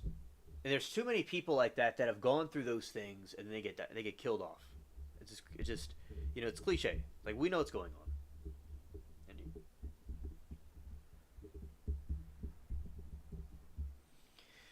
And Rob Skiba's framework, the Romans didn't see aliens. He okay, because the Romans. This is my point about aliens: is that the Romans saw them too. So the Romans saw them without our technology that we have now. Then it can't just be from our own spacecrafts and stuff. It has to be from something else. And let's see what Skippa's. Okay, right now Skippa's theory is being applied to what the Romans saw, which is something cool you could do with this. You can do all kinds of things with this AI stuff, this Google AI stuff. You can do all kinds of things. Right. So the Romans didn't see aliens; they saw the same interdimensional Acrons, fallen angels that are we see today, and they interpreted them through the lenses of their own mythology and military language. Skiba argued that the Roman gods Jupiter, Mars, and Apollo were actually literal Nephilim or fallen entities that interacted with Roman elites to guide them empire toward Babylonian structure. Yep, that's a theory that those gods of different faiths were the fallen ones or Nephilims. And because Moki in the one of the documentaries he sent me, the Satanists that worked for the NSA or one of the government agencies, if it wasn't that one, was saying that it doesn't matter what they worship, if it's a bunch of deities or the devil, it's all the same thing, and that's what it is. It's another thing that they emphasize is self worship and coming to closer, make yourself as like a god. Because that was the whole thing of the Garden of Eden, was that Satan said, the serpent said they could be a god, and that God was hiding some information from them. And it's like a lot of these biblical things seem pretty accurate, darn accurate to our modern times. Even in a metaphorical sense, which I believe it's literal, but in a metaphorical sense, it applies to us now too. From either way.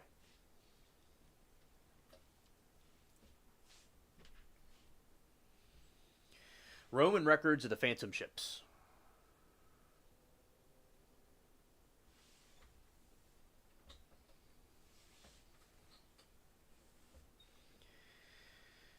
Skiba and other researchers in this field often point to the classic Roman history of Levi, no, not Levi, but Levi and Pliny the Elder, who recorded sightings that sound strikingly like modern UFOs.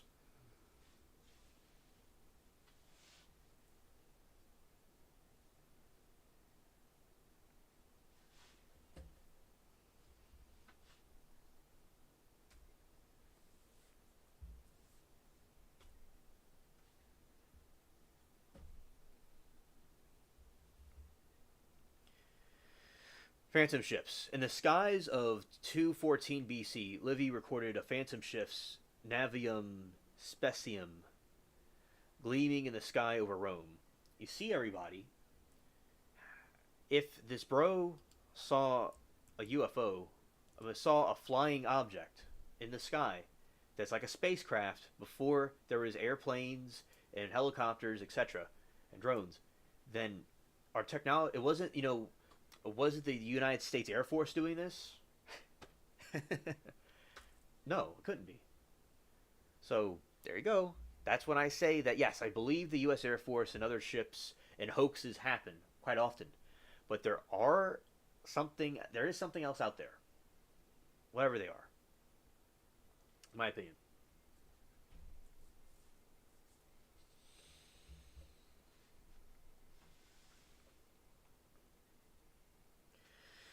Clypeus Andrenes, shields of fire. Roman shields frequently reported seeing burning shields in the sky during battles.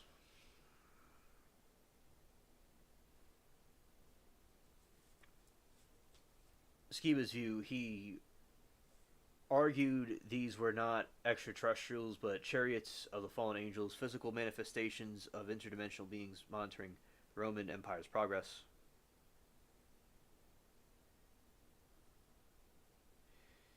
Yeah, they saw burning shields.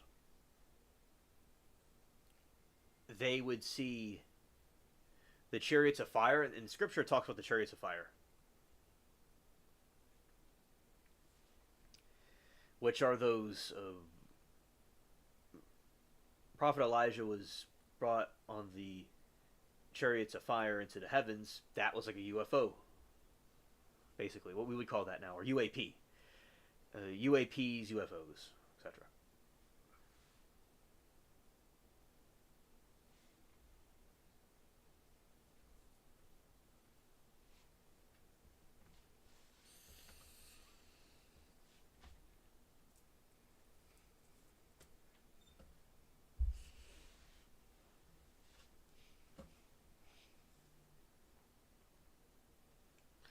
Okay, and continuing, Apollo Nimrod connection.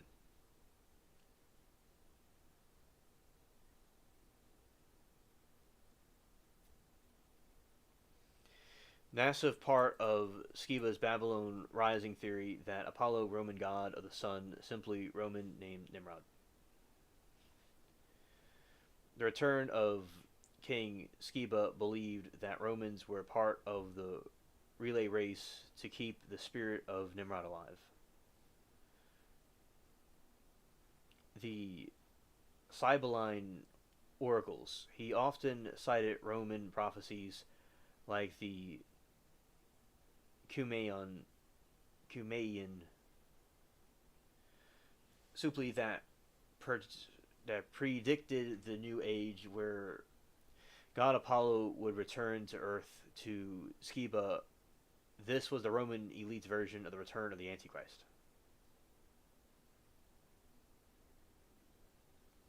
Amoki said something. Ghislaine Maxwell is scheduled to be disposed virtually by House Oversight Committee on Monday. Well, Moki, I'm going to certainly watch that. Thank you for letting me know. Okay.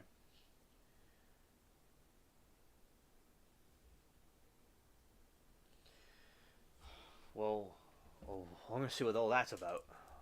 That sounds like some breaking news to me. Do what the traditional alien would do, and let's go this way.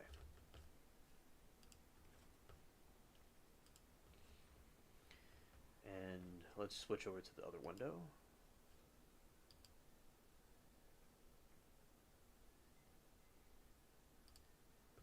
Shots of the spaceship cats.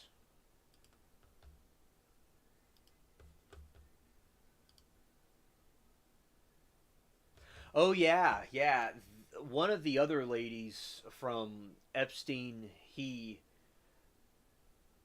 adopted her name. I know her name, but it's not the moment. Although I looked at it just earlier today. So she was from Eastern Europe, and he got her when she was 15, brought her to the U.S., and Epstein referred to her as his sixth slave. And as she grew up, she became a pilot, and she recruited girls and did stuff with them that was wrong, along with Epstein, and watching him and her do things together. That's what the victims had to see. And she pled the fifth constantly. Constantly pled the fifth. And that's what I expect Maxwell to do the same thing. I agree.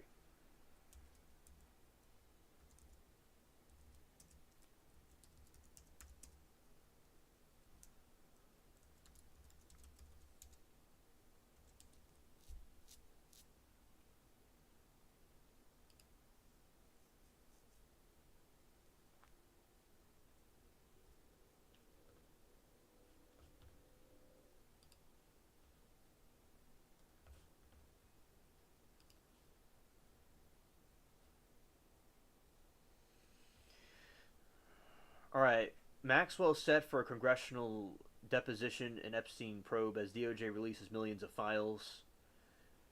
Maxwell is scheduled to appear virtually before the House Oversight Committee Monday, but her attorneys say she plans to invoke the Fifth. The deposition comes as investigative journalists and survivors advocate comb through massive new release of federal Epstein records.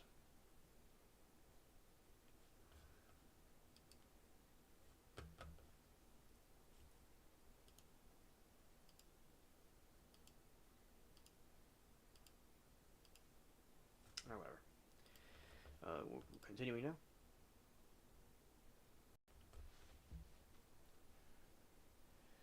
Ghislaine Maxwell's long associate Jeff Epstein, who is serving 20-year federal prison sentence in Texas, is just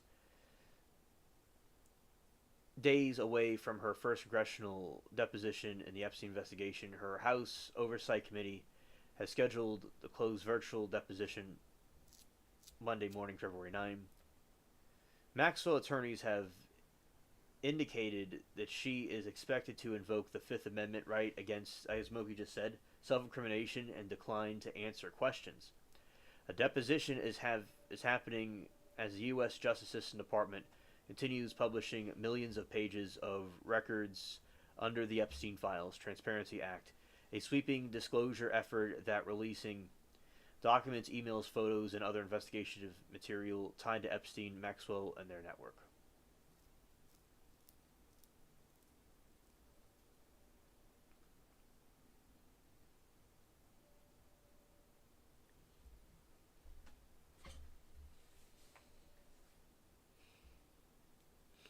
The new filings media include thousands of heavily redacted videos that appear to show young girls spending time with Epstein and the convicted sex offender who uh, is said to have been deleted in custody in 2019 while awaiting trial, but he's actually somewhere else playing Fortnite, in my opinion.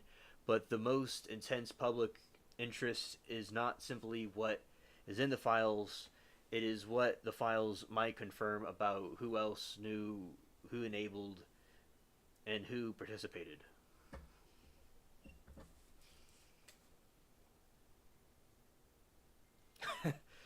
Moki, that is a haunting question. A very good one, by the way. How many people have been deleted? So many. I wouldn't even deny if it's been uh, well over hundreds or thousands. I know that sounds absurd, probably an exaggeration, but this when you have know a person that knows a person that knows a person that knows a person, you create like a web. Think about like on YouTube. There's so many different live streams everywhere, and this person knows that person knows that person that could talk. So I'm sure it's all over the place. You know, beyond our comprehension. I'm sure it was like a complete genocide. You know, because there's so many stories, Moki, I've heard throughout the years about people that have been deleted by him or died by accident. Moki, there's an incident where there was a bodyguard on 4chan that I saw a video about where the person was alleging that he was a bodyguard at one of Epstein's places and one of the girls died by alcohol poisoning by throwing up on herself, and they just discarded the body so they couldn't, allegedly, so they couldn't find any record of him. So there's people that could have died by accident too. There could have been. They're not going to go report it because they'll report a crime.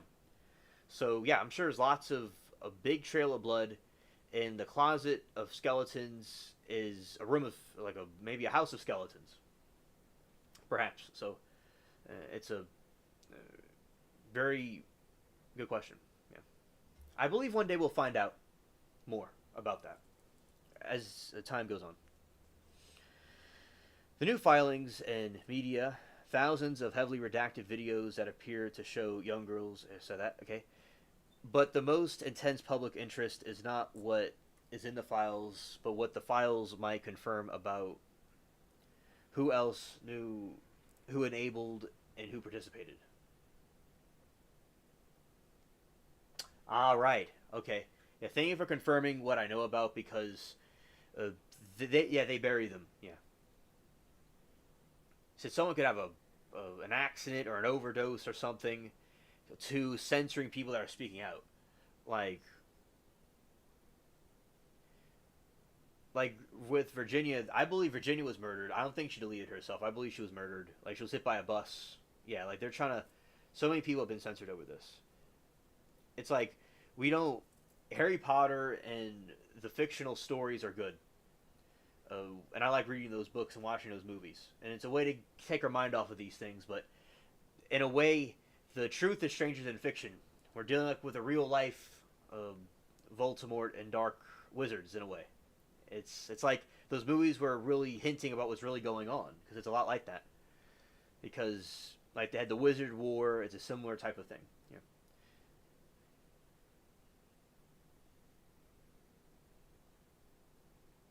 Oh, you read that, Moki? Oh, yeah.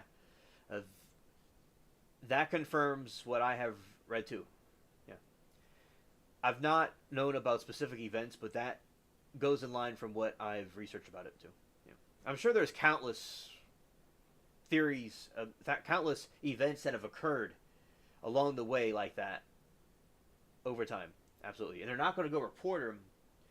And a lot of these girls were taken from poverty or were manipulated to be away from their families. A lot like Charles Manson's family, the Manson family. It's a lot like that.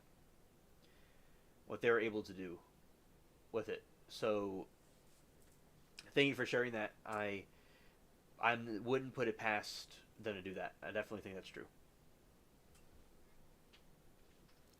That's why when people doing illegal activity, they're probably not going to get the proper help that they need from medical services if they needed help.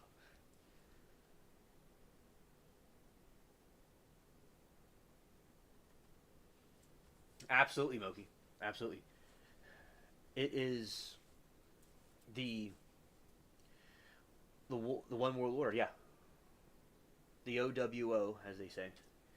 And I do agree it's connected with Epstein, and that's what he did. That's why there's so many pictures of Bill Clinton, so many pictures of that guy with Epstein, and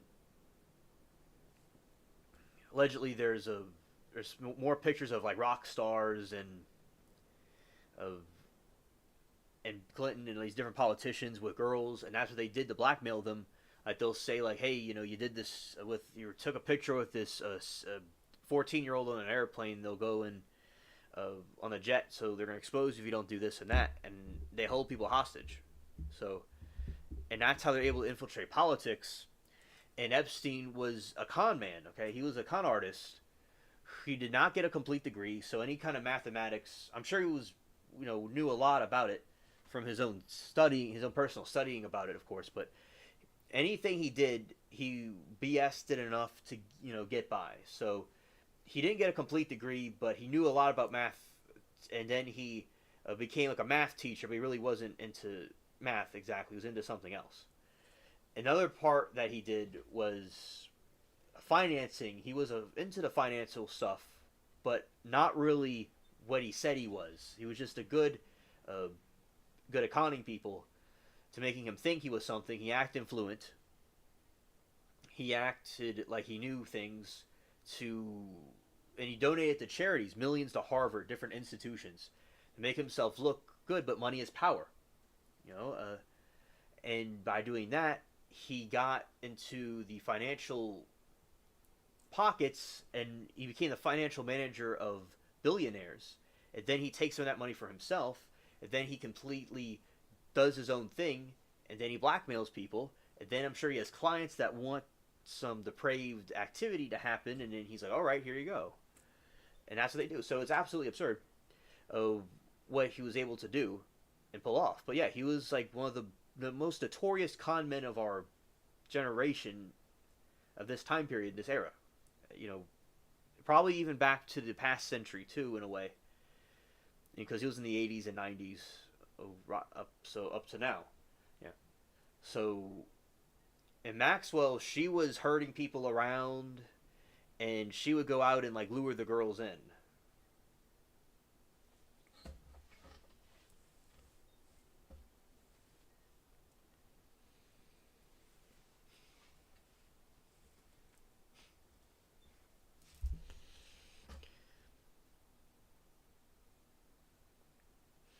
And most of the intense public interest is not simply what in the files, but what the files might confirm about who else knew or who enabled and who participated.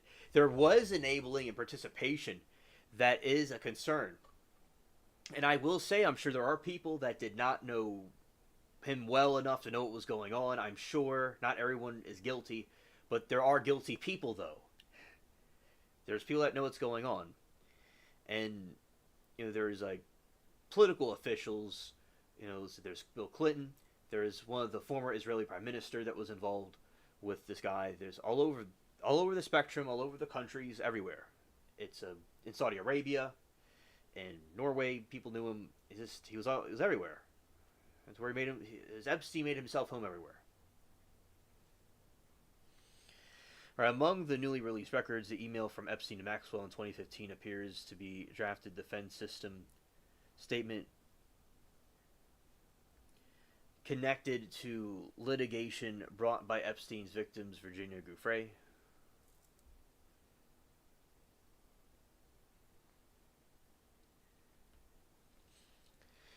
In the draft, Maxwell denies wrongdoing. The same draft also addresses now in famous photographs showing Guthrie with Prince Andrew and Maxwell writing the image is real. She says, it was in London when redacted, but apparently Guthrie met a number of friends of mine, including Prince Andrew. The draft reads, photograph was taken as image she wanted to show to friends and family.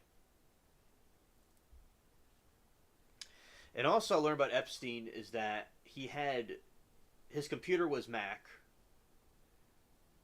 and because I saw in all the pictures he had Apple, and Apple is known for security. It seems to be allegedly more closed ecosystem than Windows is. So I figured he probably wanted something where he thought they couldn't spy on him or hack him or something, or he could hide his information. But if you have like a image on your computer or a video, it's on your computer. It is what it is. And he even had a professional Italian dude that went into his computer to make sure he wasn't having he wasn't keylogged, and he wasn't being traced and tracked. So he even was paranoid about Apple itself, so he had the whole thing like reconstructed so he wouldn't be, monitored by anybody. He was very paranoid. That reminds you of Putin, where when Putin saw his Windows XP,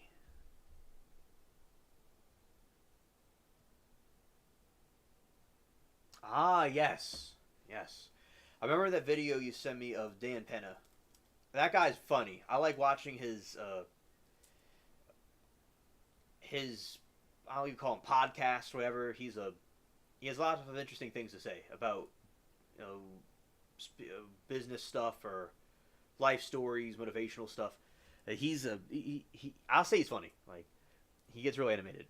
I remember when he sent me that, I knew exactly who that was. Yeah, interesting. And I remember seeing that, and yeah, if this dude did I wouldn't put it past him for making Bitcoin. I wouldn't put it past him, Epstein. Or he was connected to somebody that created Bitcoin or had something to do with it. I could see that being the ultimate Ponzi scheme, because Epstein was into Ponzi schemes. He was always into that. So if that came out and it was true, or he had something to do with somebody that had to do with it, that Bitcoin's going to go downhill. Possibly, yeah. And thank you for that information. That's something that teamwork's all about, because we can't all see everything.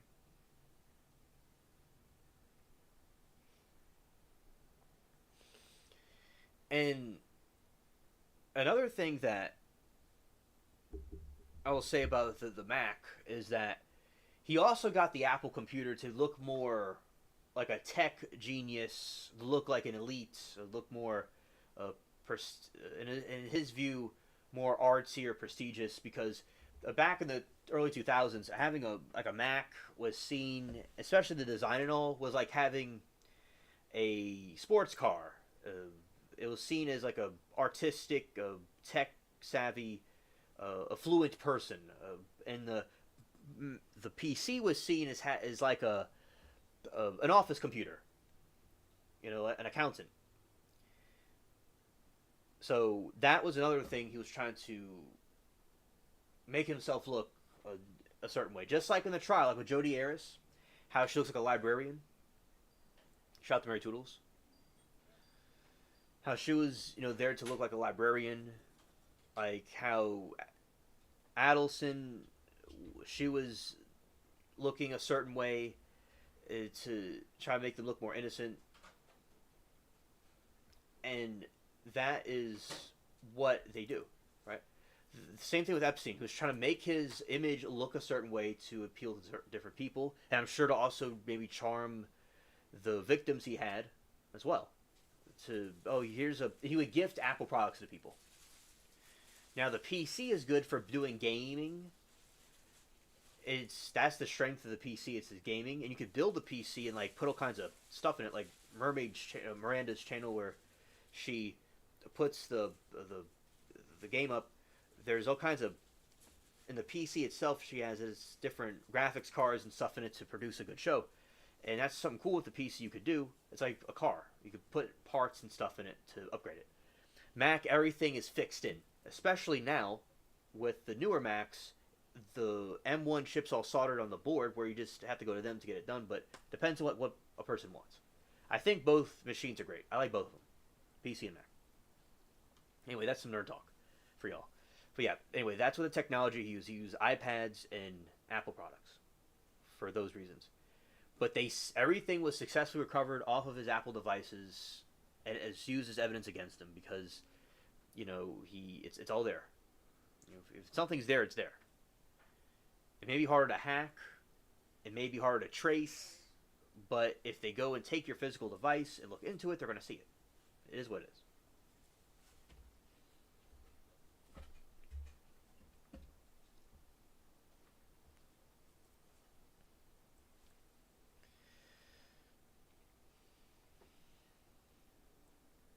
A congressional pressure campaign is lending. The Oversight Committee has also scheduled depositions later this month for former President Bill Clinton and former Secretary of State Hillary Clinton after committee moved forward with contempt proceedings over subpoenas. The committee says Hillary Clinton is scheduled for 26 with Bill Clinton scheduled for February 27, both for transcribed, filmed depositions.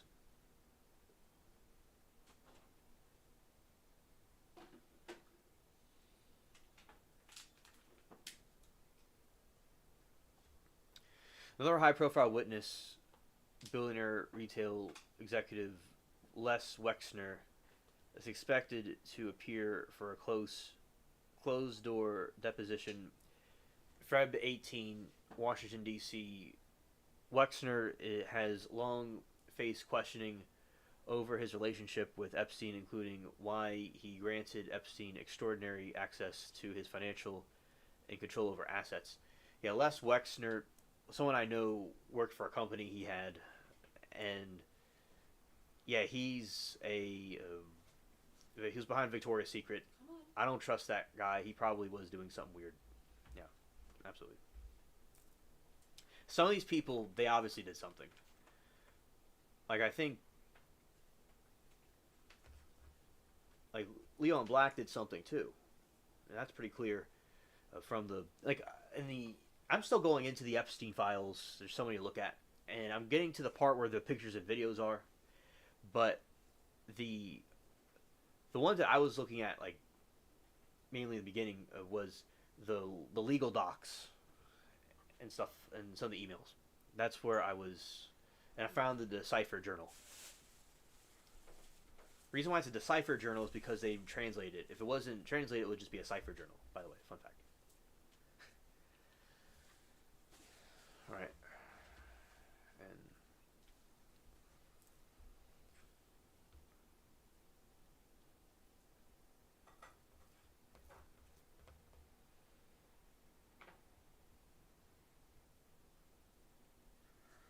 all right, so that is about Maxwell. Well, let's do this. Let's go here.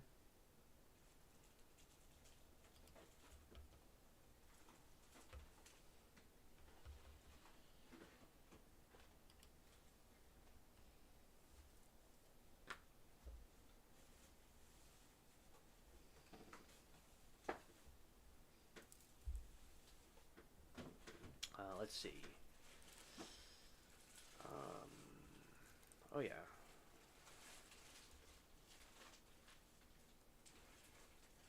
Let's put J. Let's go here.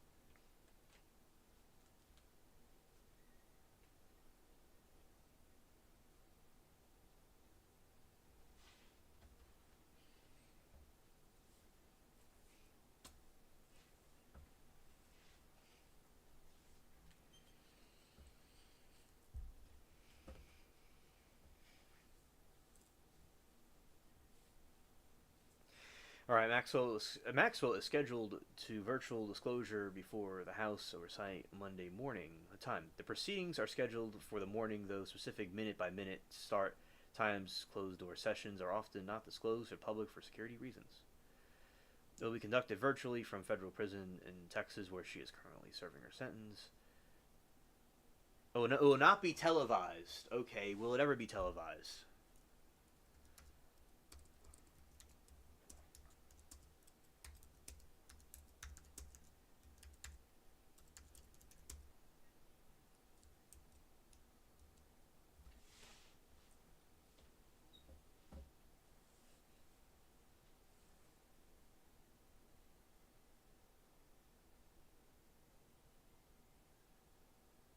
Well, not live. The deposition will be transcribed and recorded on video under House Rule.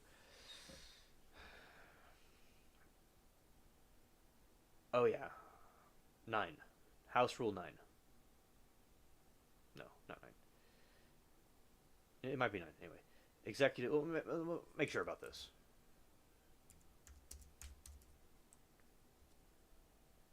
$11. Pardon me. That makes sense. It's 11. I got it mixed up with a. There's another one that's similar. That's another number, but anyway, that's not 9. All right. House Rule 11. So deposition will be transcribed and recorded on video under House Rule 11. Evidence taken in such sessions can only be released to the public if the committee votes to authorize it. Potential for future release. James Comer has indicated that if something meaningful arises, the committee may release portion or hold follow-up public hearings. However, since Maxwell Legend team has not confirmed she plans to invoke the Fifth Amendment and remain silent, a public release of footage is less likely.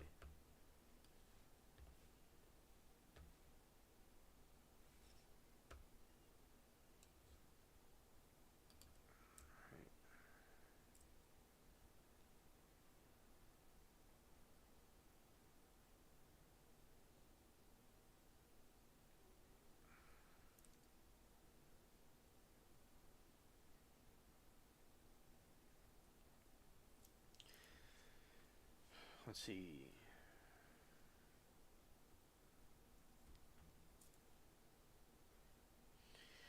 Hello, Hamilton. Great to have you on board. Welcome.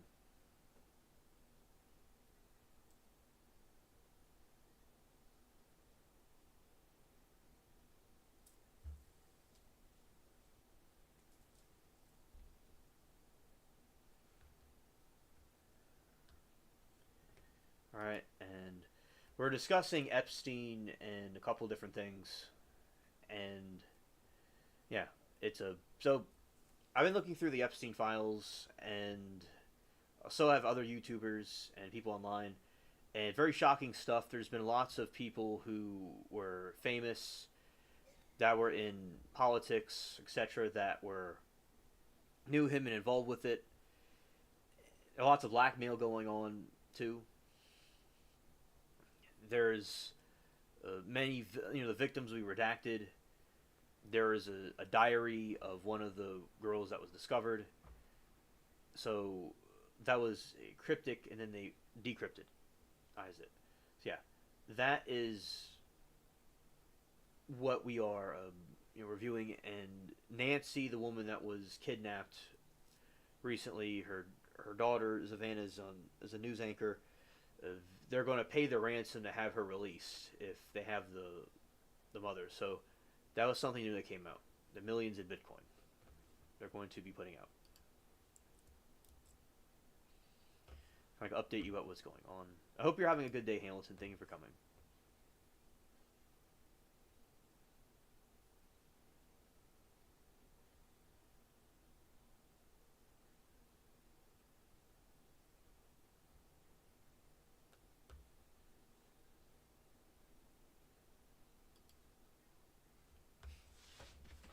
All right, and we will continue. Let's go here.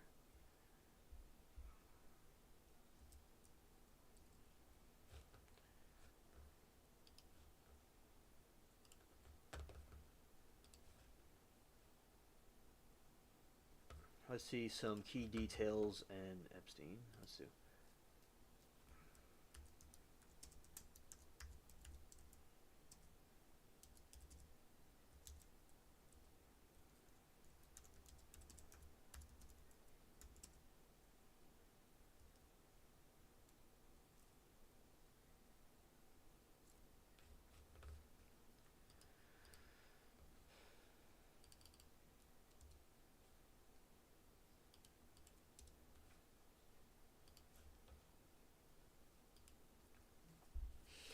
The recent released Jeff Epstein files, 3 million pages and photographs, investigation. Okay, so major reveals. Okay, Prince Andrew. Email suggests Epstein at Buckingham Palace for private time in 2010. After Epstein's initial release from jail, newly released photos also appear to show him in compromising positions on the floor near the unidentified woman. Yeah, because there's these really creepy pictures of Prince Andrew looks like a child, and he's like a creepy look on his face. And there's pictures of Epstein with little girls like he's holding and cuddling with on his private jets, and they're little. So this is very disturbing stuff. All right, but that is what is going on there.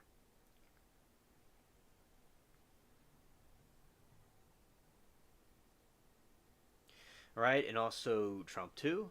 The files contain thousands of references to Trump, including summary of unverified tips and sexual abuse allegations collected by the FBI around 2020. The DOJ and Trump have dismissed these claims as unfounded and false. And Bill Gates, Epstein reportedly drafted emails, though it's unclear if they were sent, alleging Gates had illicit reports with Russian women contracted STI. Gates spokespeople have called these claims absolutely absurd and defamatory. Now, he was known to blackmail people. Like, I don't know, say somebody's in a jet and he has like a 14-year-old that looks like she's 20. They take a picture together, or the person needs to know that the person's there. They go, oh, look, you're with a 14-year-old girl, so you have to do what we want you to do, or else. Scared. And I'm sure there was many other ones that were creepy P-files that were doing stuff to kids for their evil pleasures. And something called andochrome, which is a conspiracy theory, which I believe is real. There's andochrome that children have, and it's a type of fountain of youth. It's like these movies, and the witch or the character wants this special vial of youth from the victim. It's kind of like that. Like the movies and all were telling us what was really going on the whole time, in my opinion. Another way you could prove this is prove it or give an explanation for it is that Hollywood, say you have the holly tree is magic. The Merlin and those druids connected to the Canaanites used the holly tree for magic. So when you're watching television, it's telling a vision. It's like they used a portal, so to speak, in those mythologies to view different things or to view something. You have channels, like channeling. They would talk about channeling a spirit or something. So the point is that the same things are still what they were back then are still the same things now. And you can use the television for something good or bad.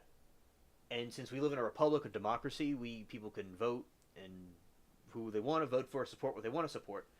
So if they can persuade a public to think a certain way, if it's for good or bad, they can hijack the whole system. So they will put poison in the media to try to poison the outcome of an event. So that is a theory that I believe is quite true. And if you have people in power, or people like, say, Katy Perry is known very well,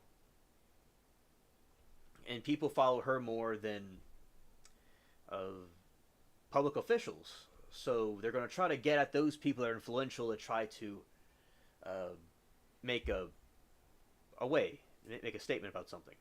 So, like with me, I I want to give a positive message and a true message also, and not what these people lurking in the shadows want me to say.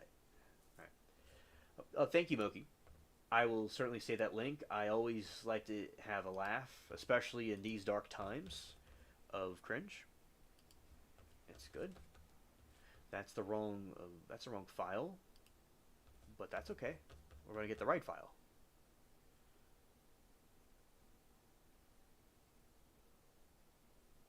Well, we're just going to have to do this and take it out this way.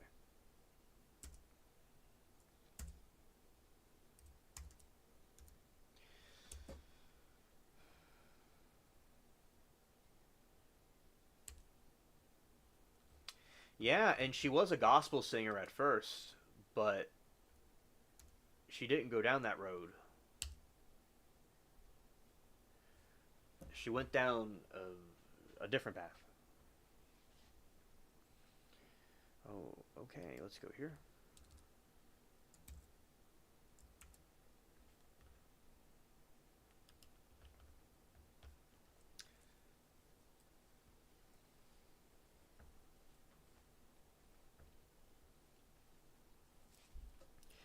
Because there's lots of, and you see, to explain the satanic stuff is that you'll have music videos, and we have a music video, and you could have like a pyramid, or you have some Egyptian symbolism. You could have some. Although I like mysterious movies or movies that may be of a Halloween type nature. There is a spiritual side where people take it literally in a spiritual sense, and there's imagery in some of these videos where it's not really good symbolism, where they might be hinting some other thing that has nothing to do with the music video. Or many artists do the pyramid thing, and you'll never see me doing it in for real, but I'm doing that as an example. But I'm not actually. You're not going to see Alien Spaceship promoting something like that, you know. But that's what they're trying to do.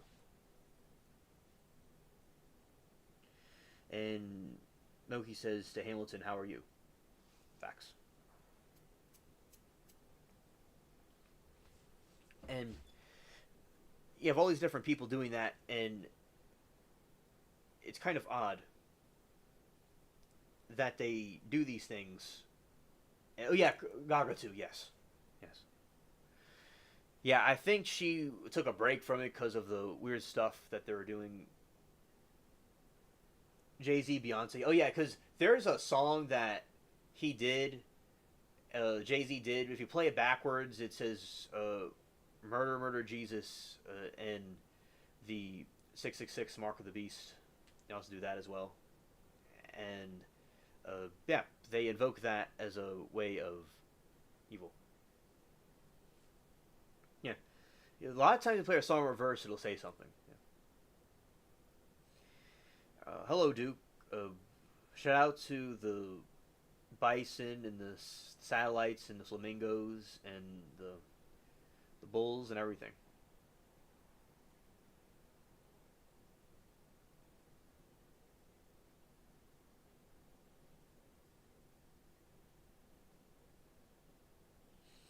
Mermaid said, "Those predators are the worst. The worst, not even human." Right. So triggering ahead. Stop watching it lately. Oh yeah, yeah, and I'm sure it does, and it hits personally with that, and all the people that are psychologically strained. I hope a peace for all of them. Right.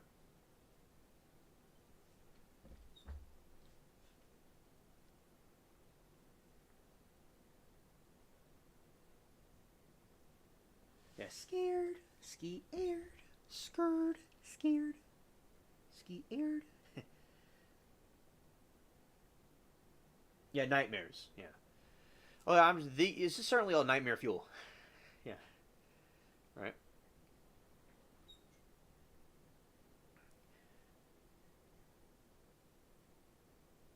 Lord Peter Medelson, the former UK ambassador, reportedly received payments totaling 75 grand into accounts linked to him or his partner. He recently resigned from the Labour Party following these disclosures. Yeah, it was all over the place, everywhere.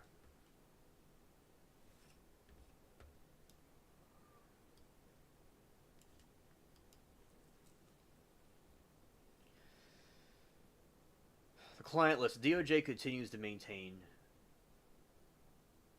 that a formal client list does not exist. However, a draft indictment from 2000's. Oh, I love onion rings and hot sauce. It's my type of snack. Awesome. The DOJ continues to maintain formal client list does not exist. However, a draft indictment from 2000 show that prosecutors once considered charges three Epstein personnel assistant as co-conspirators.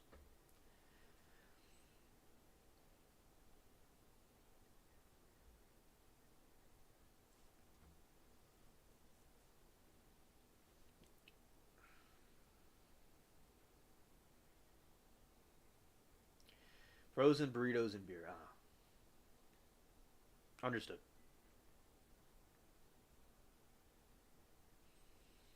Files show Epstein maintained extensive correspondence with promote scientists, including Noam Chomsky, Lawrence Cross, and leveraging these intellectual connections to build social credibility.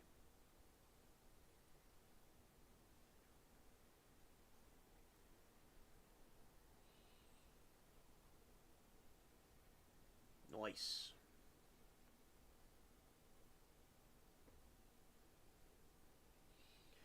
Victim privacy concerns. There has been a sharp criticism of the release. Some victims' identities and photos were improperly redacted or left exposed, leading to calls for further House Oversight Committee investigations.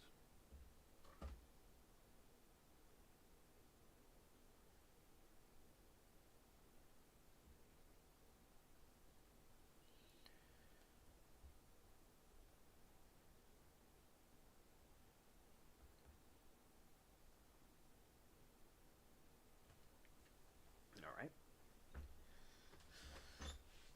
Okay, and that is the things Epstein. It's like, and I said, any country, and I feel that like our country has been hijacked, and there's been division, and any foreign countries or any groups that know about these things that are responsible need to be held accountable for it.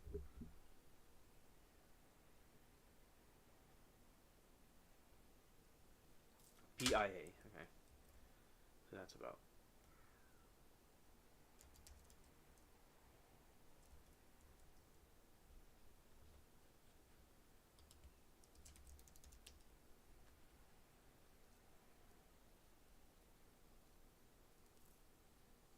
That looks good, Hamilton. That looks very good.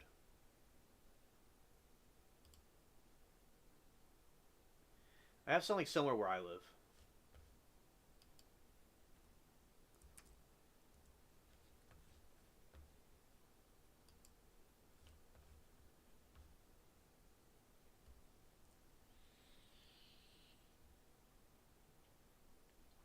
I drink Miller 64 Extra Light. Let's see what that's about. Let's see.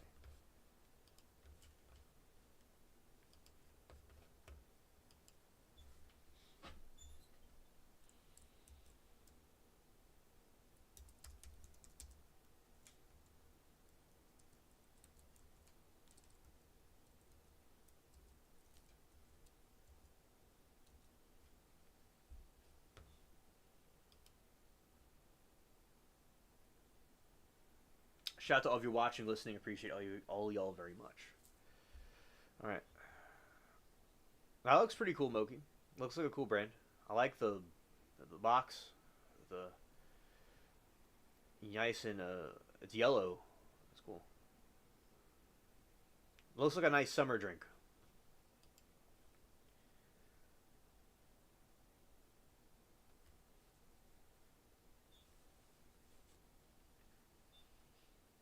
There was a.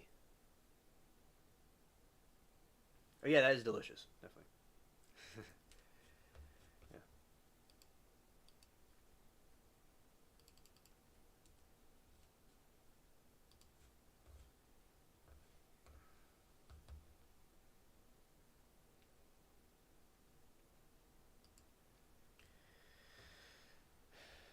All right.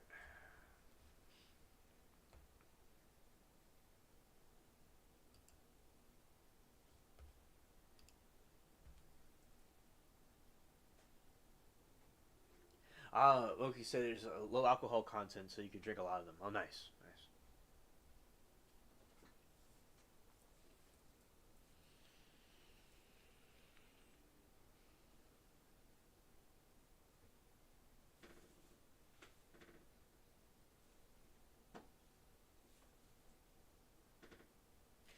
Mermaid said, "Ilian, I thought I saw the life flashing before my eyes, but I had memory loss. But I saw really was the airbag deploy. They popped. That is frightening, indeed. Well, I'm glad the airbag saved your life, because back in the 50s or something, we wouldn't be talking. Most likely not talking right now. Yeah. And although back then, I don't know. Apparently, accidents happen less. I don't know if that's true or not, but yeah, it was pretty lethal. Anyway, that is I'm sure the airbag hitting you must have felt like a knockout probably. Um, that so mermaid, you mentioned it to me before, but I want to just get the idea right. How did the vehicle hit your? Which area did it hit your car? I was curious. And having vodka with weird time to be. I wreck your birthday night. Oh, my drink flew in the crash. Oh, okay.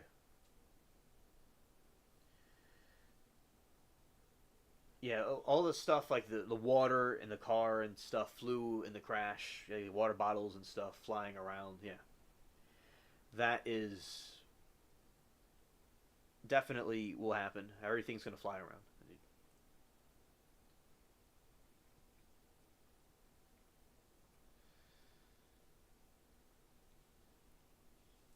Let's go to this part right here, and image. No, not image. Let's see the link. It's a okay.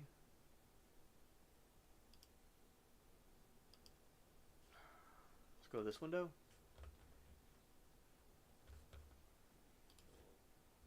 We're going to switch over here and go. Let's go. Shots of the spaceship cats.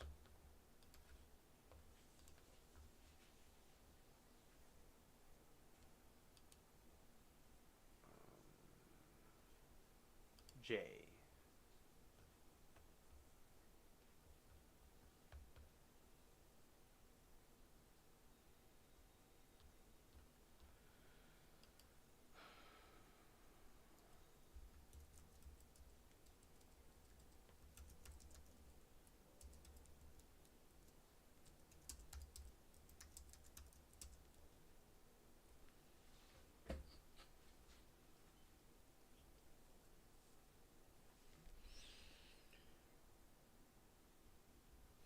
All right, this is something about beer. Like, when was it invented? Let's see. Beer archaeological evidence suggests that humans have been brewing grains, fermenting beverages for at least 13,000 years. Israel, 11,000 BCE. The oldest known evidence of beer making was found in the Rakfet cave near Haifa. Residues in stone mortars suggest not Ufine people brewed a gruel like beer for ritual feasts long before the development of settled agriculture. China, the pottery from the Neolithic village of Jaihu shows chemical traces of the proto beer made from a mixture of rice, honey, and fruit.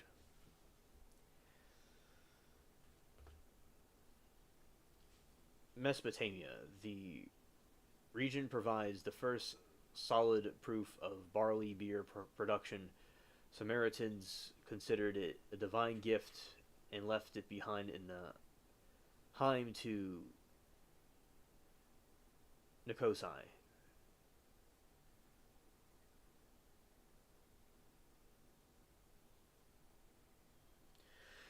Okay, Moki. Good night to you. Thank you for coming to the stream and all the links you provided and helping out tonight. You did fantastic. You have a good, happy Super Bowl Sunday to you too. Take care. All right.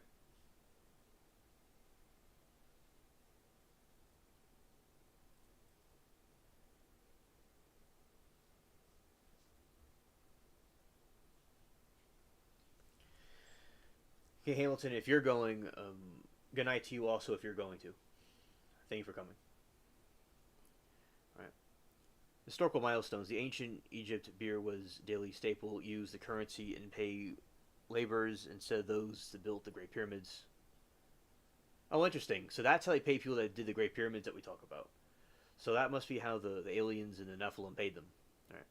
Middle Ages. European monasteries became centers of brewing excellence. Monks began adding hops around 9th century to act as a natural preservation of balance and sweetness. Now let's see which beer brand is used the most in parties.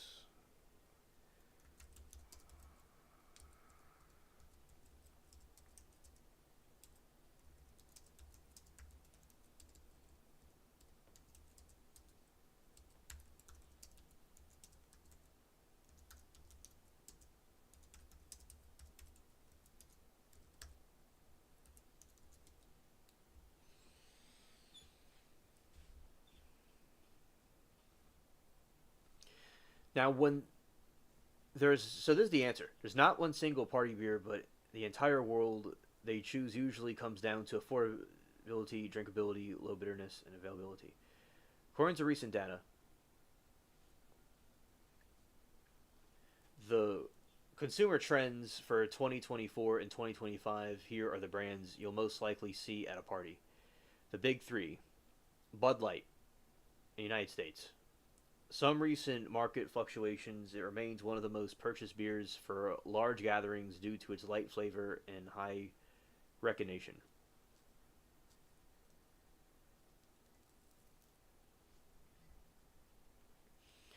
Miller Lite, often the go-to for light beer drinkers who prefer a slightly more beery taste than Bud, is Miller Lite. Coors Light. Marketed as the world's most refreshing beer, it is a staple as a college parties and outdoor events.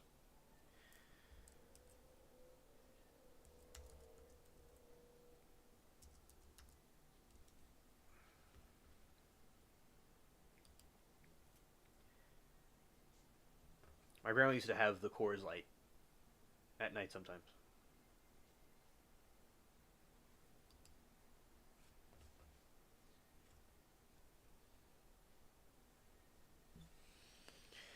The Modelo is special as 2024 Modelo officially became the best selling beer in the US. It has incredibly popular at parties because it feels slightly more premium to domestic lights, but remains easy to drink and affordable.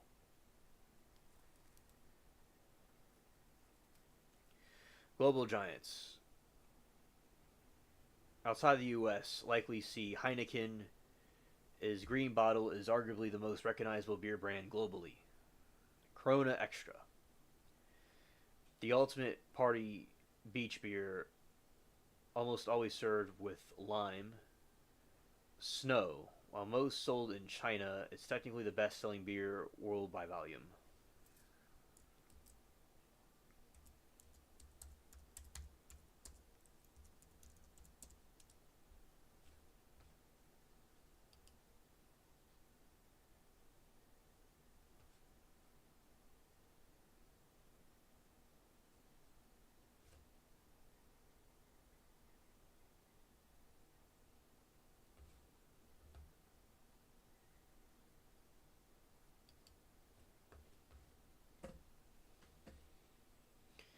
Alternative party type. White Claw hard stellars, while technically beer hard sterilizers have taken a massive bite out of the party market over the last few years, often replacing light beers at parties because are low calorie gluten free. Gluten free.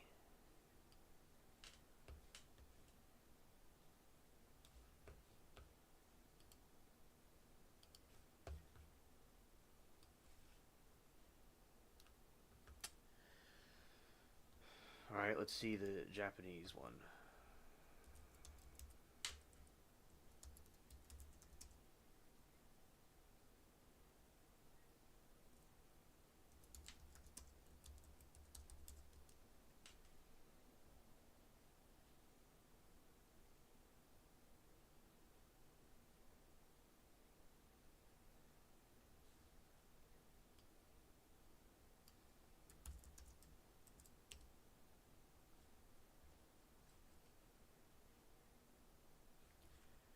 Yeah, this is the one from Japan. Yep.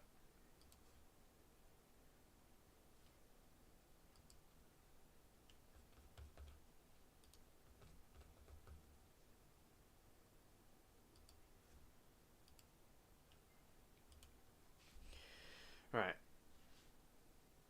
Umeshu, the most famous traditional Japanese fruit alcohol, often called plum wine, is made of macerating unripe green umi plums in a base alcohol and rock sugar for several months to years. It has a sweet, sour, and slightly bitter taste with notes of apricot and almond.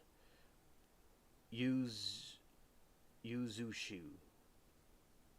made from Japanese citrus fruit, known for its refreshing sweet fragrance, and tart flavor. It is often made by infusing yuzu peel and juice into shake Soshu brands like Ikun, Yuzu, and liquor.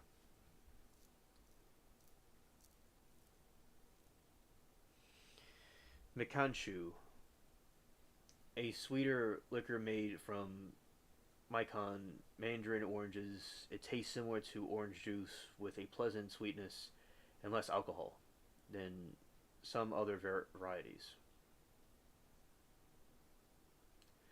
Ramushu, made with Japanese white peaches known for their rich and juicy flavor transformed into refined light liquor.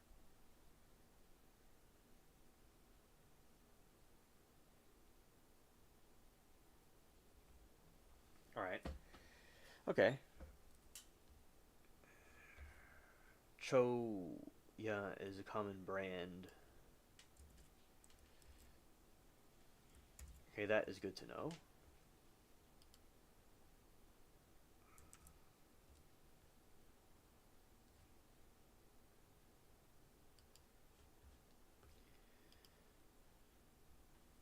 Using cane spirits enhance the Yume flavors. Yumen Yado, known for innovative fruit liquors, including the popular Aragoshi line, which features spirits premium sake and infused with natural fruit, plum, and luxurious textures. Haku to Suryu, renowned traditional brewery that produces popular and accessible umeshu with flavors honey and almonds. How it's prepared. Neat on the rocks, simply way savor, pure fruit flavor, mixed with soda water.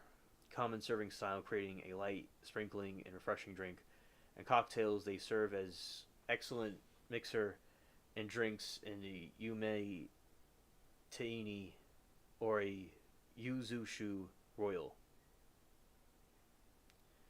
All right, so that is like some of the Japanese alcohol. The Chinese one is a snow. It's called snow beer. Okay.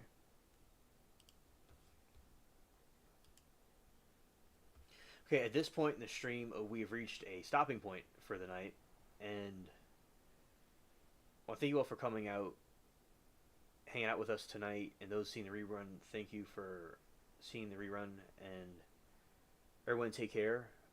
Have a happy Super Bowl Sunday tomorrow, and peace.